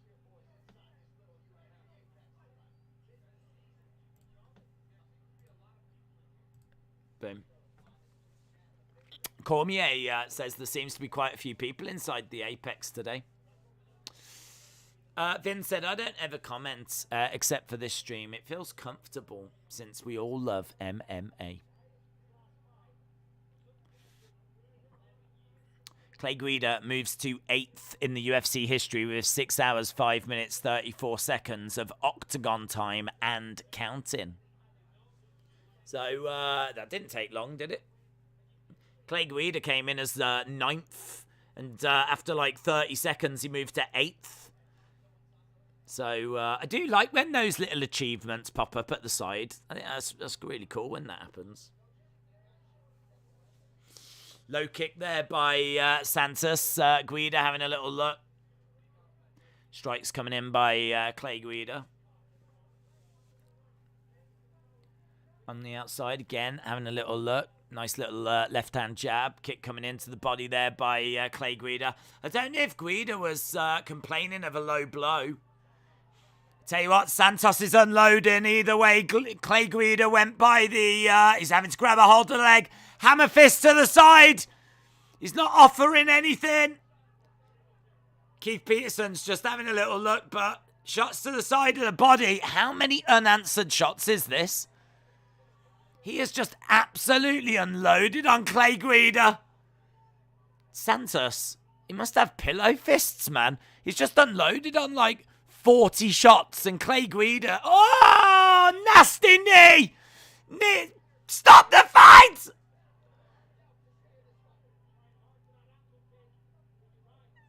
Yeah, I mean, he's still in it, but that knee strike. Oh, another knee! Another knee! Again, he's trying to grab the leg. Another knee. I mean, he's still there, in all fairness. Keith Peterson is having a real good look at this. He's landed 45 strikes, 40 of them significant. Wow. Santos has murdered him. Mouthpiece has come out. Clay Guida's going to put the mouthpiece back in. Here we go, back underway. That knee, boom! And he dropped down. It looked like he was out. He wasn't, though. Santos must have, like, the punching power of a 5-year-old girl. Because he absolutely unloaded, and Clay Guida is the one that's moving forward. Santos looks a bit gassed. Yeah, Santos is tired, man. Santos is getting backed up a little bit here. Clay Guida is the one that's putting the pressure on. Nice left hand.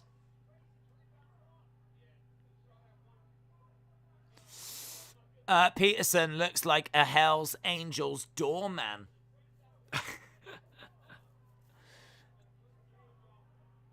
Clay Guida has driven Santos up against the side of the cage. I mean, look, this is a Santos round all day long.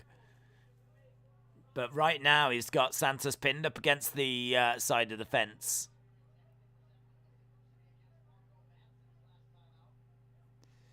He's edging forward. Yeah, he's not throwing or doing anything, is he? Kick to the body, though, by Santos. Yeah, Santos looks tired, man. Santos looks like he needs a nap. Nice, lovely takedown by Clay Guida, though. Lovely takedown. Strikes coming into the side of the head. Clay Guida's going to end this round on top.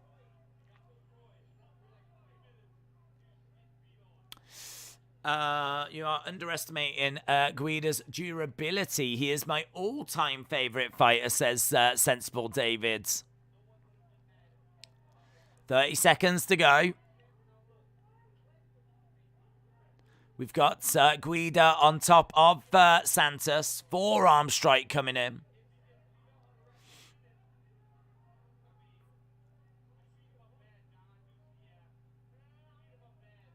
Yeah, he's down. 10 seconds left. He ain't going to get up from this Santos, but Santos will still take this round. The ref should have stopped the fight. That's a big takedown, says Roy. Fun round, man. Fun round. Doesn't change for me the fact that Santos wins it, but I Yeah, I mean, it shows that Clay Guida is still well in this fight. Santos managing to tire himself out with trying to put Clay Guida away. Anyone who eats 45 strikes unanswered and keeps moving forward is a legend, says Tupac 1971 ever. Guida Mullet has given him powers.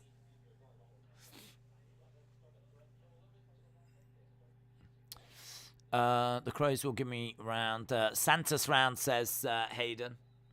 Clay Guida is a total menace, says Jay. He is, man. Look at him. He's back up, bouncing around. Guida is old school. He's a legend. He's a brilliant fighter. Boom, that bit there. Look, it looked like he was going down. That's what knocks his mouthpiece out as well, that knee strike. Stop the fight! Guida charging forward. Another knee strike there by Santos.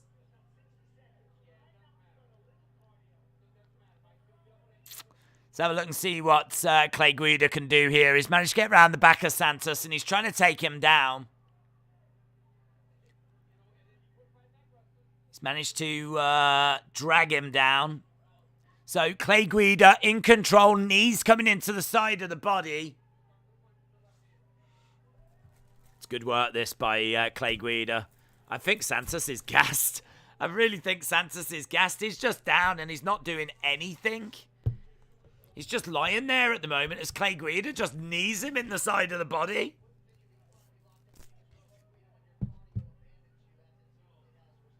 Yeah, I mean, his cardio is gone.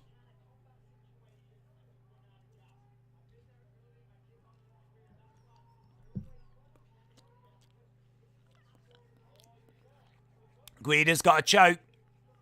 Clay Guida is on the back and is looking for a choke.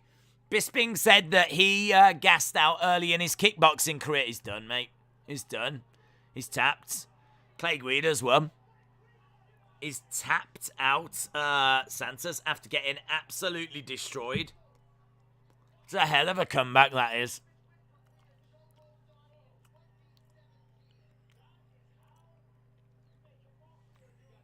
That is great work by Macho Man Randy Savage. He did a great job.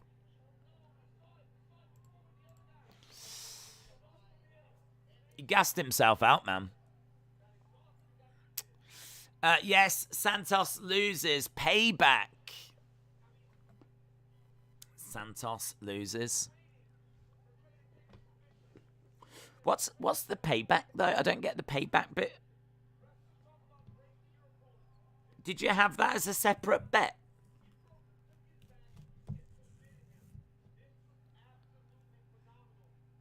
Fire the ref. What a total menace. Total menace.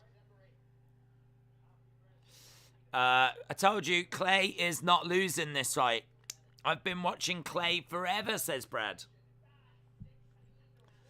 John said, I told you days, I should have bet on this fight. Lol. Titlywinker said, I was just going to say Macho Man. Oh, yeah. Rai said, dang it, but I love Guida's big ups. Well, there we go. Clay Guida, man. Very impressive. Almost as impressive as the fact we're nearly at 1,000 votes for our main event. Put Santos in the stockades. Yeah, what a performance, man. Brilliant. Brilliant heart and durability shown by Clay Guida. I do question Santos' striking, though. I mean, honestly, to fire in 40-odd shots and not put your opponent away, he had him. He absolutely had him, and he really should have done better, Santos. He ended up punching himself out. Absolutely shattered himself. And in a way, that's kind of Santos throwing it away as much as it is Clay Guida winning it. Because if Santos had kept his cardio, you know, that Clay Guida has won that because Santos' cardio left him.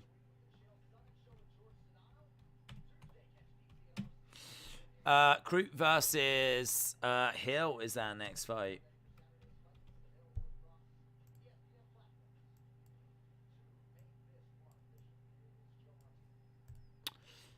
Days, it's mental payback because Alan lost to my Aka, so I wanted Santos to lose, so I know I wouldn't have won anyway. Got you. Got you. So this was a fight that was on your Aka, so this would have lost anyway. I'm with you now. Guida needs to shave his hair. The guy is balding from all sides. Clay is a veteran. What a tough man. Devon has entered the ring.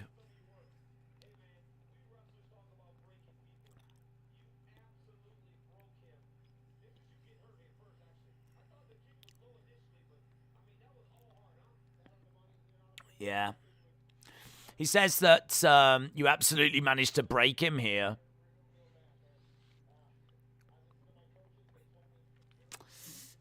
Chat hit the like. Right, shout out to you. Umiqual says Clay won because of terrible reffing. Is Guida 50 years old, says the Bob. Clay Guida is 39, I think. 39.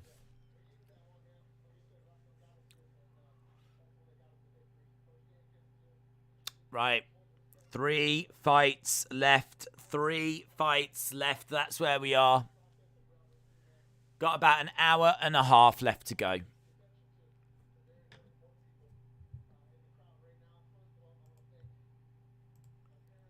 He's just thanking people.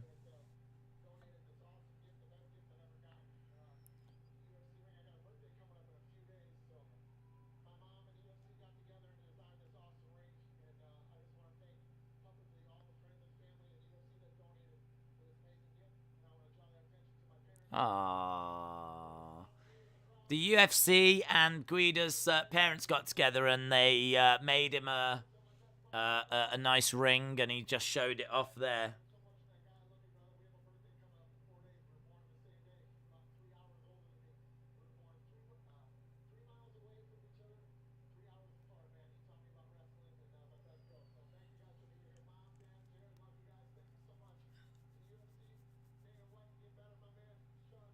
Yeah, of course, Dana's been struggling with COVID.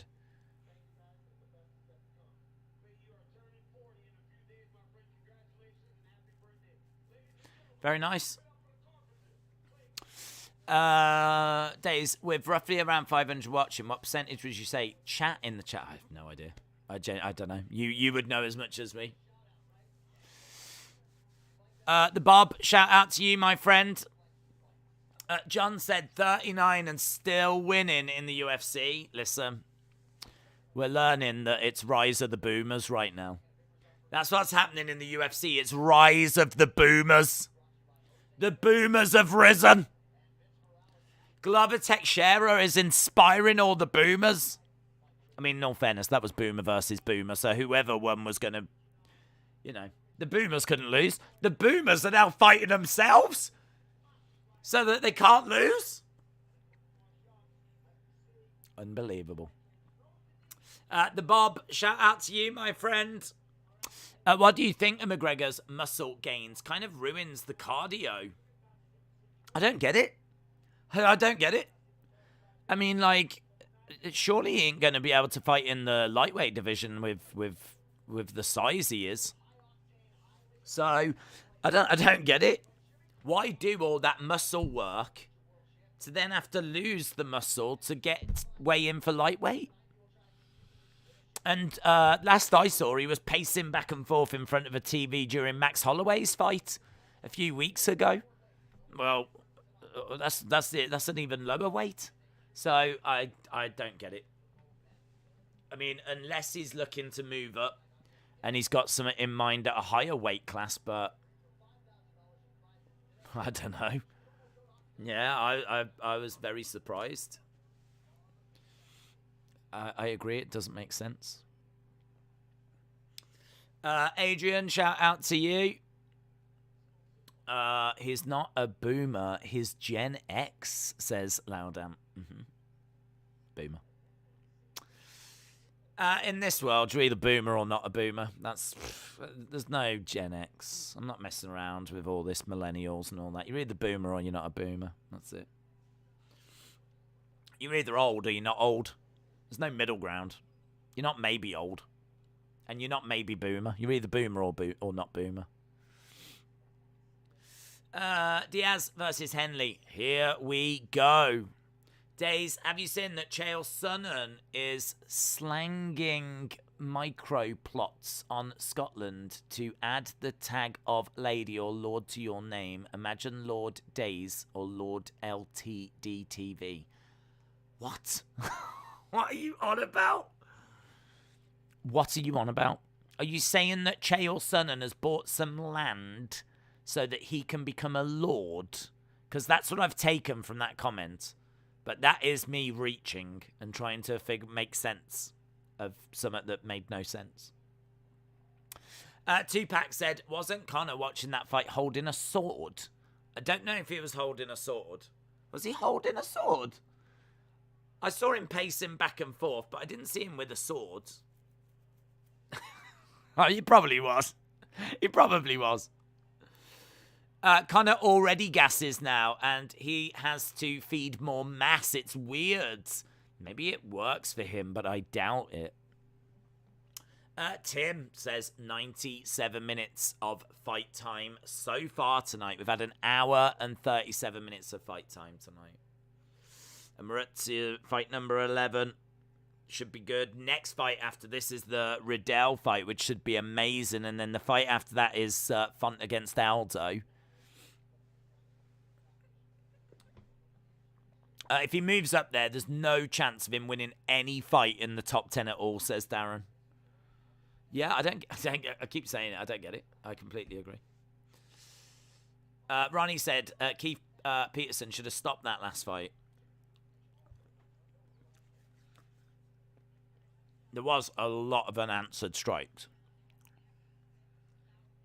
But equally, he wasn't out. There's a moment where he drops down, and I thought at that point he could have stopped it, yeah. But he wasn't out. So, I think if you had money on, Santos, you'll feel that it should have been stopped. If you had money on Clay Guida, you'll feel that it shouldn't have been stopped. Conor is garbage. He never will be like he was before. Conor's going to go to welterweight. Maybe. Right, next fight. Jimmy Crute versus Jamal Hill. This is number 13 versus number 14 in the light heavyweight division. They're just saying about how both of these fighters have had injuries in the past. But Crute is 25. Hill is 30. Crute has got solid BJJ. He's a good wrestler, good grappler, very exciting, quite basic in certain areas. Likes to swing overhands. Doesn't do very well in later rounds. Small cage might help for him. Looks for double leg takedowns. He can sometimes be a little bit over aggressive and get himself into some bad situations. But overall, I really do like Jimmy Crute here. He's taking on Jamal Hill, who should out-volume Crute. He's a striker, and he can leave his chin a bit exposed. He does make mistakes, and he does switch his stances, and that could be key. Because the thing is that Crute likes to fire in leg kicks. And Jamal Hill can just switch his stances. So, you know, it's not like one leg is just going to take all the damage. It's not like any one leg is going to... And over 3 rounds, he should be fine. And good clinch work, good experience. He's going to have, I think, a 5-inch reach advantage as well, Jamal Hill. So, I think this is a little bit tricky. You could easily make an argument for Jamal Hill. But I've gone with Jimmy Crute. I've gone with Jimmy Crute to get the win here. I'm not feeling like crazy confident about it, but I've gone with Jimmy Crute. The only fight that makes sense for Conor is the rematch, says Drex. Ronnie said, not at all. Even Bisping said it was Clay that was eating some hard shots and he didn't have his mouthpiece. We've seen fighters without mouthpieces before, though. I don't think the lack of a mouthpiece makes much of a difference. And he was taking some big shots, but taking big shots doesn't matter. The unanswered strikes, there comes a point where if you're not offering anything back, like all you're doing is covering up and just trying to defend, if you're not fighting for a prolonged period of time, then yes, the referee should stop it. So there is an argument that it should have been stopped.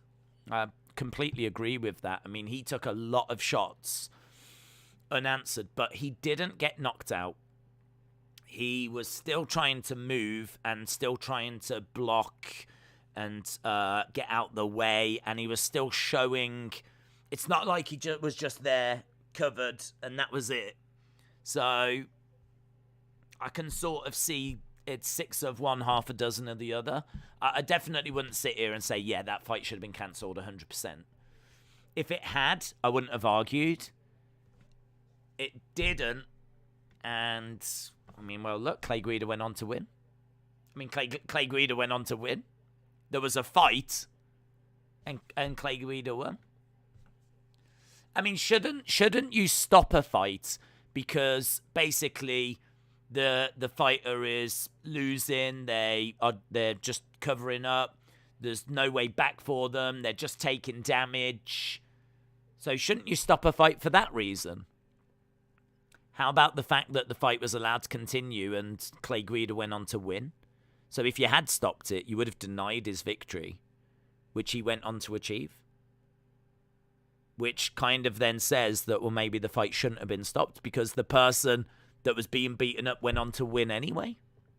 So it's interesting. You can take it from a few different angles.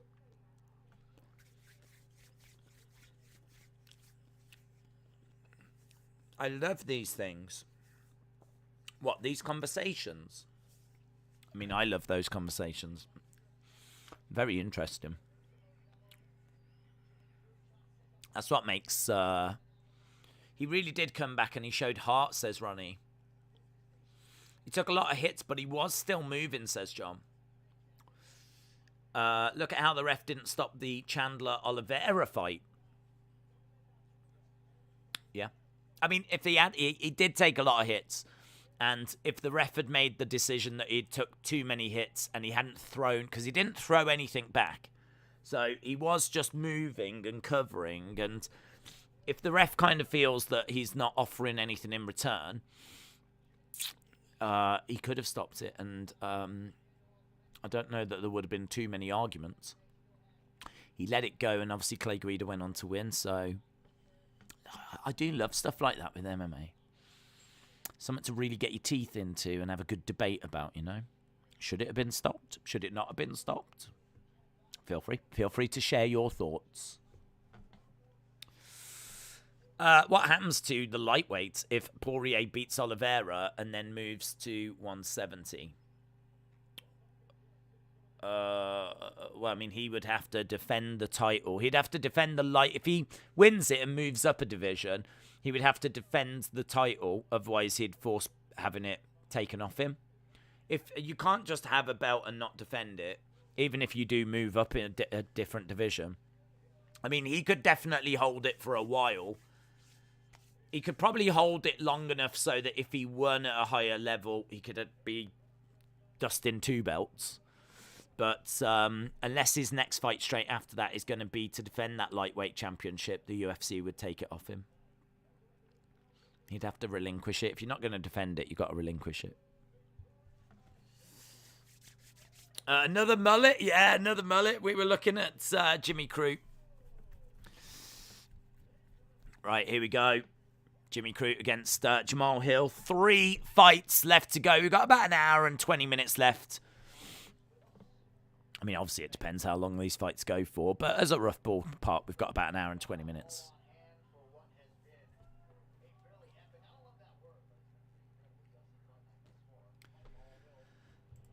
Right, here we go. Jimmy Crute with a high kick. Jamal Hill coming in. Another high kick there by Crute. Nice knee to the body there by Crute. Kicks coming in. High kick just short by... oh, did he catch Crute? Crute just went down, but I don't know if he slipped or if he caught him. He must have caught him.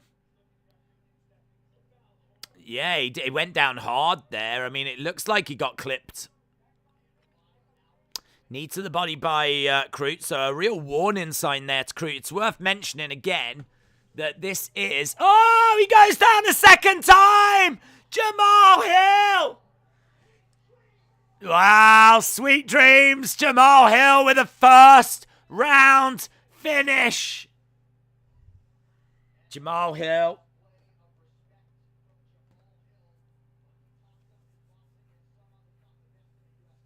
Why are they telling him to get back? Jamal Hill knocks him out. He goes down to his knees to show respect, and the doctor's like, get back, get back. Yeah, that was nice, man. He dropped him twice. Crute comes back up, and oh my God, look at it. Look at that. So Jimmy Crute kind of turned his head slightly. I think he was about to throw a shot, but he actually turns his head into a right hook that's coming round, and you actually see the moment of impact right on the chin. Beautiful. He kind of accidentally turns into it. Imagine that, turning into it and seeing a fist coming towards your face. Down he went, out he was. And, I mean, look, there's not even 2 minutes gone in that first round. Jamal Hill. Brilliant win. And I was just about to say that's number 13 versus number 14. So, obviously, we'll see Jamal Hill, who was number 14, moving up the rankings. Don't know where he'll get to. Maybe he'll go a little higher than 13, but this next fight is potentially a fight of the year contender. This next fight is going to be an absolute banger, but I don't want to preview it just yet because I feel like it's going to potentially be a little while till we get to it, because obviously that last fight was not meant to finish really as quick as what it did.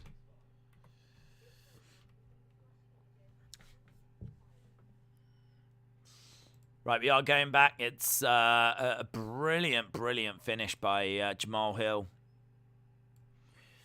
The underdog coming through again. Last 3 fights, I got the round right, but the winners wrong, says Austin. I closed the stream for 30 seconds. Well, listen, that's all it is in the world of UFC, isn't it? That is it. Does the Makhachev-Dariush fight become a title bout if Poirier wins and vacates? I don't know that he would do that. I don't know that he would win the title and then vacate it. I mean, he might do, but I really don't know. I mean, you'd have to ask Dana on that. That's a big if, isn't it? That's a big if. If he wins the title and if he vacates, then Dana would have a decision to make.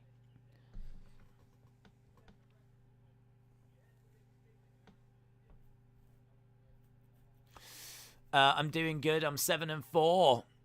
Look at Crute's face. I haven't seen Crute's face.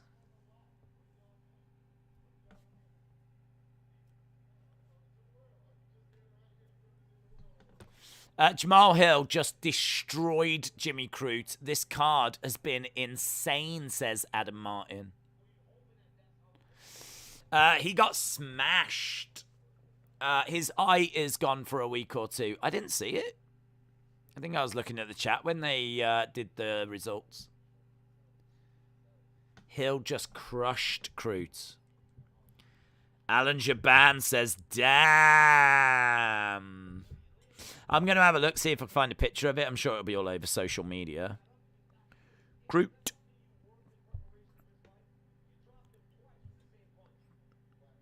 Let's have a look, see if we've got a picture. They've got the finish on social media. Jamal Hill, man. Brilliant, brilliant performance.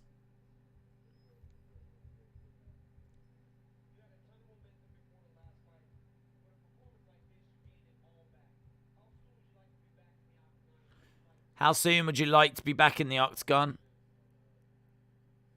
As soon as possible.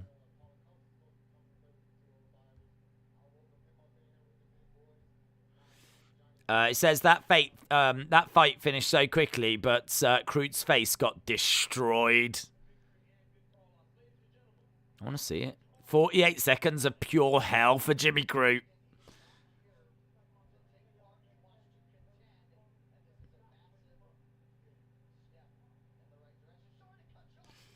Right, we are still waiting. People saying about Kroot. Oh my god. Oh, this might be my least favorite mullet picture that I've ever seen. Look at that. Look at that. If you are, guys, if you are squeamish, then it's all right. You can look at the screen. I've took it away. Ah! If you are squeamish, if you don't like seeing like swollen eyes and bloody broken noses or mullets, then you can look away now. Okay, it's gone. Ah! There we go. That is pretty brutal, man. I mean, that is my album cover, actually. If you are going to be seeing crotch mullet next year, then check out the new album. This is going to be the album cover for crotch mullet.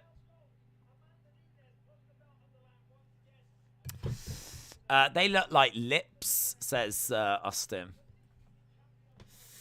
Right, they are just showing the card for next week. We've got Piver against Sean O'Malley. Kai Kara France taking on Cody Garbrandt. That's number 6 versus number 7 in the flyweight. Jeff Neal versus Ponzinibbio, number 12 versus number 14. We've got Amanda Nunes defending her title. We've got Charles Oliveira defending his title. All happening next weekend. Huge. Huge. Can you put a mullet count on screen? Sure. I'm a big fan of good ideas, and that is a good idea.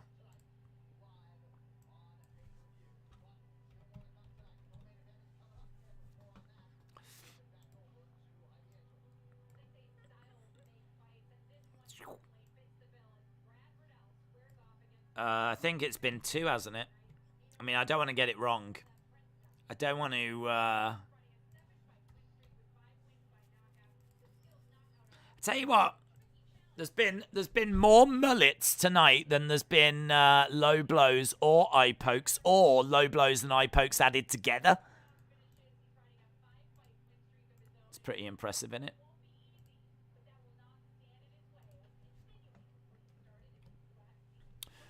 Right. This next fight is going to be an absolute barn burner, man. I'm so excited for this. Next week's going to be a banger. Totes.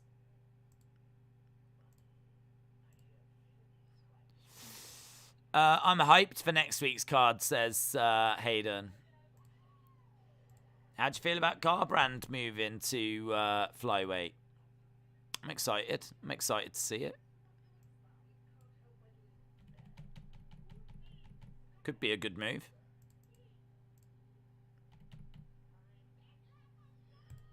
Right, let's preview this. This is co-main, and this is I've actually written the words. It's written down. I've written the word right there. Banger, banger, lightweight banger. Number 12 versus number 14 in the lightweight division. This is Riddell taking on Fiziev. Riddell, I mean, both fighters, the main thing you need to know, both fighters are elite strikers, right? Both of these fighters can throw, right? That is what makes this fight so exciting, is that both of these guys are elite strikers. Riddell is going to have the volume advantage. He is a bit more thoughtful and a bit more strategic, and he needs to make sure that he's fighting that way, because Fiziev can make this a brawl, and that is exactly what Brad Riddell is going to have to try and avoid. Riddell is very durable. He mixes in his wrestling well, and he's got his takedown defense has improved. Rafael is 4-1 in the UFC. Is on a 4-fight win streak. He's got 3 wins by decision. He's got a Muay Thai background. He's a good counter wrestler. He trains at Tiger Muay Thai. He's a big finisher. He's got decent takedown defense. He looks for big shots. Slows when he can't get the finish. He's got great combos. And honestly, he could find the finish. I have leaned Brad Riddell, but I honestly could go either way this one. It could go either way. Brad Riddell is a plus 100 underdog. Rafael Fiziev coming in at minus 120. So I've gone with the dog, but let me know, who have you gone with? What is your pick? Sit back and enjoy this one. Just sit back and enjoy it. This is an absolute treat.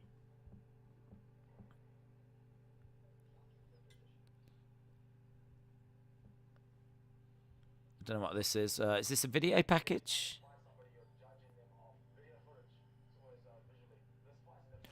Here's Brad Riddell. So we've got the video package for our co-main event of the evening. We've got there. We've got to the co-main event.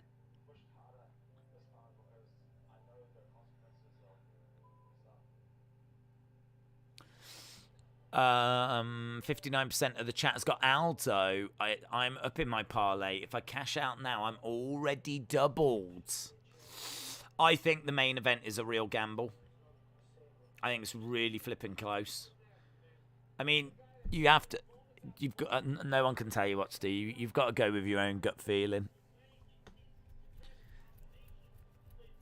All I can tell you is that I would be tempted to cash out if it was me, because if you've doubled your money, I've been in that position, and it's gone sour, and it stings.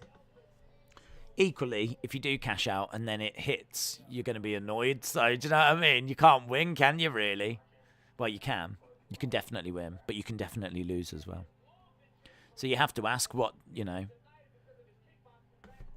Are you the kind of person that will be happy with a win and not be too down if you miss out on a bigger win? Because I must admit, I'm that person. As long as I'm making money, any kind of money, I'm a happy boy. Fiziev called out Hasbulla after his last match. Clearly, he is confident in his abilities. Did he called him out? He's here. He's here. He's arrived. Look at that. What's he going to do now? That's the question. What's he going to do now? Coming up next. Fiziev is the minus 125 favourite. It's got a record of 10-1. Rafael is a tank, says Brad.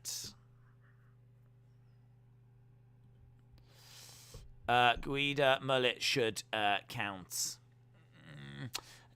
I think technically it has to be shaved at the sides to really qualify as a mullet. Yes, it's long, but I don't think it's a mullet.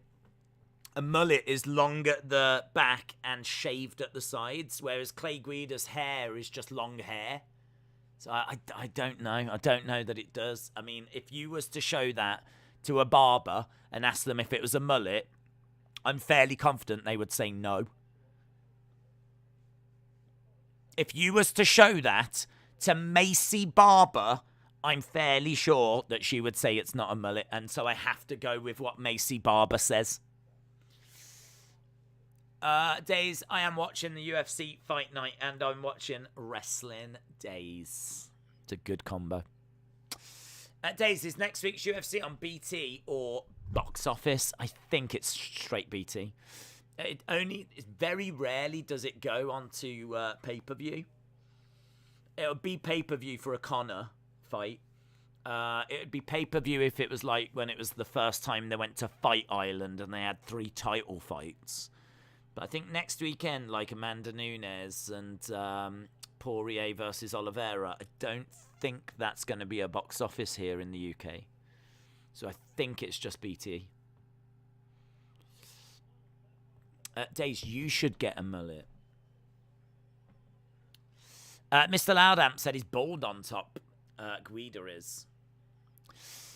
I have had an exam, so I could not catch the fights, says Bitblob. It's been a good night, man. It's been a good night. Tupac said we're nearly at 1,200 votes. I tell you what, it's pretty impressive, isn't it, really? All things considered. And 59% of people are saying Aldo. 34% of people have gone with Font. 7% have gone for the draw. We've got 2 fights to go. Dave said, cheers, I'm going to watch next week. It's going to be a good one, buddy. The Bob said Nunes is going to come in at around minus 3,000. Is that true? Is she really coming in at minus 3,000? Flip. That means you got to bet $3,000 to win $100. Since Nunes is likely winning next week, you should put your beard on the line for her match. Fine. Don't bother me. She's going to win, isn't she? I'll bet my beard. Days, I am looking forward to UFC 269. I think a lot of people are, buddy. Don't forget, the week after that, we've got Tommy Fury against Jake Paul. We will also have the UFC Fight Night on, but it will be background. Lost 50k today, says Benji. You lost 50k today? You lost 50k? Did you have 50k to gamble?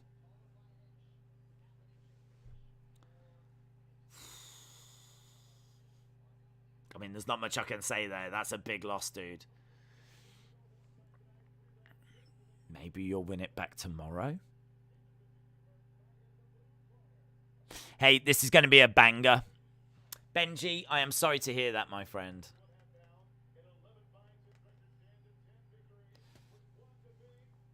You'll be back, Benji, says the Bob.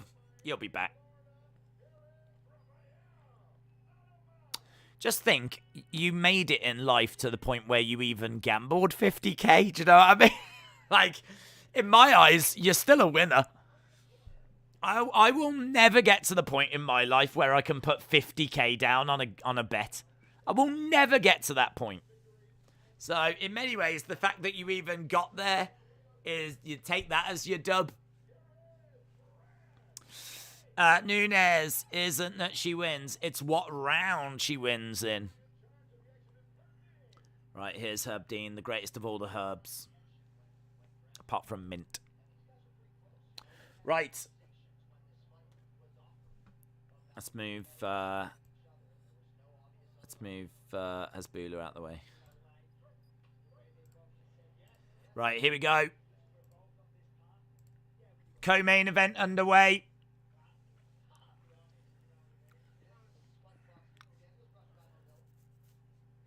Okay, we've got Riddell in black. We've got Fiziev in white.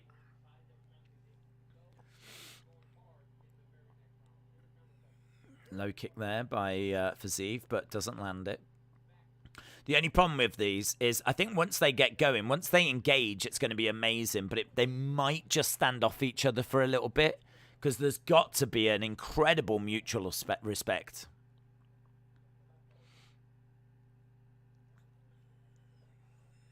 Low kick, and it misses by Fiziev. Kick to the body there by Fiziev.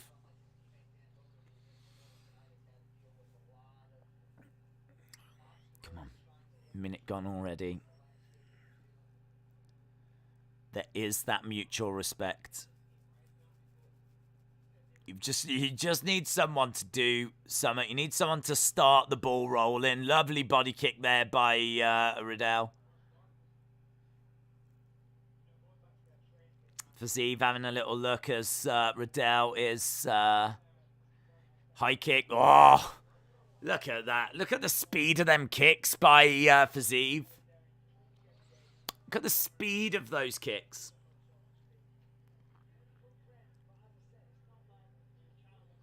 Couple of strikes coming in. Low kick there by Riddell. Kick to the body by Fiziev.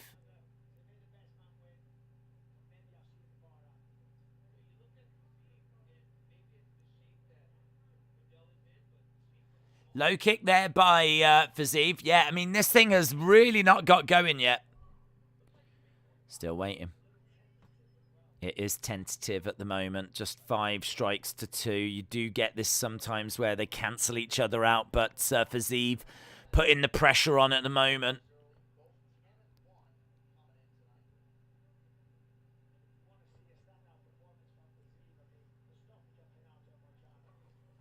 Oof.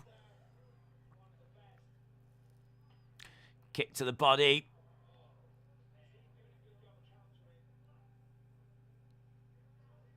Low kick coming in by Fiziev.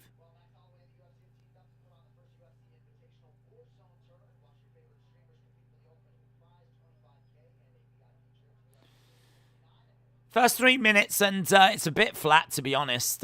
Really waiting for this to get going. I mean, there's little signs.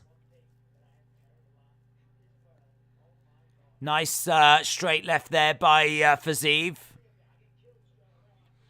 They're actually talking about some Max Holloway Invitational that is something to do with video games. So the commentators are kind of focused on something else at the moment as we're waiting for this to get going. Nice, nice overhands. We've got Riddell backed up against the cage. Fiziev is in front of him. It's 8-7 at the moment. It's really close. Oof, nice kicks. The kicks of Fiziev are absolutely devastating. Really impressive stuff. Nice, lovely right hand there by Fiziev. Lovely right hand.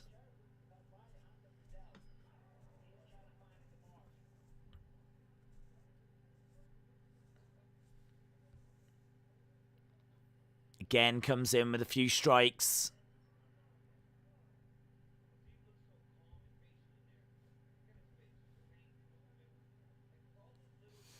Fiziev probably just edging it, but he's only ahead by 1 here. These dudes are feeling each other out. The second round will bring fireworks, says Rai. Yeah, it is a bit flat at the moment. I mean, so far we've had 23 significant strikes combined. They are just throwing in some heavy body kicks. I mean, what I would say is everything they're throwing is being thrown with bad intention. Ooh, oh, that's good by Riddell. Riddell really getting through there. Some nice strikes by Riddell right at the end of the round. Yeah, that was nice.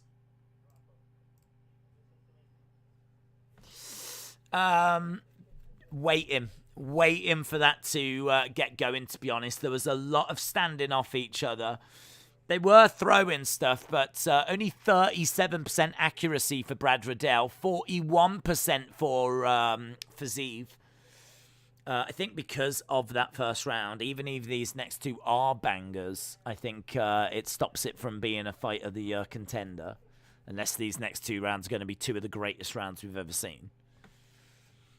But it's such a shame because it does have that potential if they go for it. But I think they both know that they could put each other away, and they don't want to do anything stupid.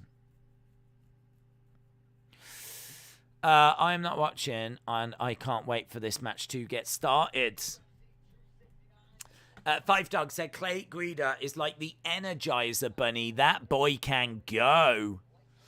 Right, here we go. Second round underway.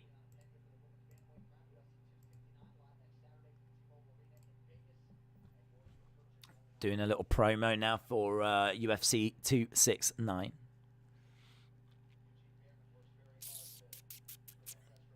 Low kick there by Riddell. Is that going to... Oh, nice jab. Left-hand jab by Brad Riddell as well. Fiziev trying to get a couple of shots through. There's blood down the side of Fiziev.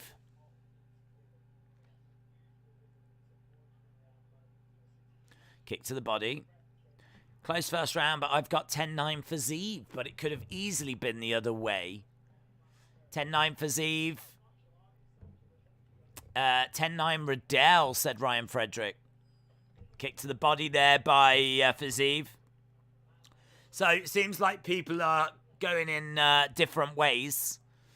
The live odds have got it -245 for Fiziev, +180 for Riddell.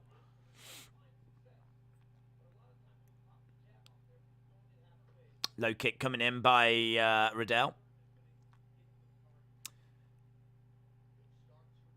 Yeah, Fiziev having a little look. Both fighters now 24 significant strikes each. 24 significant strikes each. It is very, very close. Oh, lovely strikes coming in there by Fiziev. That was nice. He goes slightly ahead now. Looking for a kick there by Riddell.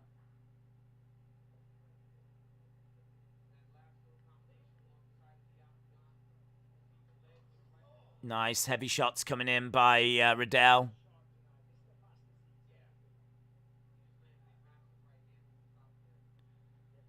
Low kick coming in by Fiziev. Riddell with a low kick back of his own. He throws out a jab, but it falls short. Oh, just gets clipped there by Fiziev. Both in the middle right now. Kick to the body by Riddell. Now we're going. Now we're going. Now we're going. Blood coming down the side of Riddell's face. Blood coming down the face of Fiziev. We're starting to see some... Look at that. Look how bad that is on the side of Riddell's face. That is some significant blood coming down the side of his face there. I don't think it's going into his eyes, but we are up and running now. We've got Riddell back against the cage. Fiziev taking a look. We're seeing a couple of combos coming in. Nice body shot there by Brad Riddell. Fiziev having a good little look. Low kick misses. Riddell wiping that blood away. High kick just misses as well by Fiziev. Oh, heavy shot.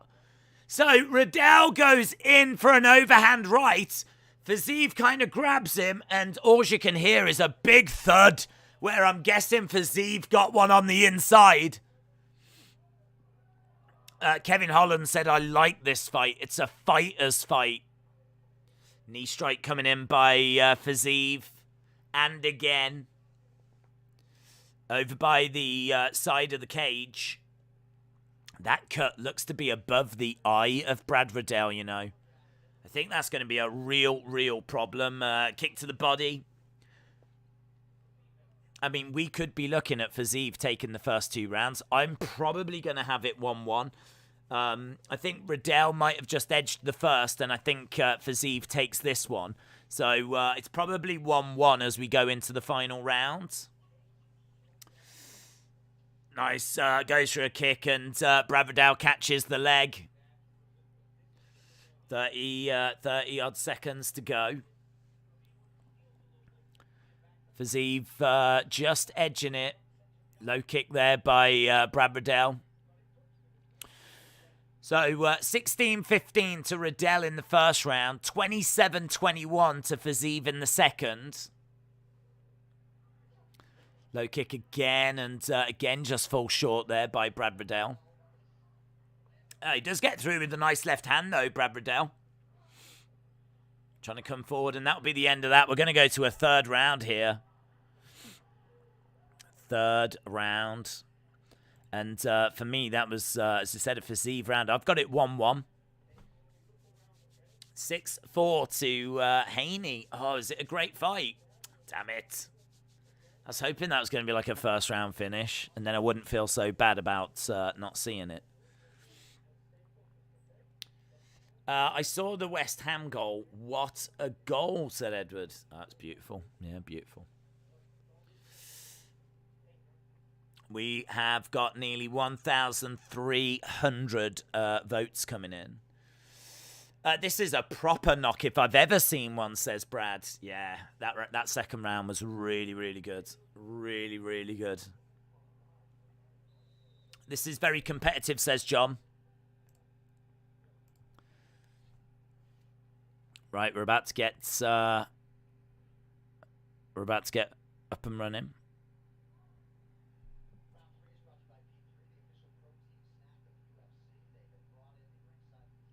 All right, the ringside physician is just coming to have a look. Brad Riddell is going to continue.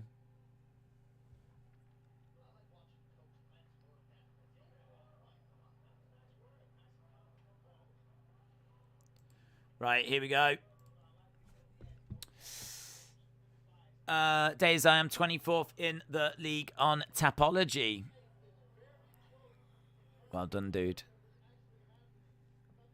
Low kick there by Fiziev. Shots coming in by Riddell. Third round, 1-1. Low kick again by Riddell. Let's have a look. Fiziev looking for a low kick. Oh, Riddell has actually looked for a takedown. Riddell's gone for a takedown. He's managed to get round the side. Fiziev managing to stay on his feet. Strike coming in, and Riddell pushes him away. He was credited with the takedown there, but Fiziev got straight back up. I mean, that could be significant. He's managed to get a takedown there, Brad Riddell. Definitely gives him something in this round. Low kick coming in by Brad Riddell. Maybe Riddell is just edging this. Oh, again, some heavy shots, man. This is beautiful to watch. We've got Fiziev in the center, Riddell on the outside. Yeah, they are throwing, and that respect is still there. A couple of jabs coming in, a couple of left-hand jabs. Tries to follow with a right hand, Fiziev, but he gets driven back against the cage. And Brad Riddell breaks away. Oh, my God. The sound of those shots. The sound of those shots. Everything just sounds brutal. 3 minutes left here. Both guys still seem to have a bit in the tank. Kick coming into the body. Don't know about you, but I feel like I'm hurting after just watching this. Everything feels so heavy, and it feels like it really hurts your soul. Spin kick! Spin kick by Fiziev! Riddell goes down! Ah! Fiziev wins! Fiziev just hits a spin kick. Riddell goes down. He does get back up to his feet, but Herb Dean already waves it. Brad Riddell is going to be gutted at that. I tell you what, that still felt like it was in the balance, you know. That really felt like it was in the balance. This fight still felt like it could go anyway. He kicks him in the head. Brad Riddell goes back.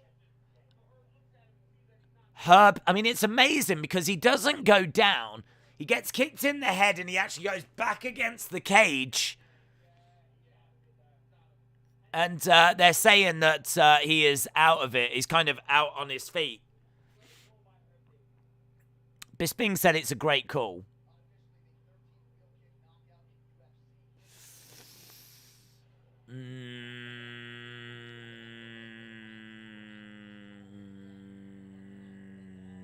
Was he out? Was he out?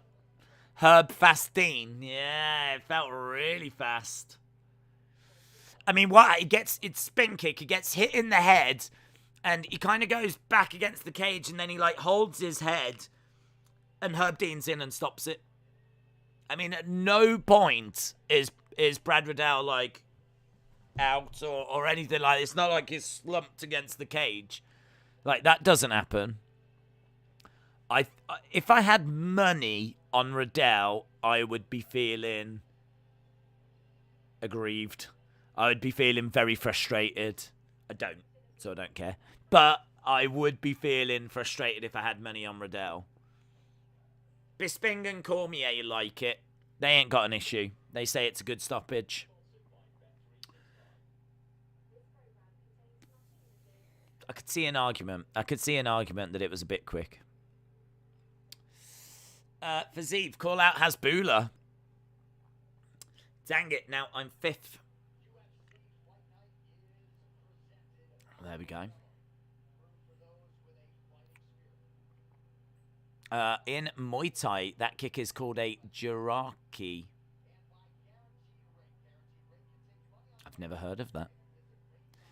Cassid, shout out to you.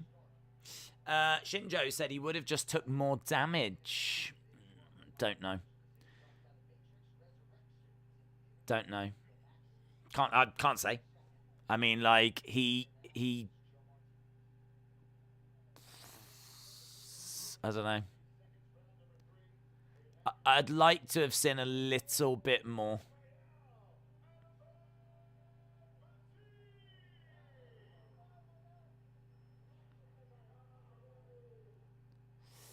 Right, Fiziev wins. Let's see if he does call out Hasbulla.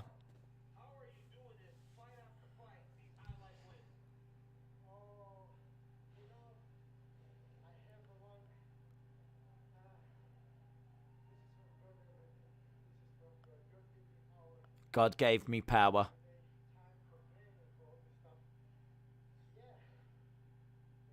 He seems quite emotional. Yeah, they were training partners. Bilal Mohammed says, what a finish.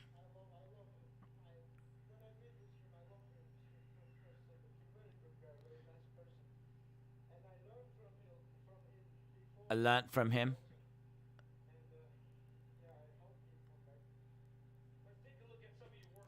Fiziev is such a beast. Take out Riddell like that. It's a sensational performance. Aljamain Sterling said, what a crazy ending to the fight. Fiziev with a wheel kick knockout. This card is amazing, says Robbie Fox.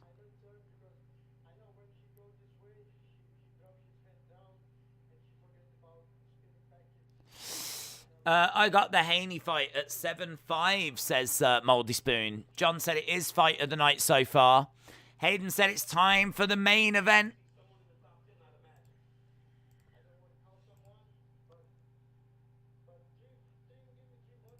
Give me 3 months. I'll be ready for fight.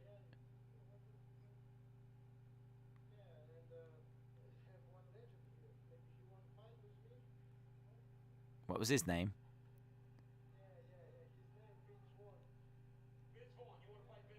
Vince Vaughn! He calls out Vince Vaughn!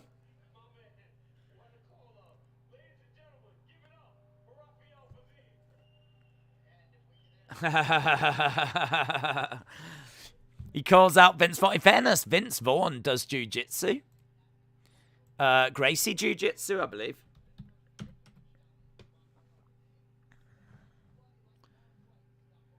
Main event of the evening. Main event of the evening.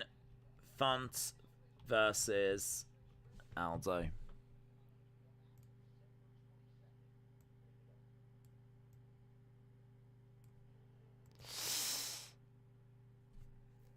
My religion will have heavy rain early. Oh, my region will have heavy rain.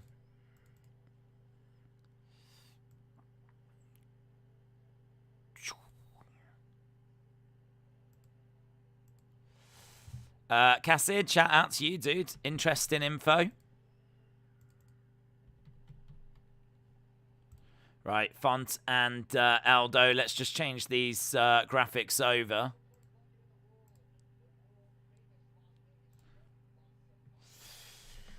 Good one, this, innit? Moldy said Haney wins. Oh, was it finish? Did he finish him? Mr. Loudamp said Herb Dean needs to be retrained. Vince Vaughn. He is actually there. One fight left. Main a fight left to go.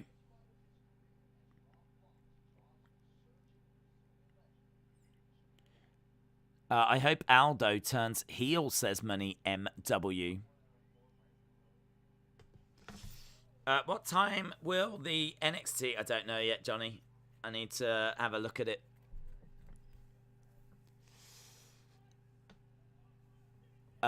We have got, right, the video package for the next one. I didn't know how long they were going to make us wait for the main event, but it is the main event next. Right, we've got Rob Font against Jose Aldo, bantamweight division. Rob Font is ranked 4th. Jose Aldo is 5th. Rob Font comes in at -145 favourite. Jose Aldo at +125. Rob Font has got 19 wins and 4 defeats. Jose Aldo, 30 wins and 7 defeats. Font is 34, Aldo is 35. We saw that Aldo's on a 2-fight win streak. Former featherweight champion, regarded as one of the greatest pound-for-pound fighters of all time. He is a legend. Jose Aldo is a legend, and it makes a massive difference when you have like a fight night like this, and it's got like a big name in that main event, and that is exactly what we've got here. I mean, nothing but love and respect to Jose Aldo and what he's achieved. As we said, former featherweight champion, now fighting in the bantamweight division. He's a great striker. He competed in the Jiu-Jitsu World Championships before moving into MMA. He's got powerful kicks. He's got excellent takedown defense. He's got good grappling as well. Good distance management. He can win with these inside exchanges. His last 2 wins have been by decision, and I don't know that he's going to get that here because this obviously can go 5 rounds. That's going to be a long time, isn't it? 5 rounds. Kind of thinking that there is a chance that this one could get a finish. I think if Aldo's going to win, though, I quite fancy that decision is probably the best way he's going to get it. But, I mean, that is a long time. 25 minutes. To go. 35, I mean, it's not that old, is it, compared to what we've seen tonight? So, don't know. Font, I got to tell you that Font winning by knockout or technical knockout, I think, is the favourite path to victory. Font comes in as favourite, and he is on a 4-fight win streak. He's going to have a volume advantage. He's a boxer. He's got a pressure jab. He's got power. He can struggle if the fight goes to the ground. He likes to work the body. He can be a little bit one-dimensional. And he might struggle against Jose Aldo's kicks.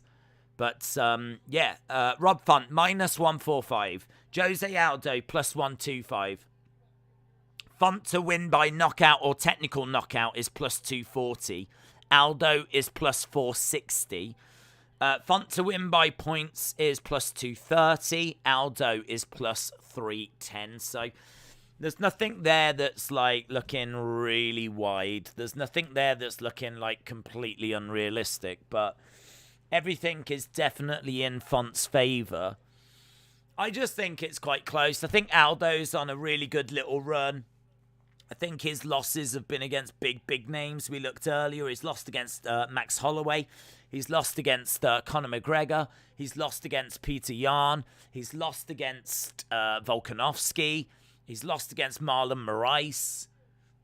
Is Rob Font in that level is Rob Font in that category, because you've got to be that good to beat Jose Aldo.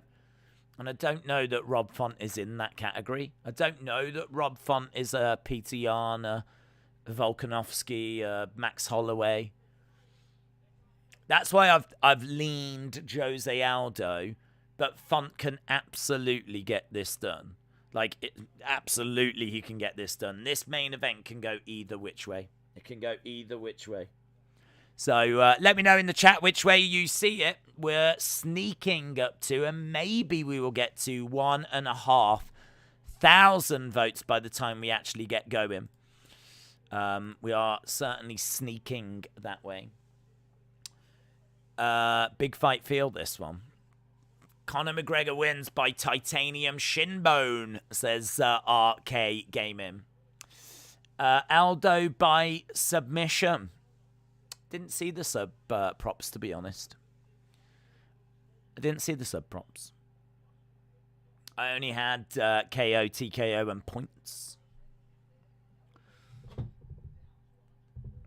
I wonder if I can Google it and see what's if it tells me that.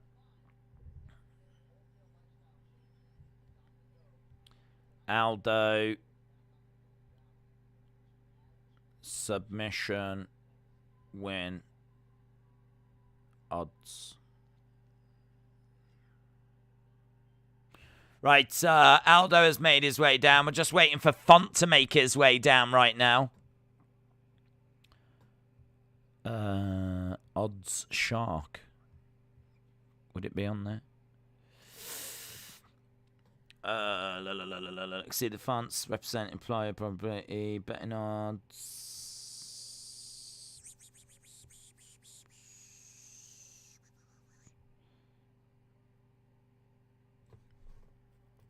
No.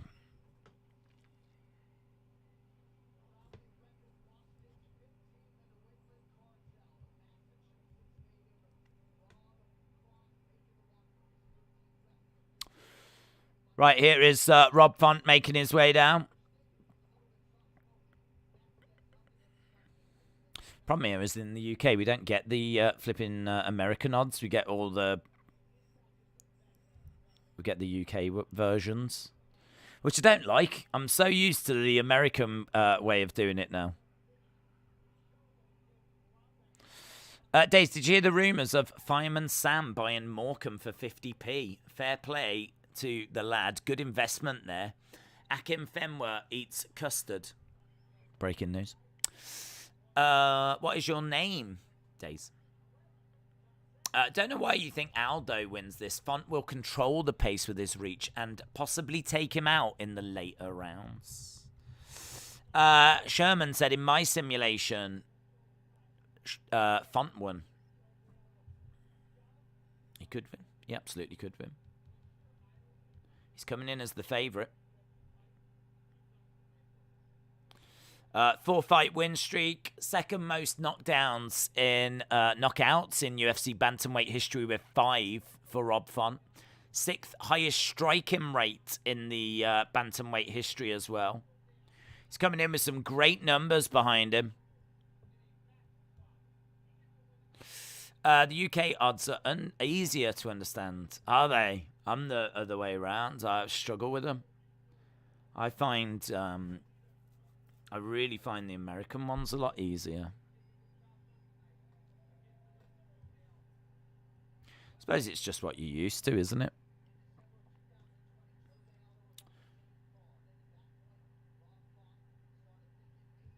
Oh, here it is. Rob Font to win by submission is plus 1,300. Jose Aldo to win by submission is plus 1,400. So Rob Font is plus 240 to win by knockout. Aldo plus 460. Rob Font to win by points is plus 230. Aldo is plus 310. Font to win by sub is plus 1,300. Aldo to win by sub is plus 1,400. And a draw is plus 5,000. Here we go then. This is our main event of the evening. almost at 1,500. And the Haney fight, I believe, has finished as well. So there might be some extra people that are going to jump in and watch this one. Might have watched the main event of the boxing and now are going to watch the main event of UFC Fight Night. Don't forget, we are back next weekend with UFC 269. We are back in 2 weeks' time with Jake Paul versus Tommy Fury. We've got a few big streams coming up before the end of the year. Here's Jose Aldo fighting out of Rio de Janeiro, Brazil. Are you going to watch the fight? It's coming up, yeah. Who won the boxing? Devin Haney won. Shuchek. What does that mean? Does he play for the Czech Republic? Font by decision, says Rye. Jokes says it's time. 6 votes, 5 votes to go, and then we'll end the poll. Might as well wrap this up when we get to 1,500. So 4 votes to go. Again, if you're not subscribed, hit that subscribe. We are here every single week for UFC. Even, well, especially next week. And in 2 weeks' time, we'll watch Jake Paul, but we'll also be watching UFC at the same time. Connor, shout out to you. Appreciate the support. 60% of people think it'll be Aldo. 32 think it'll be Font. 6 think a draw. That is out of 1,500 votes. 1,500 of you have voted. You've gone with Jose Aldo, but by 60%. Here we go. We are underway. We are underway. Jose Aldo in yellow. Rob Font in black. Rob Font looking quite frantic. Jose Aldo taking a few steps back. Yeah, Jose Aldo won't be intimidated. He's been there. He's seen it. He's done it. Rob Font looking quite lively here. A couple of strikes coming in. Nice bite, Rob Font. Rob Font trying to get in, get his shots off, get out of there. And Jose Aldo trying to get into a bit of a rhythm. Jose Aldo looks way older than 35, I think. Jose Aldo looks like a young Mr. Miyagi.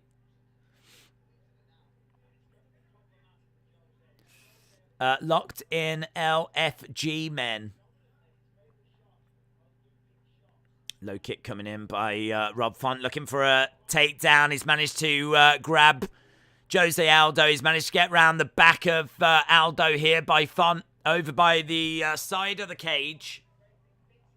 Let's go. Relentless, said Rob, by finish in round 4. Rice said, let's go, Font. Days, tell Connor you are not playing UFC. I am not playing UFC.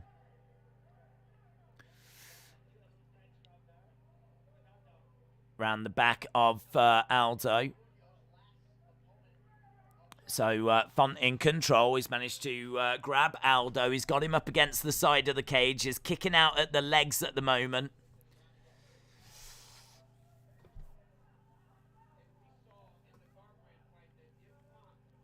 Interesting, yeah. Breaks apart. Aldo with a couple of strikes. Good work here by Font really low, landing some big shots. Uppercut coming in there by Rob Font. Nice left hand straight there by Font. It's good work this by Font. He's definitely winning the striking exchange at the moment. Aldo just hasn't got going yet. Uppercuts coming in. It's a good high pace here from Rob Font.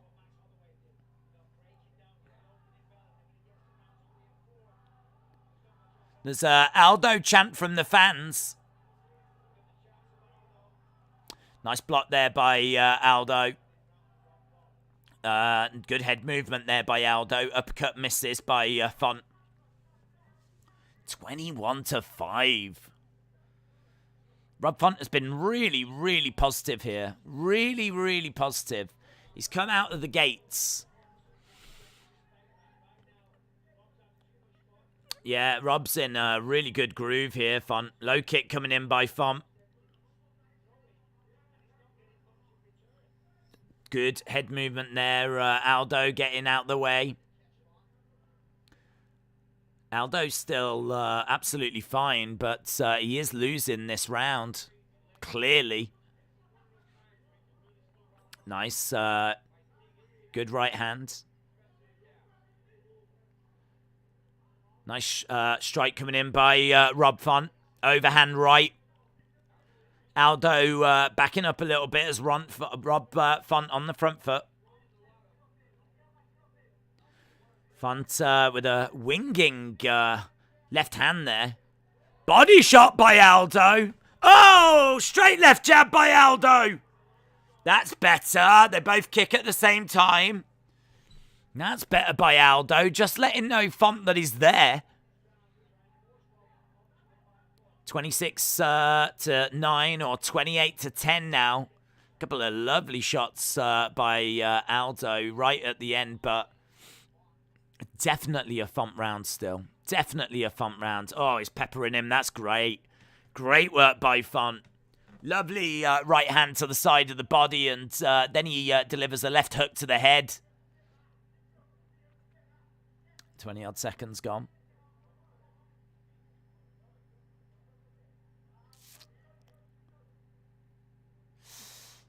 Come on, Aldo, said Legend Killer. Oh, Font goes down. Aldo looking for the finish. Strike's coming in. Oh, he's not got time. Oh, big, big moment at the end for Aldo. Wow, do not count Aldo out. I don't know if it's going to be enough to give him the round. It's a knockdown, though.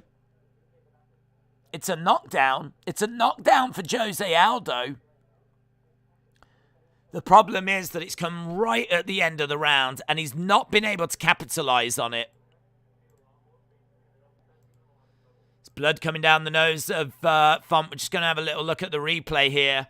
Look at that. 1, 2, straight down the middle. And then there's a lovely left hook that comes in. It's bang, bang, straight down the middle. And then a left hook.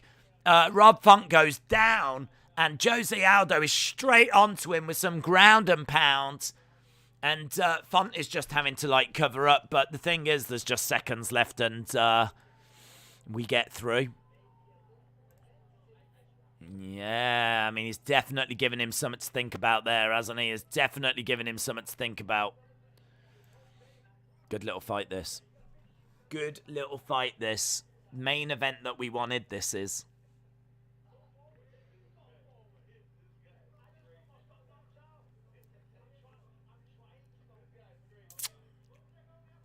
Nice. Rob Font again coming out, using his hands.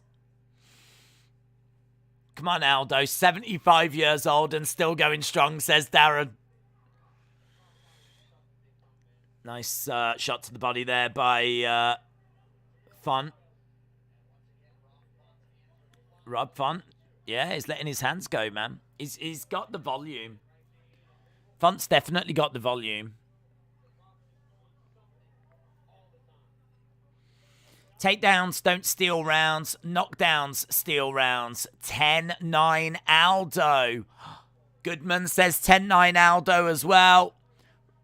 Paul Fontaine said 10-9 Aldo. I think he stole it in the last 10 seconds. Wow.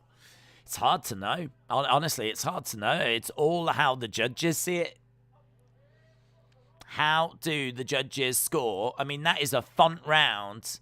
And then Aldo gets a knockdown at the end.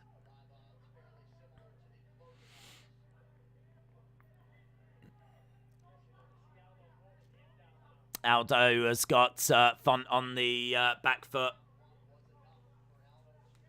Couple of jabs coming in by Font. It's a really great fight, this. Really great fight. Oh, another straight down the middle by Aldo, but that time Font was able to defend it. Font is always... Oh, straight down the middle again by Aldo! He's got Font in trouble! Font comes away from the side of the cage, though. Yeah, it's honestly, Font is just getting his shots off, but the more significant shots, big powerful shots are Aldo, but Font coming back with some shots of his own. Yeah, Rob Font getting some shots down the middle. You can see a bit of damage on Aldo's face as well now. He's getting tagged. There's no two ways about this. 56-30 here by Rob Font. The difference is that when Font gets his shots through, Aldo stands there and takes them. When Aldo gets his shots through, Rob Font goes staggering back like half a cage. So it looks a lot more dramatic when Aldo is getting his shots through. Snapping the head back there of Rob Font.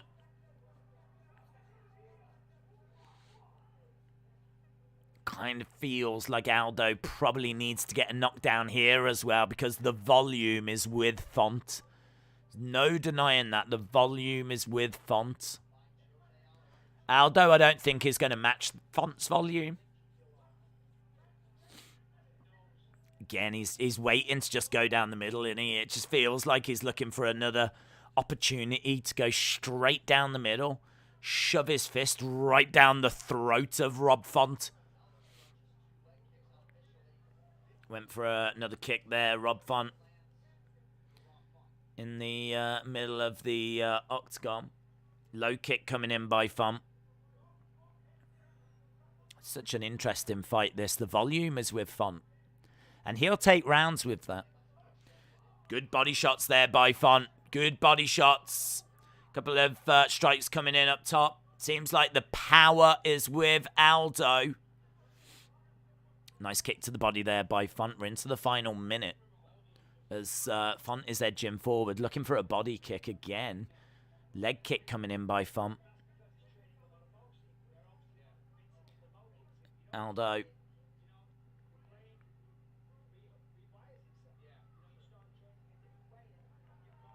Moves out the way. I feel like this is a Font round unless Aldo can find that knockdown again. Big body shot there by Aldo. Yeah, those body shots. I mean, if he can get a few of them off, they're going to add up. Aldo puts less volume than his last fight. He might just be saving his energy for the late rounds. 2 seconds to go. That is the end of the round. How do you see it so far? Let me know. How do you see it? I think there's an argument for 1-1. There's an argument for 1-1. There's an argument for 2-0 for Rob Font. So it'd be interesting to know how people see it. 1-1 or 2-0 Font. I don't think you can say it's 2-0 Aldo. I mean, you might make that argument. But the volume seems to be with Rob Font. If we actually look at the round-by-round breakdown, you can see that in round 1 it was 33-14, 6 on the ground, so it was 33-20. Second one was 38-25. So 33-20, there was 13 strikes difference. And 38-25, there was 13 strikes difference. So actually both rounds very similar. The main difference being that Jose Aldo got a big knockdown in the first and he didn't in the second. So it feels to me like this is 1-1. Again, you could argue 2-0 to Rob Font. Here we go. I think the big thing is, though, it does feel like Aldo could really cause Font a big problem at any time. It does feel like Aldo has got the ability to go straight down the middle and really put Font down. But Font is just constantly moving forward and jabbing away. Low kick coming in. Live odds. Aldo minus 140. Aldo now the favorite here. It's going to go 5 rounds. 2018 Aldo, says Little Ghost. 2-0 Aldo, says Balls and Nuts. I definitely don't see it as 2-0. But that's fair if people do. I am looking at 1-1 personally. Let's have a look, see how this round goes. Aldo edging forward, but Font looking for a takedown. That's backfired. That's backfired. Font is on his back with Aldo on top. Aldo on top, and he's in a bad position now, Font. He's on his back. He's in half guard, Aldo. Tell you what, he is going to love it down there as well, Jose Aldo. He is going to love it down there. Chris thinks it's 1-1. Golu has got it as 1-1 at the moment. I mean, you can never predict how the judges are going to see it. It's just interesting to get a snapshot as what the community thinks. But at the moment, we are seeing that Font is on the ground. He's looking for a Kimura, is he? Seems to be going for the arm. Seems to be looking for a Kimura as Aldo gets side control. That is a very dominant position, side control. Jose Aldo has got side control on Rob Font. He's trying desperately to get into full mount, but actually he slips into full guard. That's better by Font. That's good. All this time, though, all this time is control time for Aldo. This is good for Aldo. Bad Man John Cena theme song. Come on, Aldo, says Jay. Come on, Aldo, says R. Kelly. In the full guard at the moment, Jose Aldo getting up to get a better position. He's still controlling him. He's still got him down on the ground. They are over by the side of the fence. Jose Aldo not really doing anything with this position, though. He's going to need to do something. Otherwise, I'm sure the ref will look to stand them up. He's in half guard. He's gone into full guard. They're right over by the side of the cage. Jose Aldo back up on his feet. Yeah, Rob Font's back up. Good work by Font. That could have been a real bad situation, and he's been able to get back up to his feet. And now he can get a big uppercut there by Rob Font. That was good. That was good. Aldo needs to give Font something to think about here. Aldo needs to give Font something to think about. Straight down the middle as well there by Rob Font. Rob Font really causing Aldo some troubles with the striking. We've got 1 minute 10 to go. Lovely left hand there by Rob Font. Good head movement by Aldo. Aldo trying to throw a jab out. Seems so hard work. It seems really tiring. Oh, heavy low kick by Aldo. And Font's leg just gives out and he goes down. That's how heavy. That's how heavy those leg kicks are. That could be a real path to victory there if he works those leg kicks more. Yeah, his leg seems to be causing him a bit of discomfort. Aldo needs to work that leg more. He really needs to work that leg more. You can see how red Font's left leg is. And there was a big, heavy kick there, and his leg just gave out, and he went down. If Aldo can get another leg kick in. Oh, another big one. That was good. Another big leg kick there by Aldo. Yeah, Aldo's doing some good work there. If we have a look at the striking, so there was a lot of control time. If we actually have a look at the striking in that third round, It's 28 to 14. So there's 13 strikes difference in round 1, 13 strikes difference in round 2, 14 strikes difference in round 3. The volume is absolutely with Rob Font. But the question is, how does the knockdown swing it, or what does the knockdown do in round 1? What does the control time do in round 3? It's difficult. 2-1 Aldo, said Jay.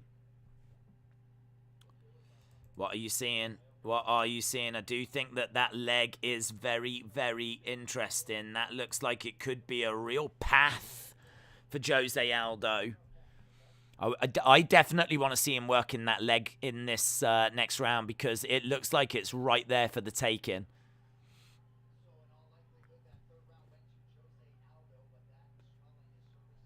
Yeah, the eye of Jose Aldo, the right eye of Jose Aldo is closing up. The right eye is a problem for Jose Aldo.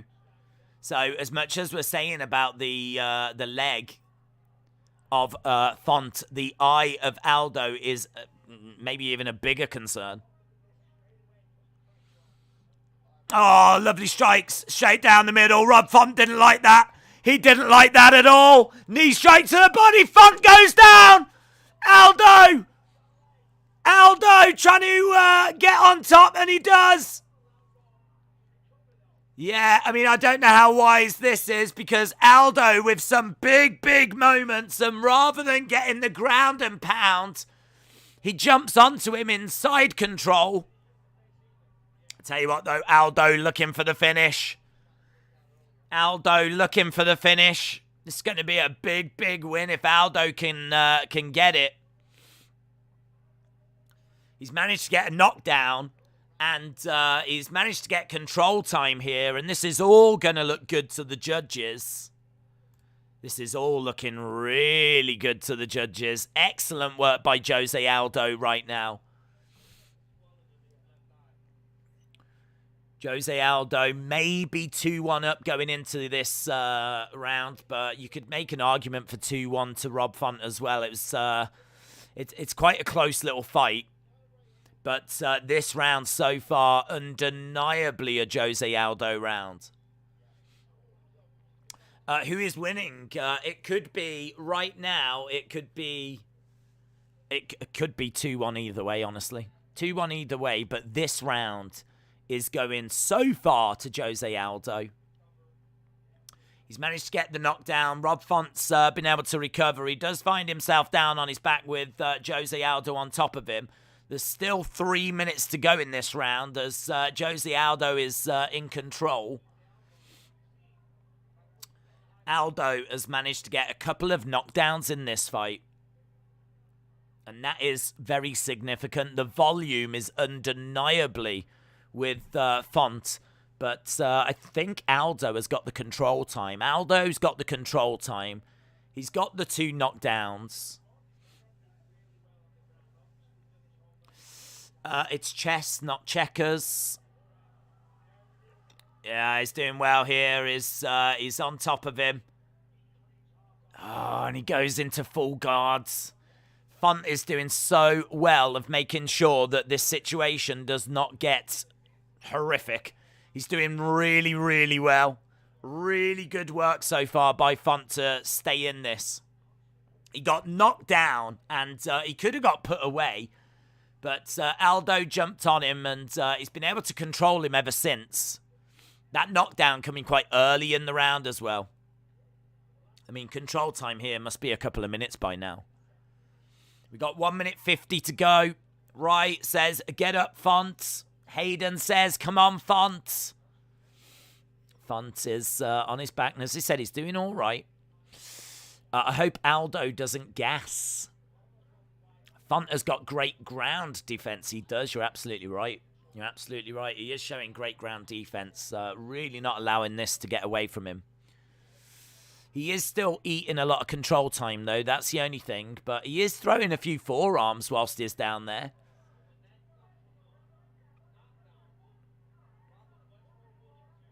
Yeah. Who's landed more? Font has landed more. 104 to 69. So I think pretty much every round. I don't know about this round, but certainly the other rounds. Font outlanded Aldo by 13. He outlanded him by 13 in the second, and he outlanded him by 14 in the third. But as we said, 2 knockdowns for Aldo. Lots of control time for Aldo as well. And this is where, when it comes to the judging, it becomes very difficult to know. What are they prioritizing? Are they prioritizing the knockdowns? Are they prioritizing the volume? Are they prioritizing the control time? What do they think about Rob Font's takedown? I mean, it's hard to know. I mean, Rob Font has also thrown 290 strikes. So they don't see these unofficial numbers. So in the eyes of the judges, they might think that Rob Font has landed even more than what he's actually landed. I mean, he's thrown 294, so he's been very active. He's been the busier of the fighters as well. So, yeah, again, it's hard to know what the judges are seeing. That is an Aldo round. It could be 2-2 or it could be 3-1 Aldo.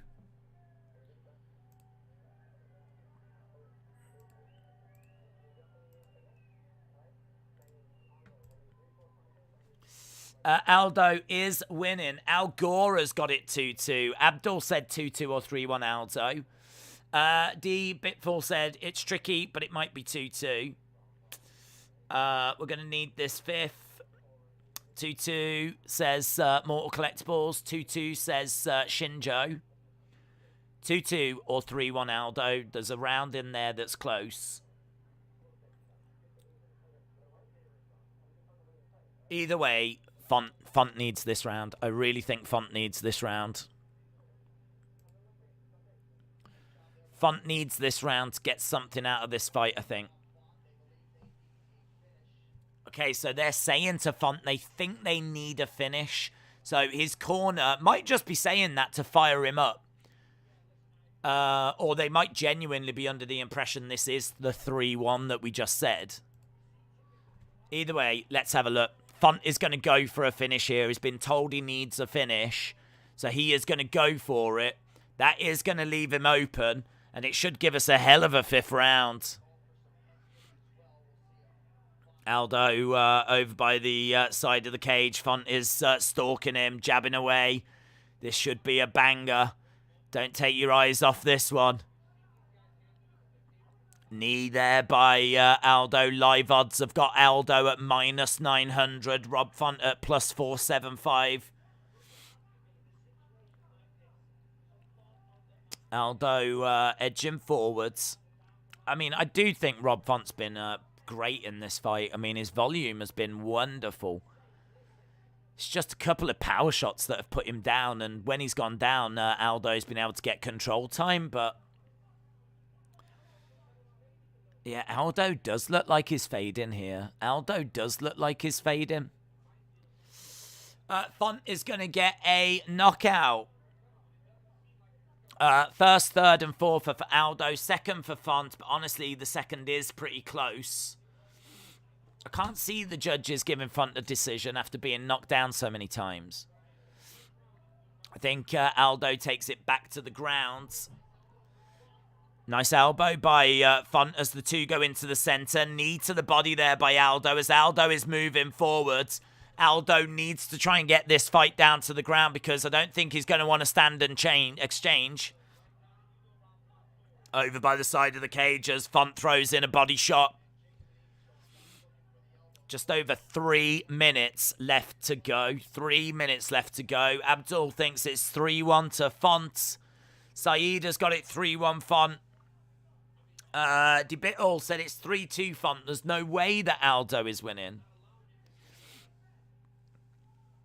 Well, people are seeing it different. Aldo is over by the side of the cage and Font is pouring it on here. I mean, there is a close round in there. If Font wins this round, I don't know. If Font wins this round, I genuinely don't know. If Font wins this round, I could see an argument for all 3 decisions. Lovely right hand. Font goes back. Body shot by Aldo. He senses blood. Font looks wobbly. Oh, Font's gone down. Font's gone down. He's covering up. Oh, Aldo is so rubbish at finishing fights. Yeah, he takes the back. He's knocked him down again. Look, Font has gone down again. Jose Aldo is on top of Font, controlling him after knocking him down again in this round. For Pete's sake, Font. Jose Aldo is on top of Font. Font is desperately trying to get up. Aldo is going to just control it from here. He's going to look for some kind of choke. He's got 1 minute 15 left to survive. Aldo, I think, felt quite confident that he had got this fight won. And then in this round, he's just going to knock Font down.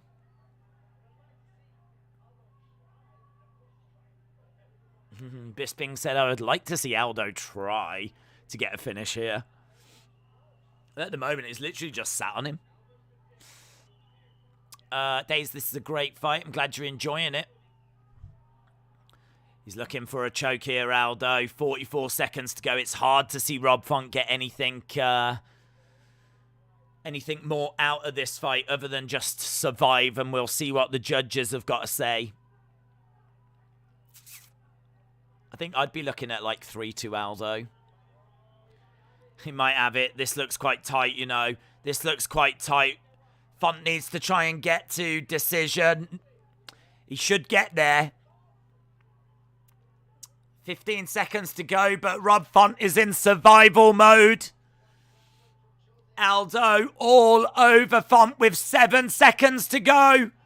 Lots of drama at the end. And that is the fight. That is the fight. Who do you think has won? Who do you think has won? Put it in the chat.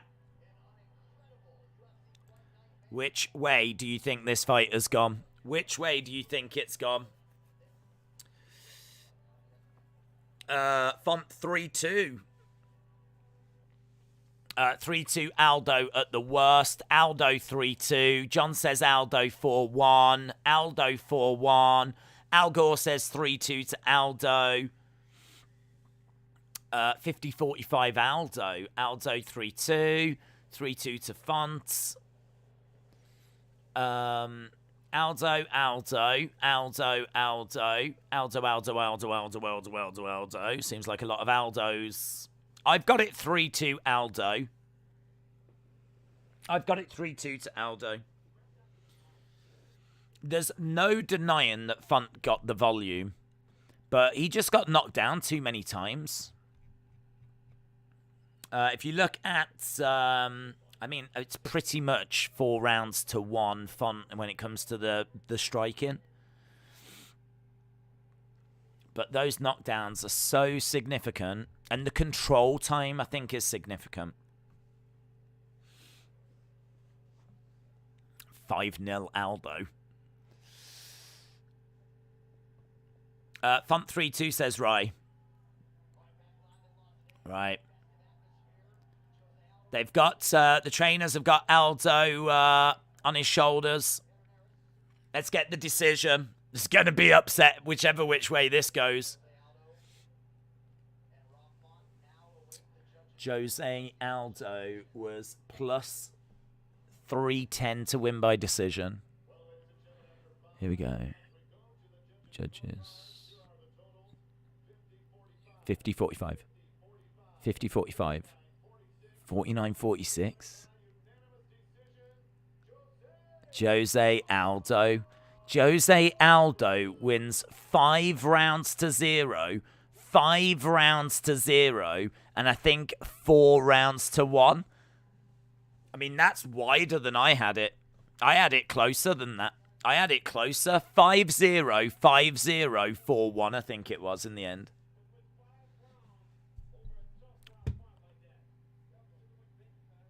Wow. Wow. They gave him all the rounds. Yeah. That's, I mean...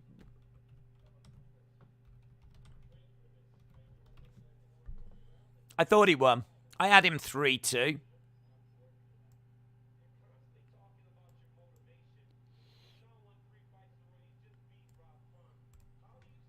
Aldo wins by decision.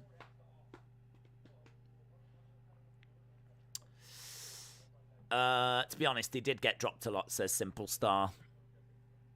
Rigged, says no. It's rigged.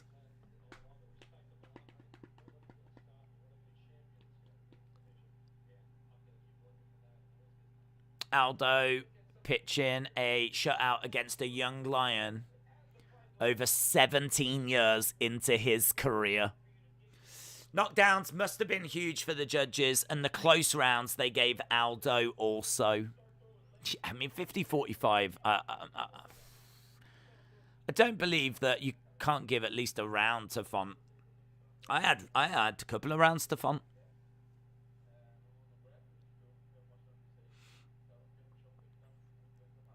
Jose Aldo versus TJ Dillashaw next, says Bilal. That's what we said earlier, wasn't it? Aldo against TJ.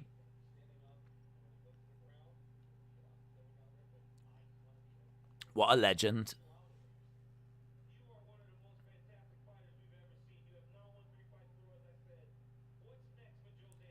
Three fights in a row for victories in a row for Jose Aldo.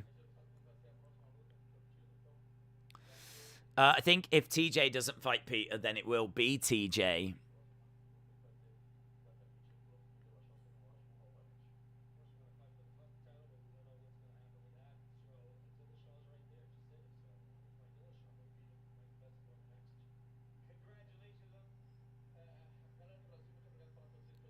Brilliant. It's a brilliant result.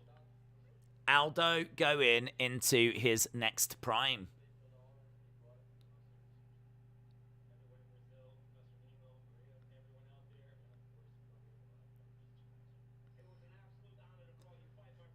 There you go. Brilliant result. Jose Aldo victorious. Number 5 beats number 4 in the bantamweight division. Oh, they're going to talk to Rob Font. Cormier going to have a word with Rob Font.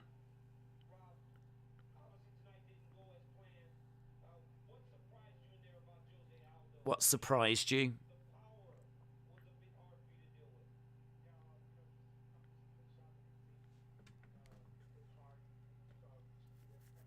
Rob Font saying his power was tough.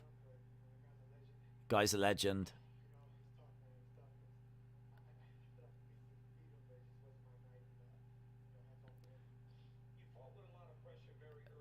Rob Font said, I felt like I could beat him, but it just wasn't my night.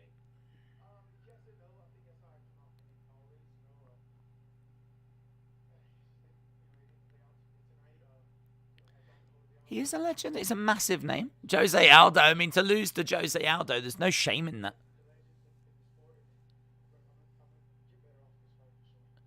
Rob Font said he will get better from this fight. Interesting. Rob Font getting it done, man.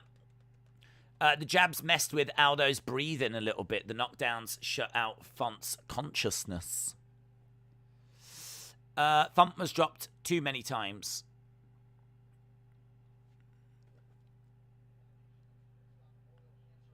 Oh, there we go. Done. Guys, and that is it. That is it for this week's UFC. Don't forget, we are back next weekend for UFC 269. If you're not subscribed to the channel, hit the subscribe. Next weekend, we got a little promo on screen for it right now. Piver versus O'Malley. Cara France versus Cody Garbrandt. Jeff Neal versus Ponzinibbio. Amanda Nunes, the Lady Goat, the greatest female fighter of all time, taking on Juliana Pena. And then our main event for the lightweight championship, Charles Oliveira defending against Diamond Dustin Poirier. And it is absolutely huge. Poirier coming off 2 victories over Conor McGregor, getting this title opportunity against Charles Oliveira. Oliveira, of course, winning against Chandler for the title that was vacated by Khabib. So, who is the king of the lightweight division now that Khabib has gone? Is Charles Oliveira the rightful king, or is it Diamond Poirier, Dustin Poirier? We're going to find out next weekend. Massive, massive main event and a big, big way to end the year. So very much looking forward to that. I wonder if, I don't know if Conor's going to be there. I don't know if Conor is going to be in the crowd. Like, it would make sense for Conor to be there next week. Shot of him in the crowd. And, we could get some fireworks next week. If Conor wants to make next week tasty, next week could be tasty. So, next week could be absolutely massive. And then, obviously, the week after that, we've got Jake Paul and Tommy Fury. So, some big, big, big streams coming up. So, really appreciate the support, guys. I hope you had fun this evening. I hope you enjoyed yourselves. As I said, really do appreciate it. And hopefully, I'll see you again next time. Have a good weekend. Bye for now.